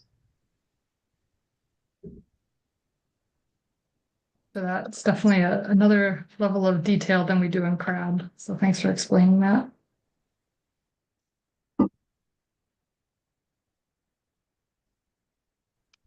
Okay, so here is a slide on the summary of your Sablefish discard allowance impacts. The CDQ program is managed in season within their allocation. So discards that occur in season will reduce the amount of allocation available for directed fishing of Sablefish. The IFQ program sub-area tax are reduced by the SDAs to inform each sub-area's IFQ TAC during the annual harvest specification process, and there's no difference for either SDA option. So either it be fleet-specific or combined. For in-season management, NIMS would only prohibit discarding of sailfish when an area-wide SDA is reached and would not close the sailfish IFQ and CDQ fishery. One benefit of having fleet-specific SDAs under option 1 is that one fleet's discarding behavior that results in exceeding the area-wide SDA and being prohibited from discarding would not impact the other fleet's ability to discard fish as long as they don't exceed their SDA. So that's really the only advantage that we found in our analysis is by doing fleet-specific SDAs is for the in-season prohibition. Mr. Twite has a question. Yeah, I think that's where my question about this comes in, is that statement that you just made, Mr. Olson. The advantage is that to some extent each part of the fleet gets to a little bit more control over their own future. The disadvantage is conversely, and this is where I'm still groping and struggling. The disadvantage of separate ones is that there's overall a little less flexibility in the SDA when you sort of view it at more of a macro level. That you would, in order to have the fleet separate ones, you'd have to specify a somewhat tighter SDA. Whereas when they're all combined, you could essentially provide a somewhat looser SDA. And I apologize for my terminology. It's probably not helping, but. Through the chair, excuse me, through the chair, Mr. White. Yeah, that's a good way of thinking about it. So by having a combined option, this creates more flexibility on what that SDA is as far as data goes and how we manage that. With having separate SDAs, this creates smaller management boxes, and in any low tax scenarios, we'd have to manage for relatively small SDAs by fleet. So it really is dependent on that level of TAC for the ability for how much flexibility there is. So under low tax scenarios, it becomes much more difficult to manage for a small SDA compared to if we had a combined option or low tax that gives us a little bit more flexibility. Thank you. Follow up, if I may. Mr. Olson, that is really helping me. So if I try to think about this from the standpoint then of either the agency in-season management, or maybe even to some extent as a fleet manager, I think while either one is workable, otherwise it's, I think my preference as a manager would be towards fewer small boxes and more towards a single larger box, just because easier to set and less difficulty managing for it. Am I taking your answer too far? Through the chair, Mr. Wright, I think that's a good way of looking at it. I think we'll hear more during public testimony on how the different sectors may be impacted with these SDAs and in-season management, and if there's maybe a preference for either option, what's easier and workable for the fleet. In-season management can do either option, but one option is a little bit easier compared to the other, especially in low tax scenarios. And that last one isn't just a footnote, is it? I mean, maybe in the near future it's a footnote, but in the longer term, as we discover with, for instance, the halibut discussion we just had, it's definitely worth keeping in mind. It's not just an academic footnote. That was rhetorical.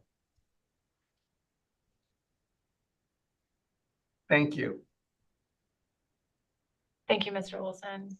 I think we're ready to move on.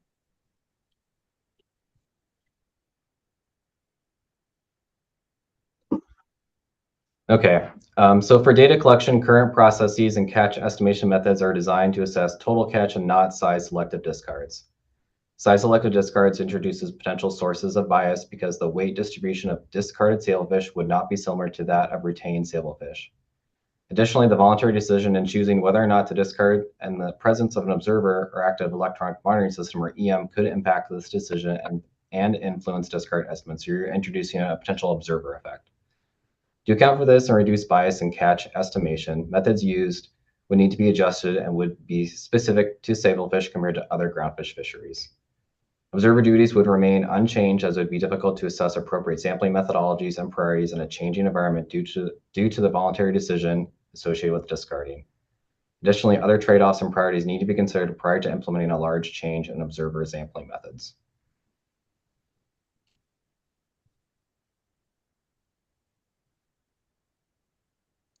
Yes, Mr. Olson, looks like we have a question. Mr. Twite?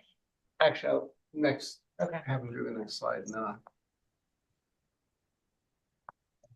Okay, as mentioned previously, so to account for size selective discards and catch counting estimation, new methods would need to be developed and implemented, and this is possible but a bit complicated.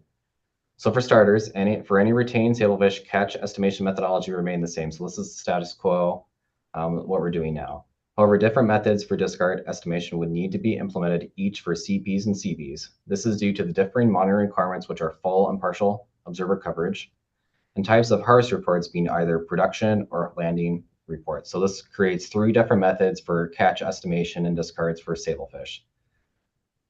So overall, these new methods to account for size selective discards would be a unique process for sablefish, and that would require substantial change in the current catch accounting processes, and the implementation of such a change would be dependent upon available resources.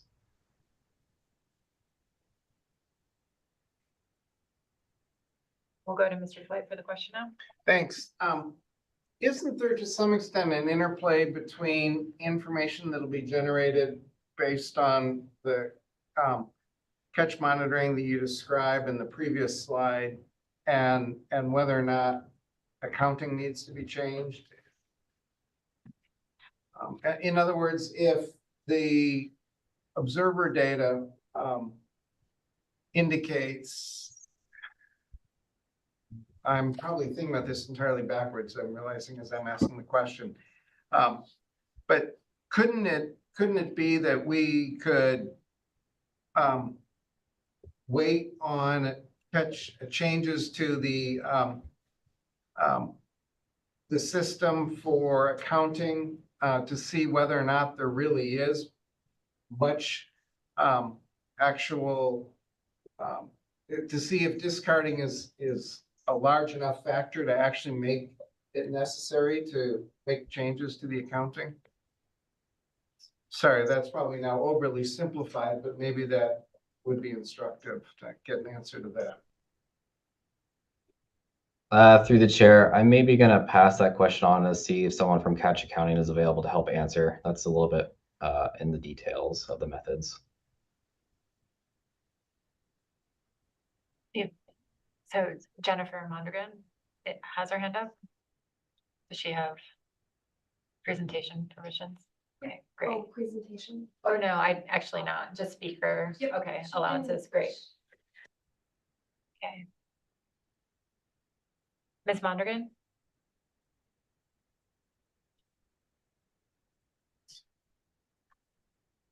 Try to unmute them. Well, there we go. It took a minute for the unmute to connect. Can you hear me? Yes, thank you. Yeah, through the chair, Jennifer Mondragon with NIMS Alaska Region. Thanks for the question, Mr. Twait, and I want to just make sure I understand your question. You're asking whether the changes to catch accounting need to happen immediately if this action were to go into place, or whether that could kind of follow on as we find out how much discarding is occurring. Is that in essence what your question is? I'm always surprised by how often you can restate my question far more clearly than I asked it. Okay, so through the chair, Mr. Twite, that's a good question. I mean, I think in theory you're correct, and realistically that might be what it would end up happening, just depending upon the timing of things and how quickly we were able to make changes to catch accounting. I think it also kind of depends, what ends up coming out of this action, and whether CPs and CVs are discarding, all of that kind of stuff. So I guess the answer is that potential is there. And I think the agency would just have to figure out what resources are available. If ideally we would make the changes to catch accounting when the action went into the water. I guess maybe that's the most direct way to say it. But if that wasn't possible, then I think we would do as exactly like you're saying and try and figure out how much of an impact this was likely having. But in order to get an unbiased estimate, it would be better if we were able to adjust catch accounting when the action went into place. Thanks. That's really useful. And I mean, just for the record, I wholeheartedly agree that removing biases in catch accounting is in general a good thing. But I also appreciate your sort of understanding that we may not be able to achieve optimal on those things. So your answer makes a lot of sense to me.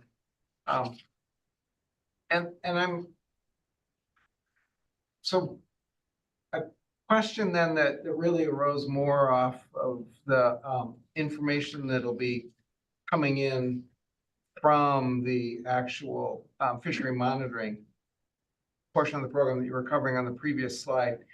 The council and others would see those results in the annual reports, right? So essentially there'll be some additional information in the annual reports from the fishery monitoring program about the level of discards that at least the fishery monitoring program is seeing. So something about the nature and amount of those discards should start coming into the council with the first annual report that is covering the new regulations. Is that right? Through the chair, Mr. Twite, I guess I hadn't thought about that. I think it probably makes more sense for this information to come back as part of the in-season management report that happens at the December council meeting. Okay. And characterizing, what's happening with discards, especially since that would then inform the SDA that that the in-season branch would be setting for the upcoming year. So I see that as kind of the mechanism that the information would come back to the council. Okay, so there's may not be as much of an interplay between the information and the ADP, the annual deployment plan, as I was thinking. Yeah, through the chair, I agree. It seems more likely to be as part of the in-season management report. Thank you. That's super helpful. Yeah.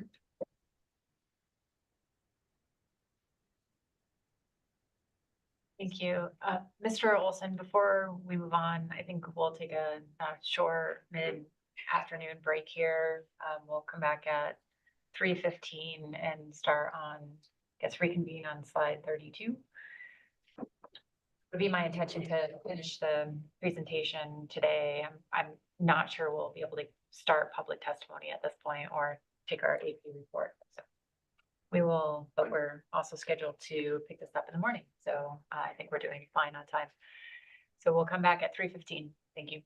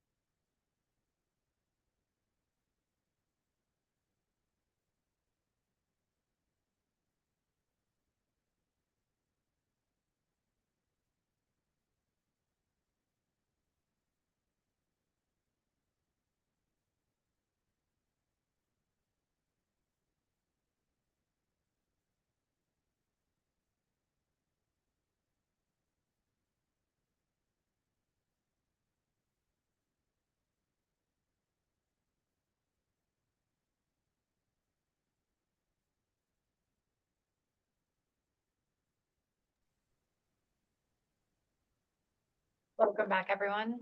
We are continuing our presentation on C2. We are on slide 32 and we have Mr. Olson. Us.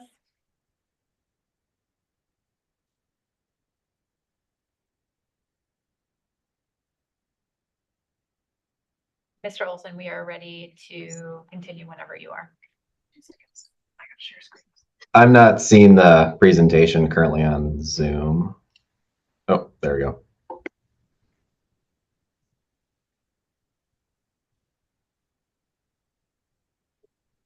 Perfect. Okay. So moving on to element 5, which is reviewing careful release requirements for sablefish and gear modifications. As part of this action to allow voluntary release of sablefish, the Council recommends, in conjunction with industry, careful release requirements for the sablefish, IFQ, and CDQ fisheries. Existing regulations were reviewed on careful release for halibut and sablefish available in the IPHC, federal, and state regulations for consideration on what currently exists and how to integrate and adapt for sablefish under this action. In developing a careful release requirement, there are a number of items to consider, which include what are the existing regulations for hook and line and pot gear, ensuring observers have access to fish to collect necessary biological information such as length and weight prior to release, as this informs not only the stock assessment, but what an appropriate SDA is for in-season management. Sablefish be released immediately with a minimum of injury to reduce potential discard mortality. And lastly, careful release requirement regulations need to be enforceable and have industry input.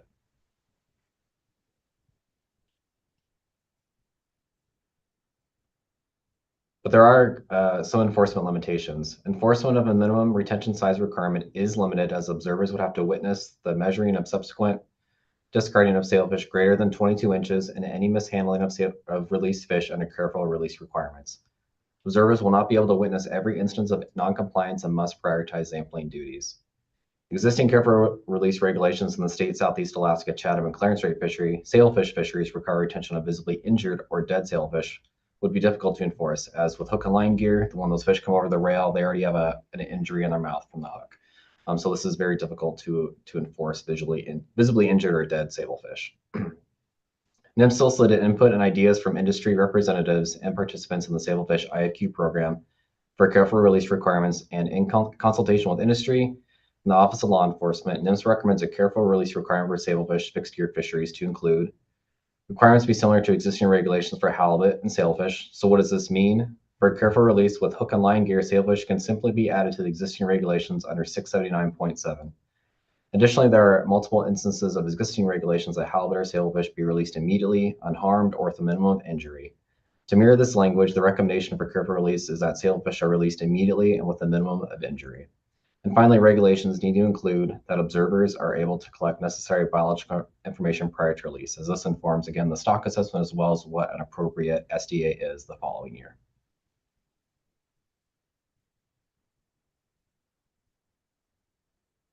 Also under element 5, the Council requested a review of gear modification options to improve size selectivity.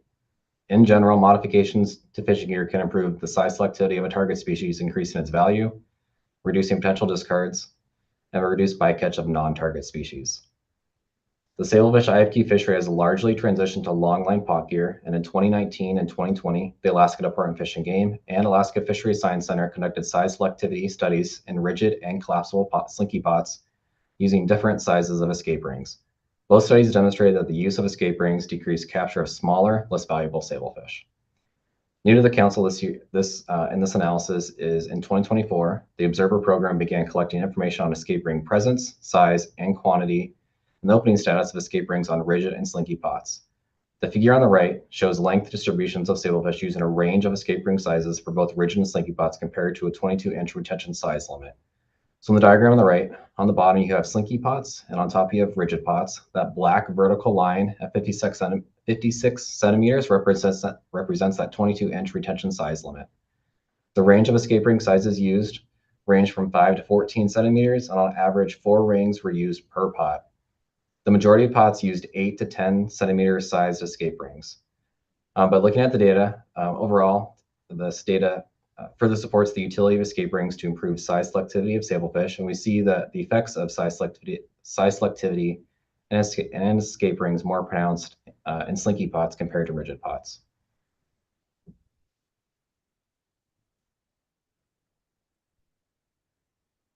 Gear modification requirements for sablefish exist both in the British Columbia, Canada, and Southeast Alaska pot fisheries. For each of these fisheries require a 3.5 inch or 8.9 centimeter escape ring. No requirements exist for hook and line gear such as hook size and shape or escape rings in the IFQ fishery, but modifications are voluntarily used.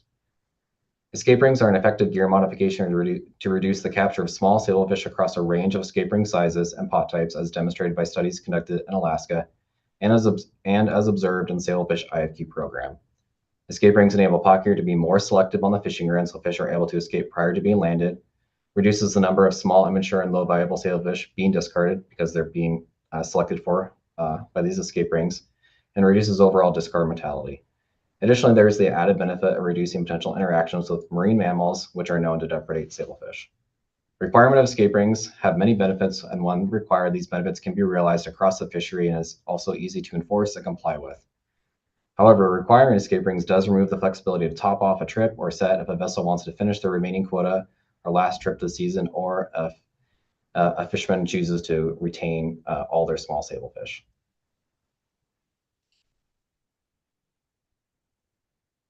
So this last slide here is a summary of NMFS recommendations.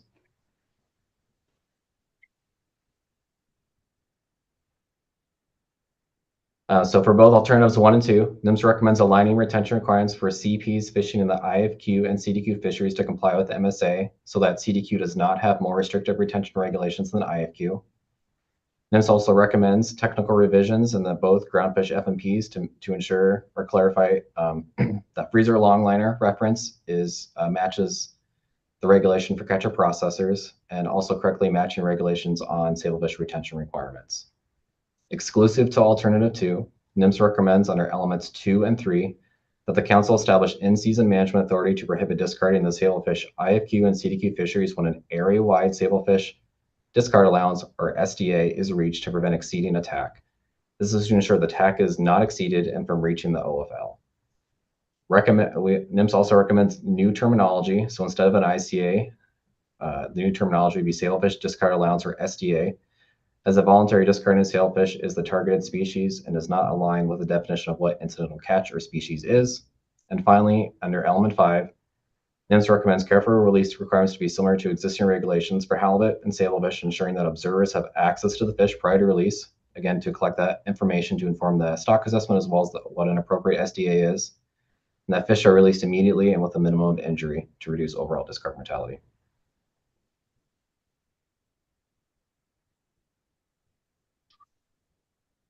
Mr. Olson, question? Mr. Dwight. Thanks, Madam Chair. Thanks, Mr. Olson. So when NMFS is not recommending escape rings, or an escape ring requirement, and I just want to make sure that I understand the motivation for that. It looks to me like that when NMFS thinks about the potential impacts that you listed, those 3 impacts you listed on the previous slide, that they're all essentially incentives, but will be viewed by harvesters as incentives to use escape rings, but also to keep modifying escape rings to improve their effectiveness. And NMFS at this point doesn't think it's wise to include a regulatory requirement that might actually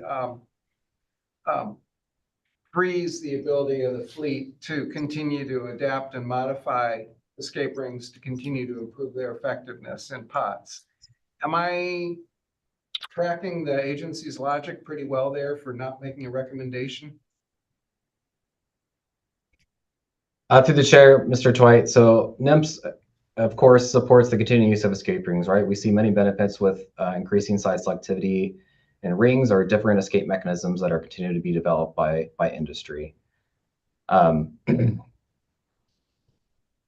there's obviously there's benefits in doing that, but that's for a council. This is part of that question is for the council to decide if they want to require escape rings or not. Escape rings have some specific language, like the shape, There could be language, I mean, other fisheries that have escape mechanisms or rings or vents, they specify either a diameter or a perimeter, but don't necessarily specify like the material used to provide that additional flexibility if there's continued innovation to be used. So that's really a decision point for the council, and NIMS continues to support the use of escape rings. Thanks.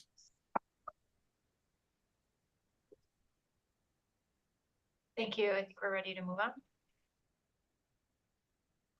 Okay, this is John McCracken. I'll be walking us through Chapter 3 and Chapter 6. The Chapter 3 is description of the fishery, and the Chapter 6 is the SIA and the RAR. So hopefully this will go fast. It's pretty much the same size you saw in June of last year.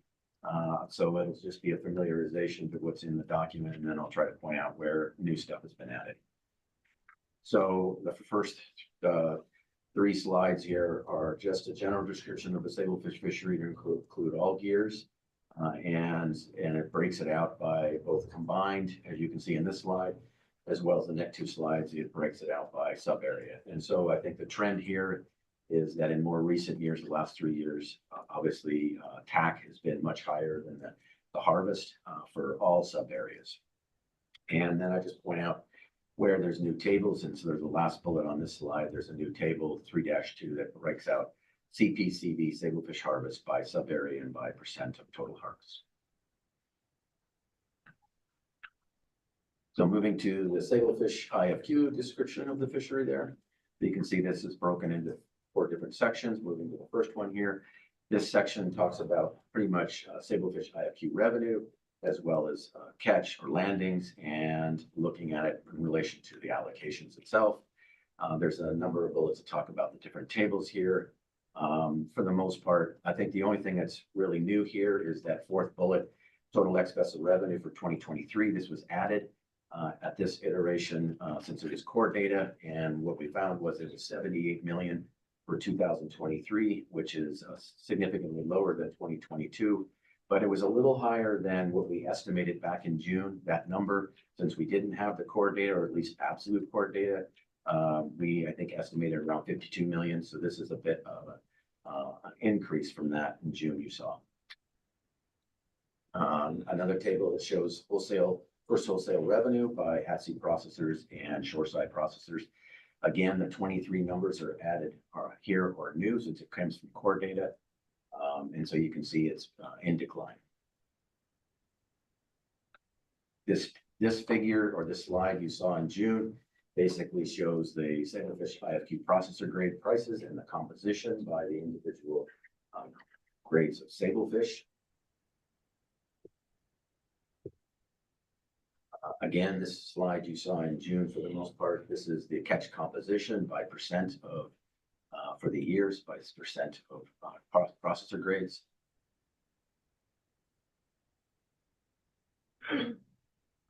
This slide points to a new table that was added in the CDQ section of the description of the fisheries. Table 3-26 on page 67 provides annual sablefish CDQ, fixed gear allocations, vessel counts, landings, as well as landings as a percent of annual fixed gear allocations from 13 to 23. What we find is in the AI, the percent of CDQ landings relative to allocations range from 3% being the low in 2016 to a high of 80% in 2013. Another interesting trend we see in this is that CVs were the primary harvester of CDQ and the Aleutian Islands and from 13 to 17, but that flipped to CPs after that. In the Bering Sea, the percent of harvest ranged from 26% in 15 to 100% in 2021. And in this sub area, CVs were the primary harvester.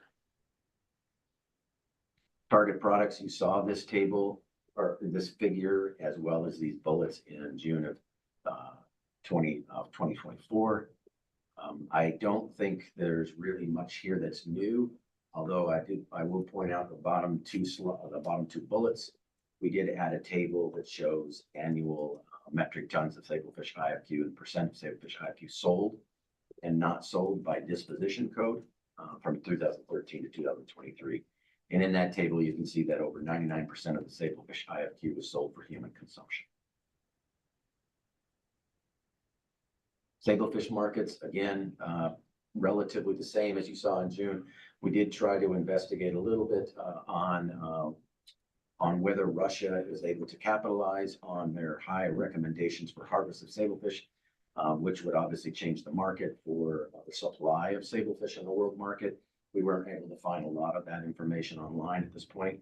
We did get some indications that preliminary numbers for 2024 ex-vessel prices were going to be a little bit lower than 2023.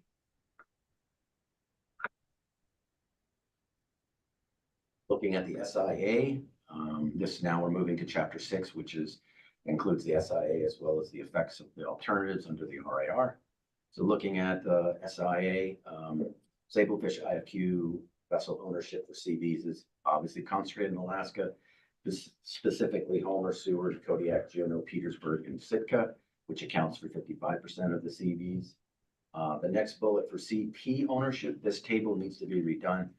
It's not narrow enough for what we were looking at. It's basically, it's a list of all the CPs that are involved in the sablefish fishery. But I think it's the way we look at it, it's not granular enough. And so we need to redo this one. From the perspective of Sablefish IFQ gross ex-vessel revenue by ownership address, Petersburg and Sitka had the largest revenue.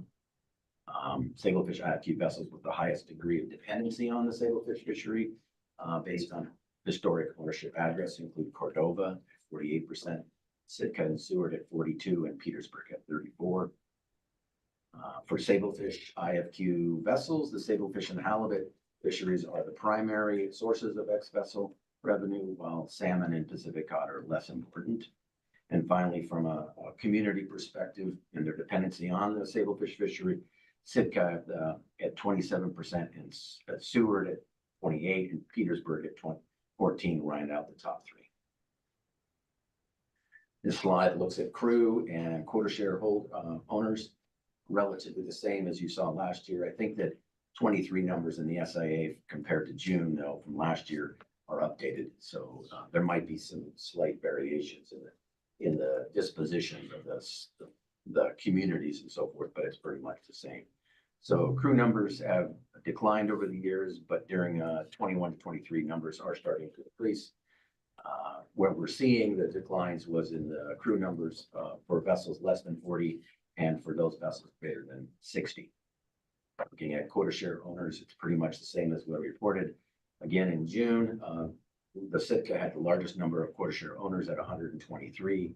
Other communities with large numbers included Petersburg at 59, Kodiak at 68, and Seward at 57.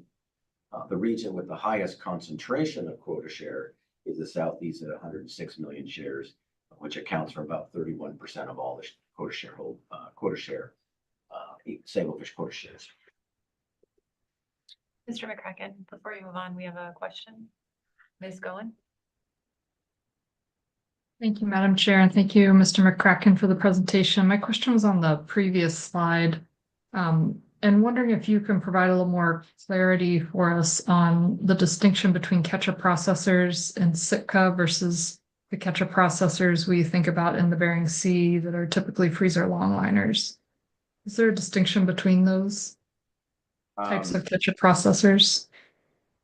So through the chair, Ms. Goen, yes, there is. And this is was brought up at the AP. And I think that it highlights this table, that the table needs to be reformatted because it's not narrow enough. And so I think that freezer longliners obviously make up a portion of the sablefish quota shareholders, and they're all pretty much based in the Washington, Oregon area. And I think that the catcher processors that would be based in Sitka, which I think there's a very few, is on a much smaller scale.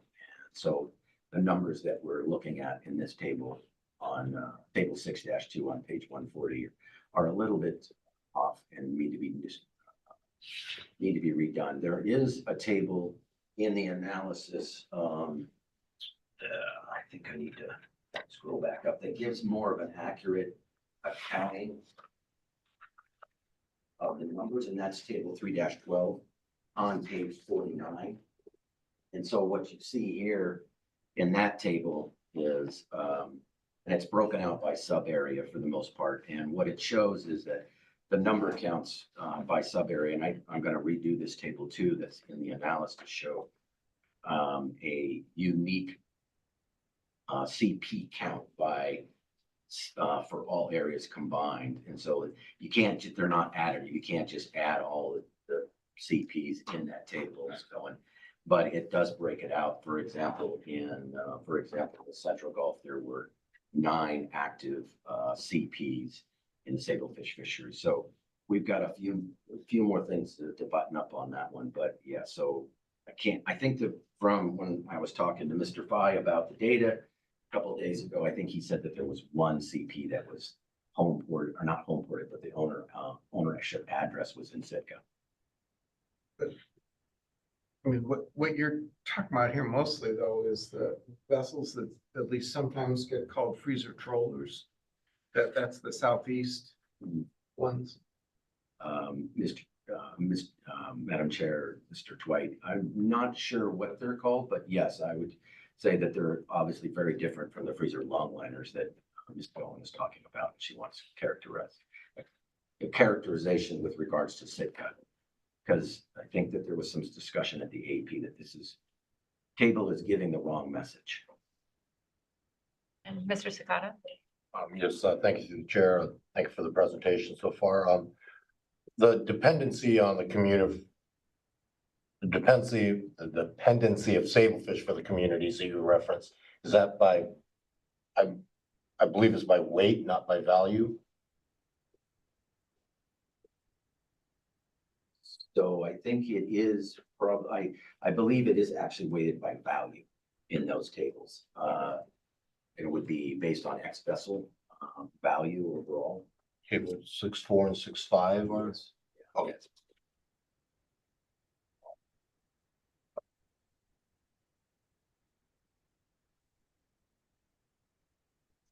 That's how we don't do it by the weight, we do it by the value of the fishery itself relative to all the other fisheries, for example, groundfish or crab or salmon or something to that effect. At some point, we weight all those the sablefish against everything to determine the dependency of those communities, for example, on the sablefish fishery itself, IFQ fishery. Okay, I'll take a re-look at that. I thought I saw somewhere there was a percentage of IFQ or something. Thank you.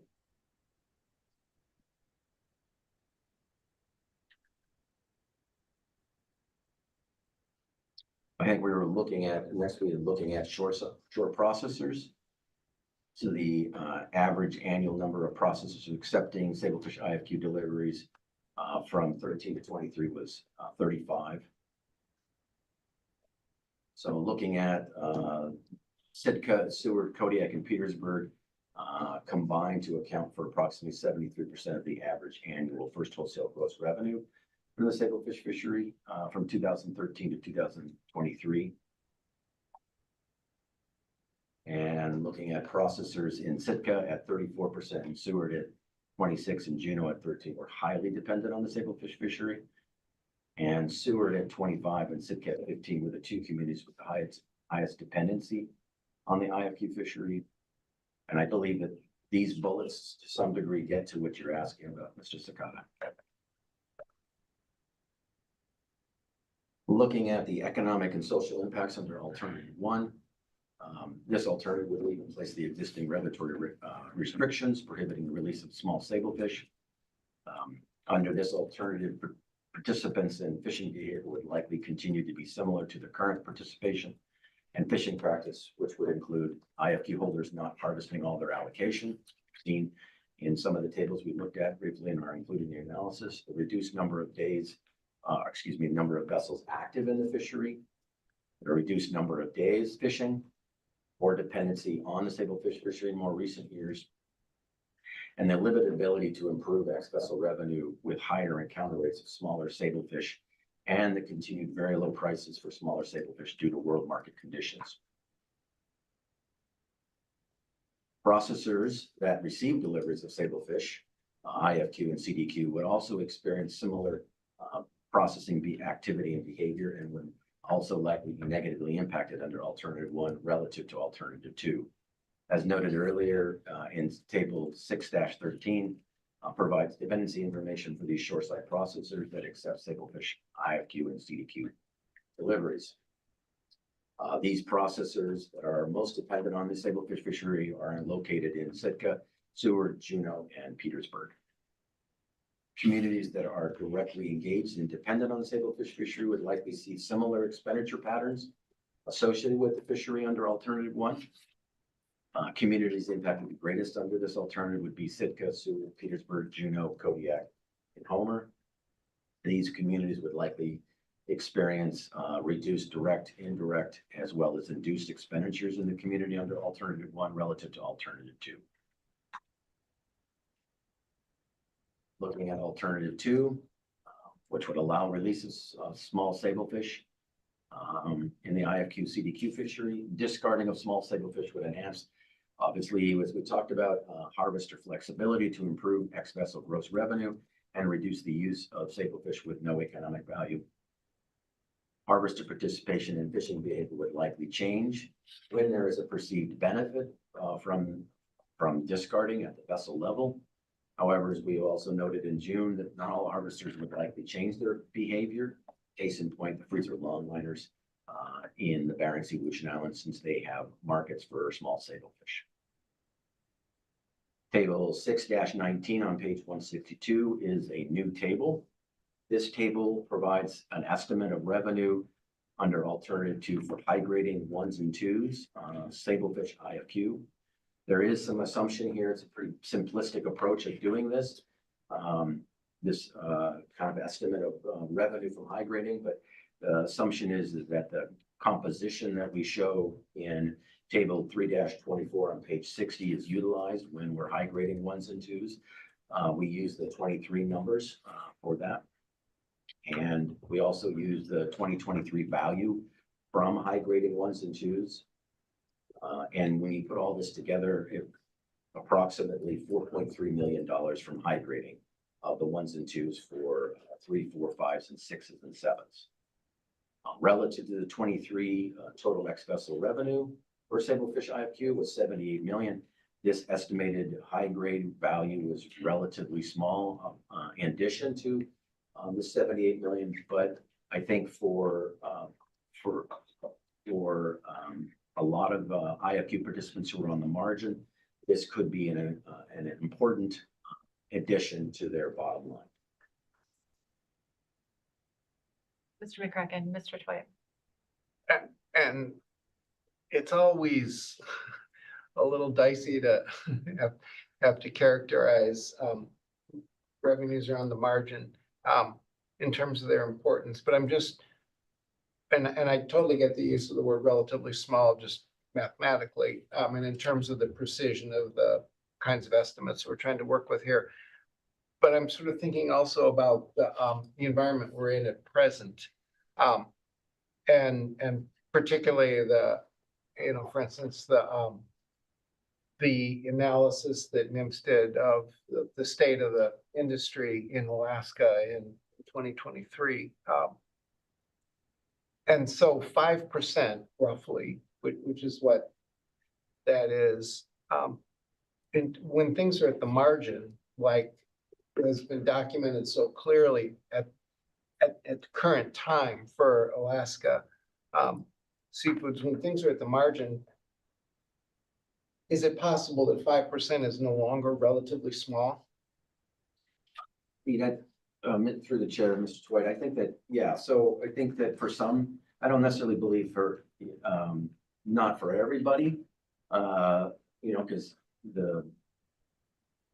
everybody's portfolio, what they're fishing for and how much their revenues are going to be very unique to those vessels. But I have a feeling in that some of the individuals that are just squeaking by and obviously not being able to discard 1s and 2s, and now being able to to discard those species and getting a little bit, being able to high grade and showing that there is the potential for a revenue increase from high grading. I think that it will be important for some of those vessels that are literally right on the margins of being able to make their payments, being able to bring food home for the most part. And so I think it highlights, you're right, it is 5%. It is a very simplistic approach at trying to estimate this. But it kind of is, I think it does kind of indicate that it could be important tool in each of the vessels' back pocket as a way to try to improve their bottom line, to be able to make it the next year and make it to the next year, and eventually, hopefully, things will improve to where they can continue to fish. So I think that's kind of what I was trying to convey there, that it could be really important for some IFQ participants. Thank you.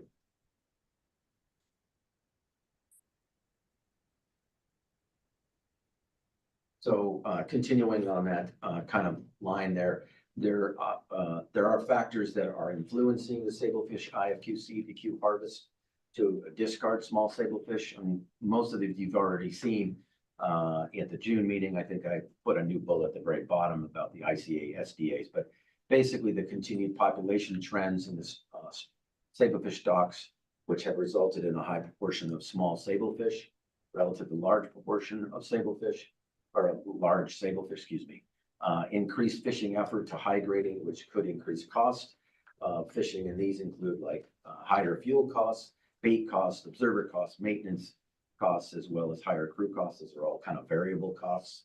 The continued low prices of small sablefish in the world market, the relative percentage of sablefish IFQ that can be high graded under alternative twos, since it's only ones and twos and doesn't necessarily include threes or fours, for example, and the use of the SDAs to account for the discards. Collectively, these factors could make it difficult for some harvesters to be able to increase their ex-vessel revenue from high grading of smaller sablefish, but as we've indicated in the previous slide, there is some potential for increasing your revenue, and this could be, again, very important for those vessels that are on the margins. From the processor's perspective, they receive deliveries of sablefish IFQ would likely face similar challenges in benefiting under alternative two, but I think that there's still potential revenue opportunities there. The continued downward pressure on sablefish prices for all grades of sablefish, combined with the relative small percentages of sablefish that can be high graded, could result in less revenue than expected under gross first wholesale revenue. But nevertheless, I think that there's still some opportunity there. Communities that are obviously engaged and dependent on sablefish fishery would depend on the cess of harvesters and the processors utilizing alternative two to improve their ex-vessel and first wholesale revenue, which would likely increase expenditures in the communities via direct, indirect, and induced. Communities that would most likely benefit under alternative two would be Sitka, Seward, Petersburg, Juneau, Kodiak, and Homer. Madam Chair, that's the end of my slide, so that's it to Sarah. Mr. McCracken? Okay, just wanted to make sure there weren't any questions. Back to Mrs. Sarah Cleaver, council staff. We are just about done here. Before I move forward with the decision point slides, which are the conclusion slides, I wanted to follow up on a question that Ms. Baker had about the age and size conversion table that we have in Appendix 1. The information that I got, so the growth parameters that are used are values from the 2022 Sablefish Stock Assessment, but those were developed using data that goes back to 1996 through 2019. The formula that's used to convert from fork length to total length was estimated using data that was collected during the 2021 longline survey. And I do believe that we have data from the 2023 longline survey to update that, but it has not, they don't update growth or provide that information every year through the Science Center, so we could update that if needed. But that has not been incorporated into this version of that table. So I just wanted to provide you that information.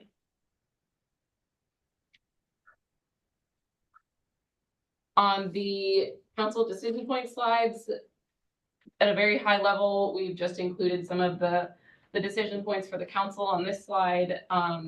This is no new information. This is just going back to show you the options in front of you for retention requirements for catcher processors and catcher vessels under this action. And then the following slide just pulls out the decision points from the council's previous motion on this action, looking at ICAs, which we're now referring to as SDAs, Sablefish discard allowances, whether they should be combined or separate for the purposes of in-season management, combined or separate for CPs and CVs, whether or not the council would like to include a review in its motion, and whether or not the council would like to include careful release requirements or gear modifications in its motion. Lastly, I just want to thank, there's a long list of people that provided input on this analysis, both agency and industry members. So that list is at the end of our document. And thank you to everyone who contributed to this. I think we also have an enforcement committee report as the last piece of our staff presentation. I believe that we have Ms. Taylor Holman online to provide that. Thank you. Yes, thank you, Sarah. So for the record, Taylor Holman, council staff, can everyone hear me okay? Yes, we can. Okay, wonderful. I'll just give a brief oral and written report on enforcement committee's discussions regarding agenda item C2. The full committee report is available on the e-agenda, but just for a quick overview. So the committee had comments or recommendations on the following specific issues. So first, the committee noted that the committee had previously met on this topic in January of 2021. At that time, they put forward a recommendation that if the council opted to allow for release of sablefish, that allowing release of any size sablefish would be the most enforceable option. This would require no enforcement for discards apart from non-compliance with careful release requirements.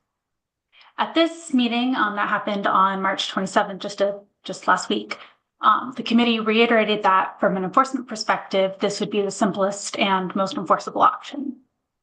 The committee also noted that if small sablefish were allowed to be released, that enforcing a legal discard of greater than or equal to 22-inch sablefish would likely require changes in training of observers, as well as EM data reviewers to evaluate potential discard violations. So at the meeting, the committee also discussed different options for regulatory language regarding retention or discard requirements. So the state of Alaska regs at 5 AEC 28.170F mandate that a vessel retain any visibly injured or dead sablefish. Based on their experience, Alaska wildlife troopers provided input that this is essentially unenforceable unless an observer is aboard a vessel at the time of harvest. Furthermore, the language visibly injured was noted as problematic to enforce due to the requirement of physical examination of fish, the subjectivity of different examiners, and the lack of a scientifically and methodologically developed injury or viability key. So due to these enforcement concerns with the state of Alaska regulation, mirroring that regulation was not something the committee would recommend. The committee did recommend that the regulatory language for this action more closely align with the halibut regulation language, which mandates that discards be released immediately and with minimum of injury. The last thing the committee discussed was escape rings. So they noted that mandating escape rings or other gear modifications or restrictions is easily enforceable. Gear restrictions can easily be inspected and measured both at sea and dockside. So with that, I will take any questions about the enforcement committee's notes. Thank you, Ms. Holman. And I'll ask Mr. Williams if he has anything to add as chair of the enforcement committee. Thank you, Madam Chair. No, that was a good summary of our discussions. I think that the enforcement committee they struggled some with the fact that in the places in Alaska where the sablefish are already allowed to be released, the input from the Alaska troopers was that it was very difficult to enforce. I think that was kind of a challenge as we tried to figure out how to best do that. But overall, I would say that Taylor did a nice job of describing our discussions. I think I saw Alex Perry his name on the list here too. He may have some input that he would like to add. Thank you. Thank you, Mr. Williams. Thank you for the opportunity. For the record, this is Alex Perry. I don't really have much to add to the conversation. I again think that Taylor did a great job of putting forward the committee minutes, but I'm available if there are questions. Thank you, Mr. Perry. I'll see if there are any questions on the enforcement committee report.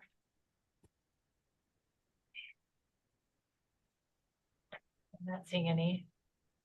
Any other additional questions on the staff presentation at this point? I think staff will be with us in the morning as well. Ms. Kimball.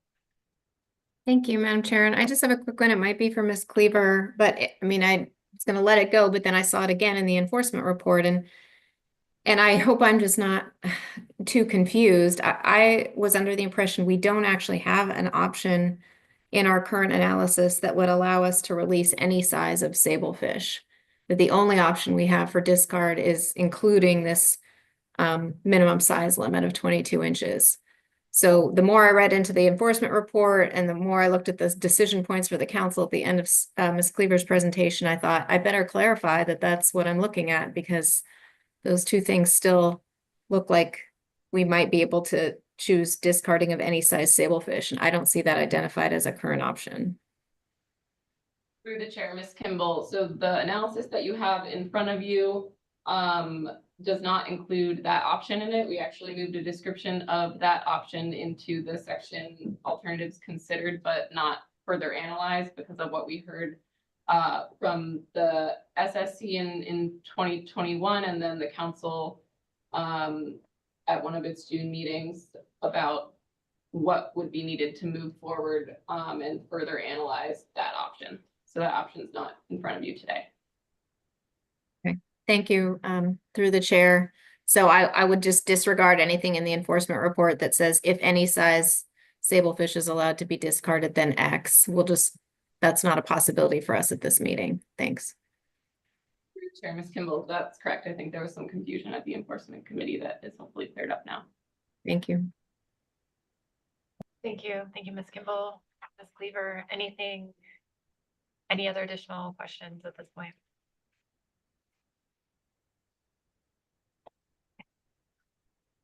Okay, with that, we'll break for the day. We'll come back at 8 a.m. and take our AP report on C2. Following our AP report, we'll take public testimony. So any members of the public wishing to testify in C2, please do follow the discussion in the morning and sign up before the end of the AP report. Thank you. We'll see you at 8 a.m.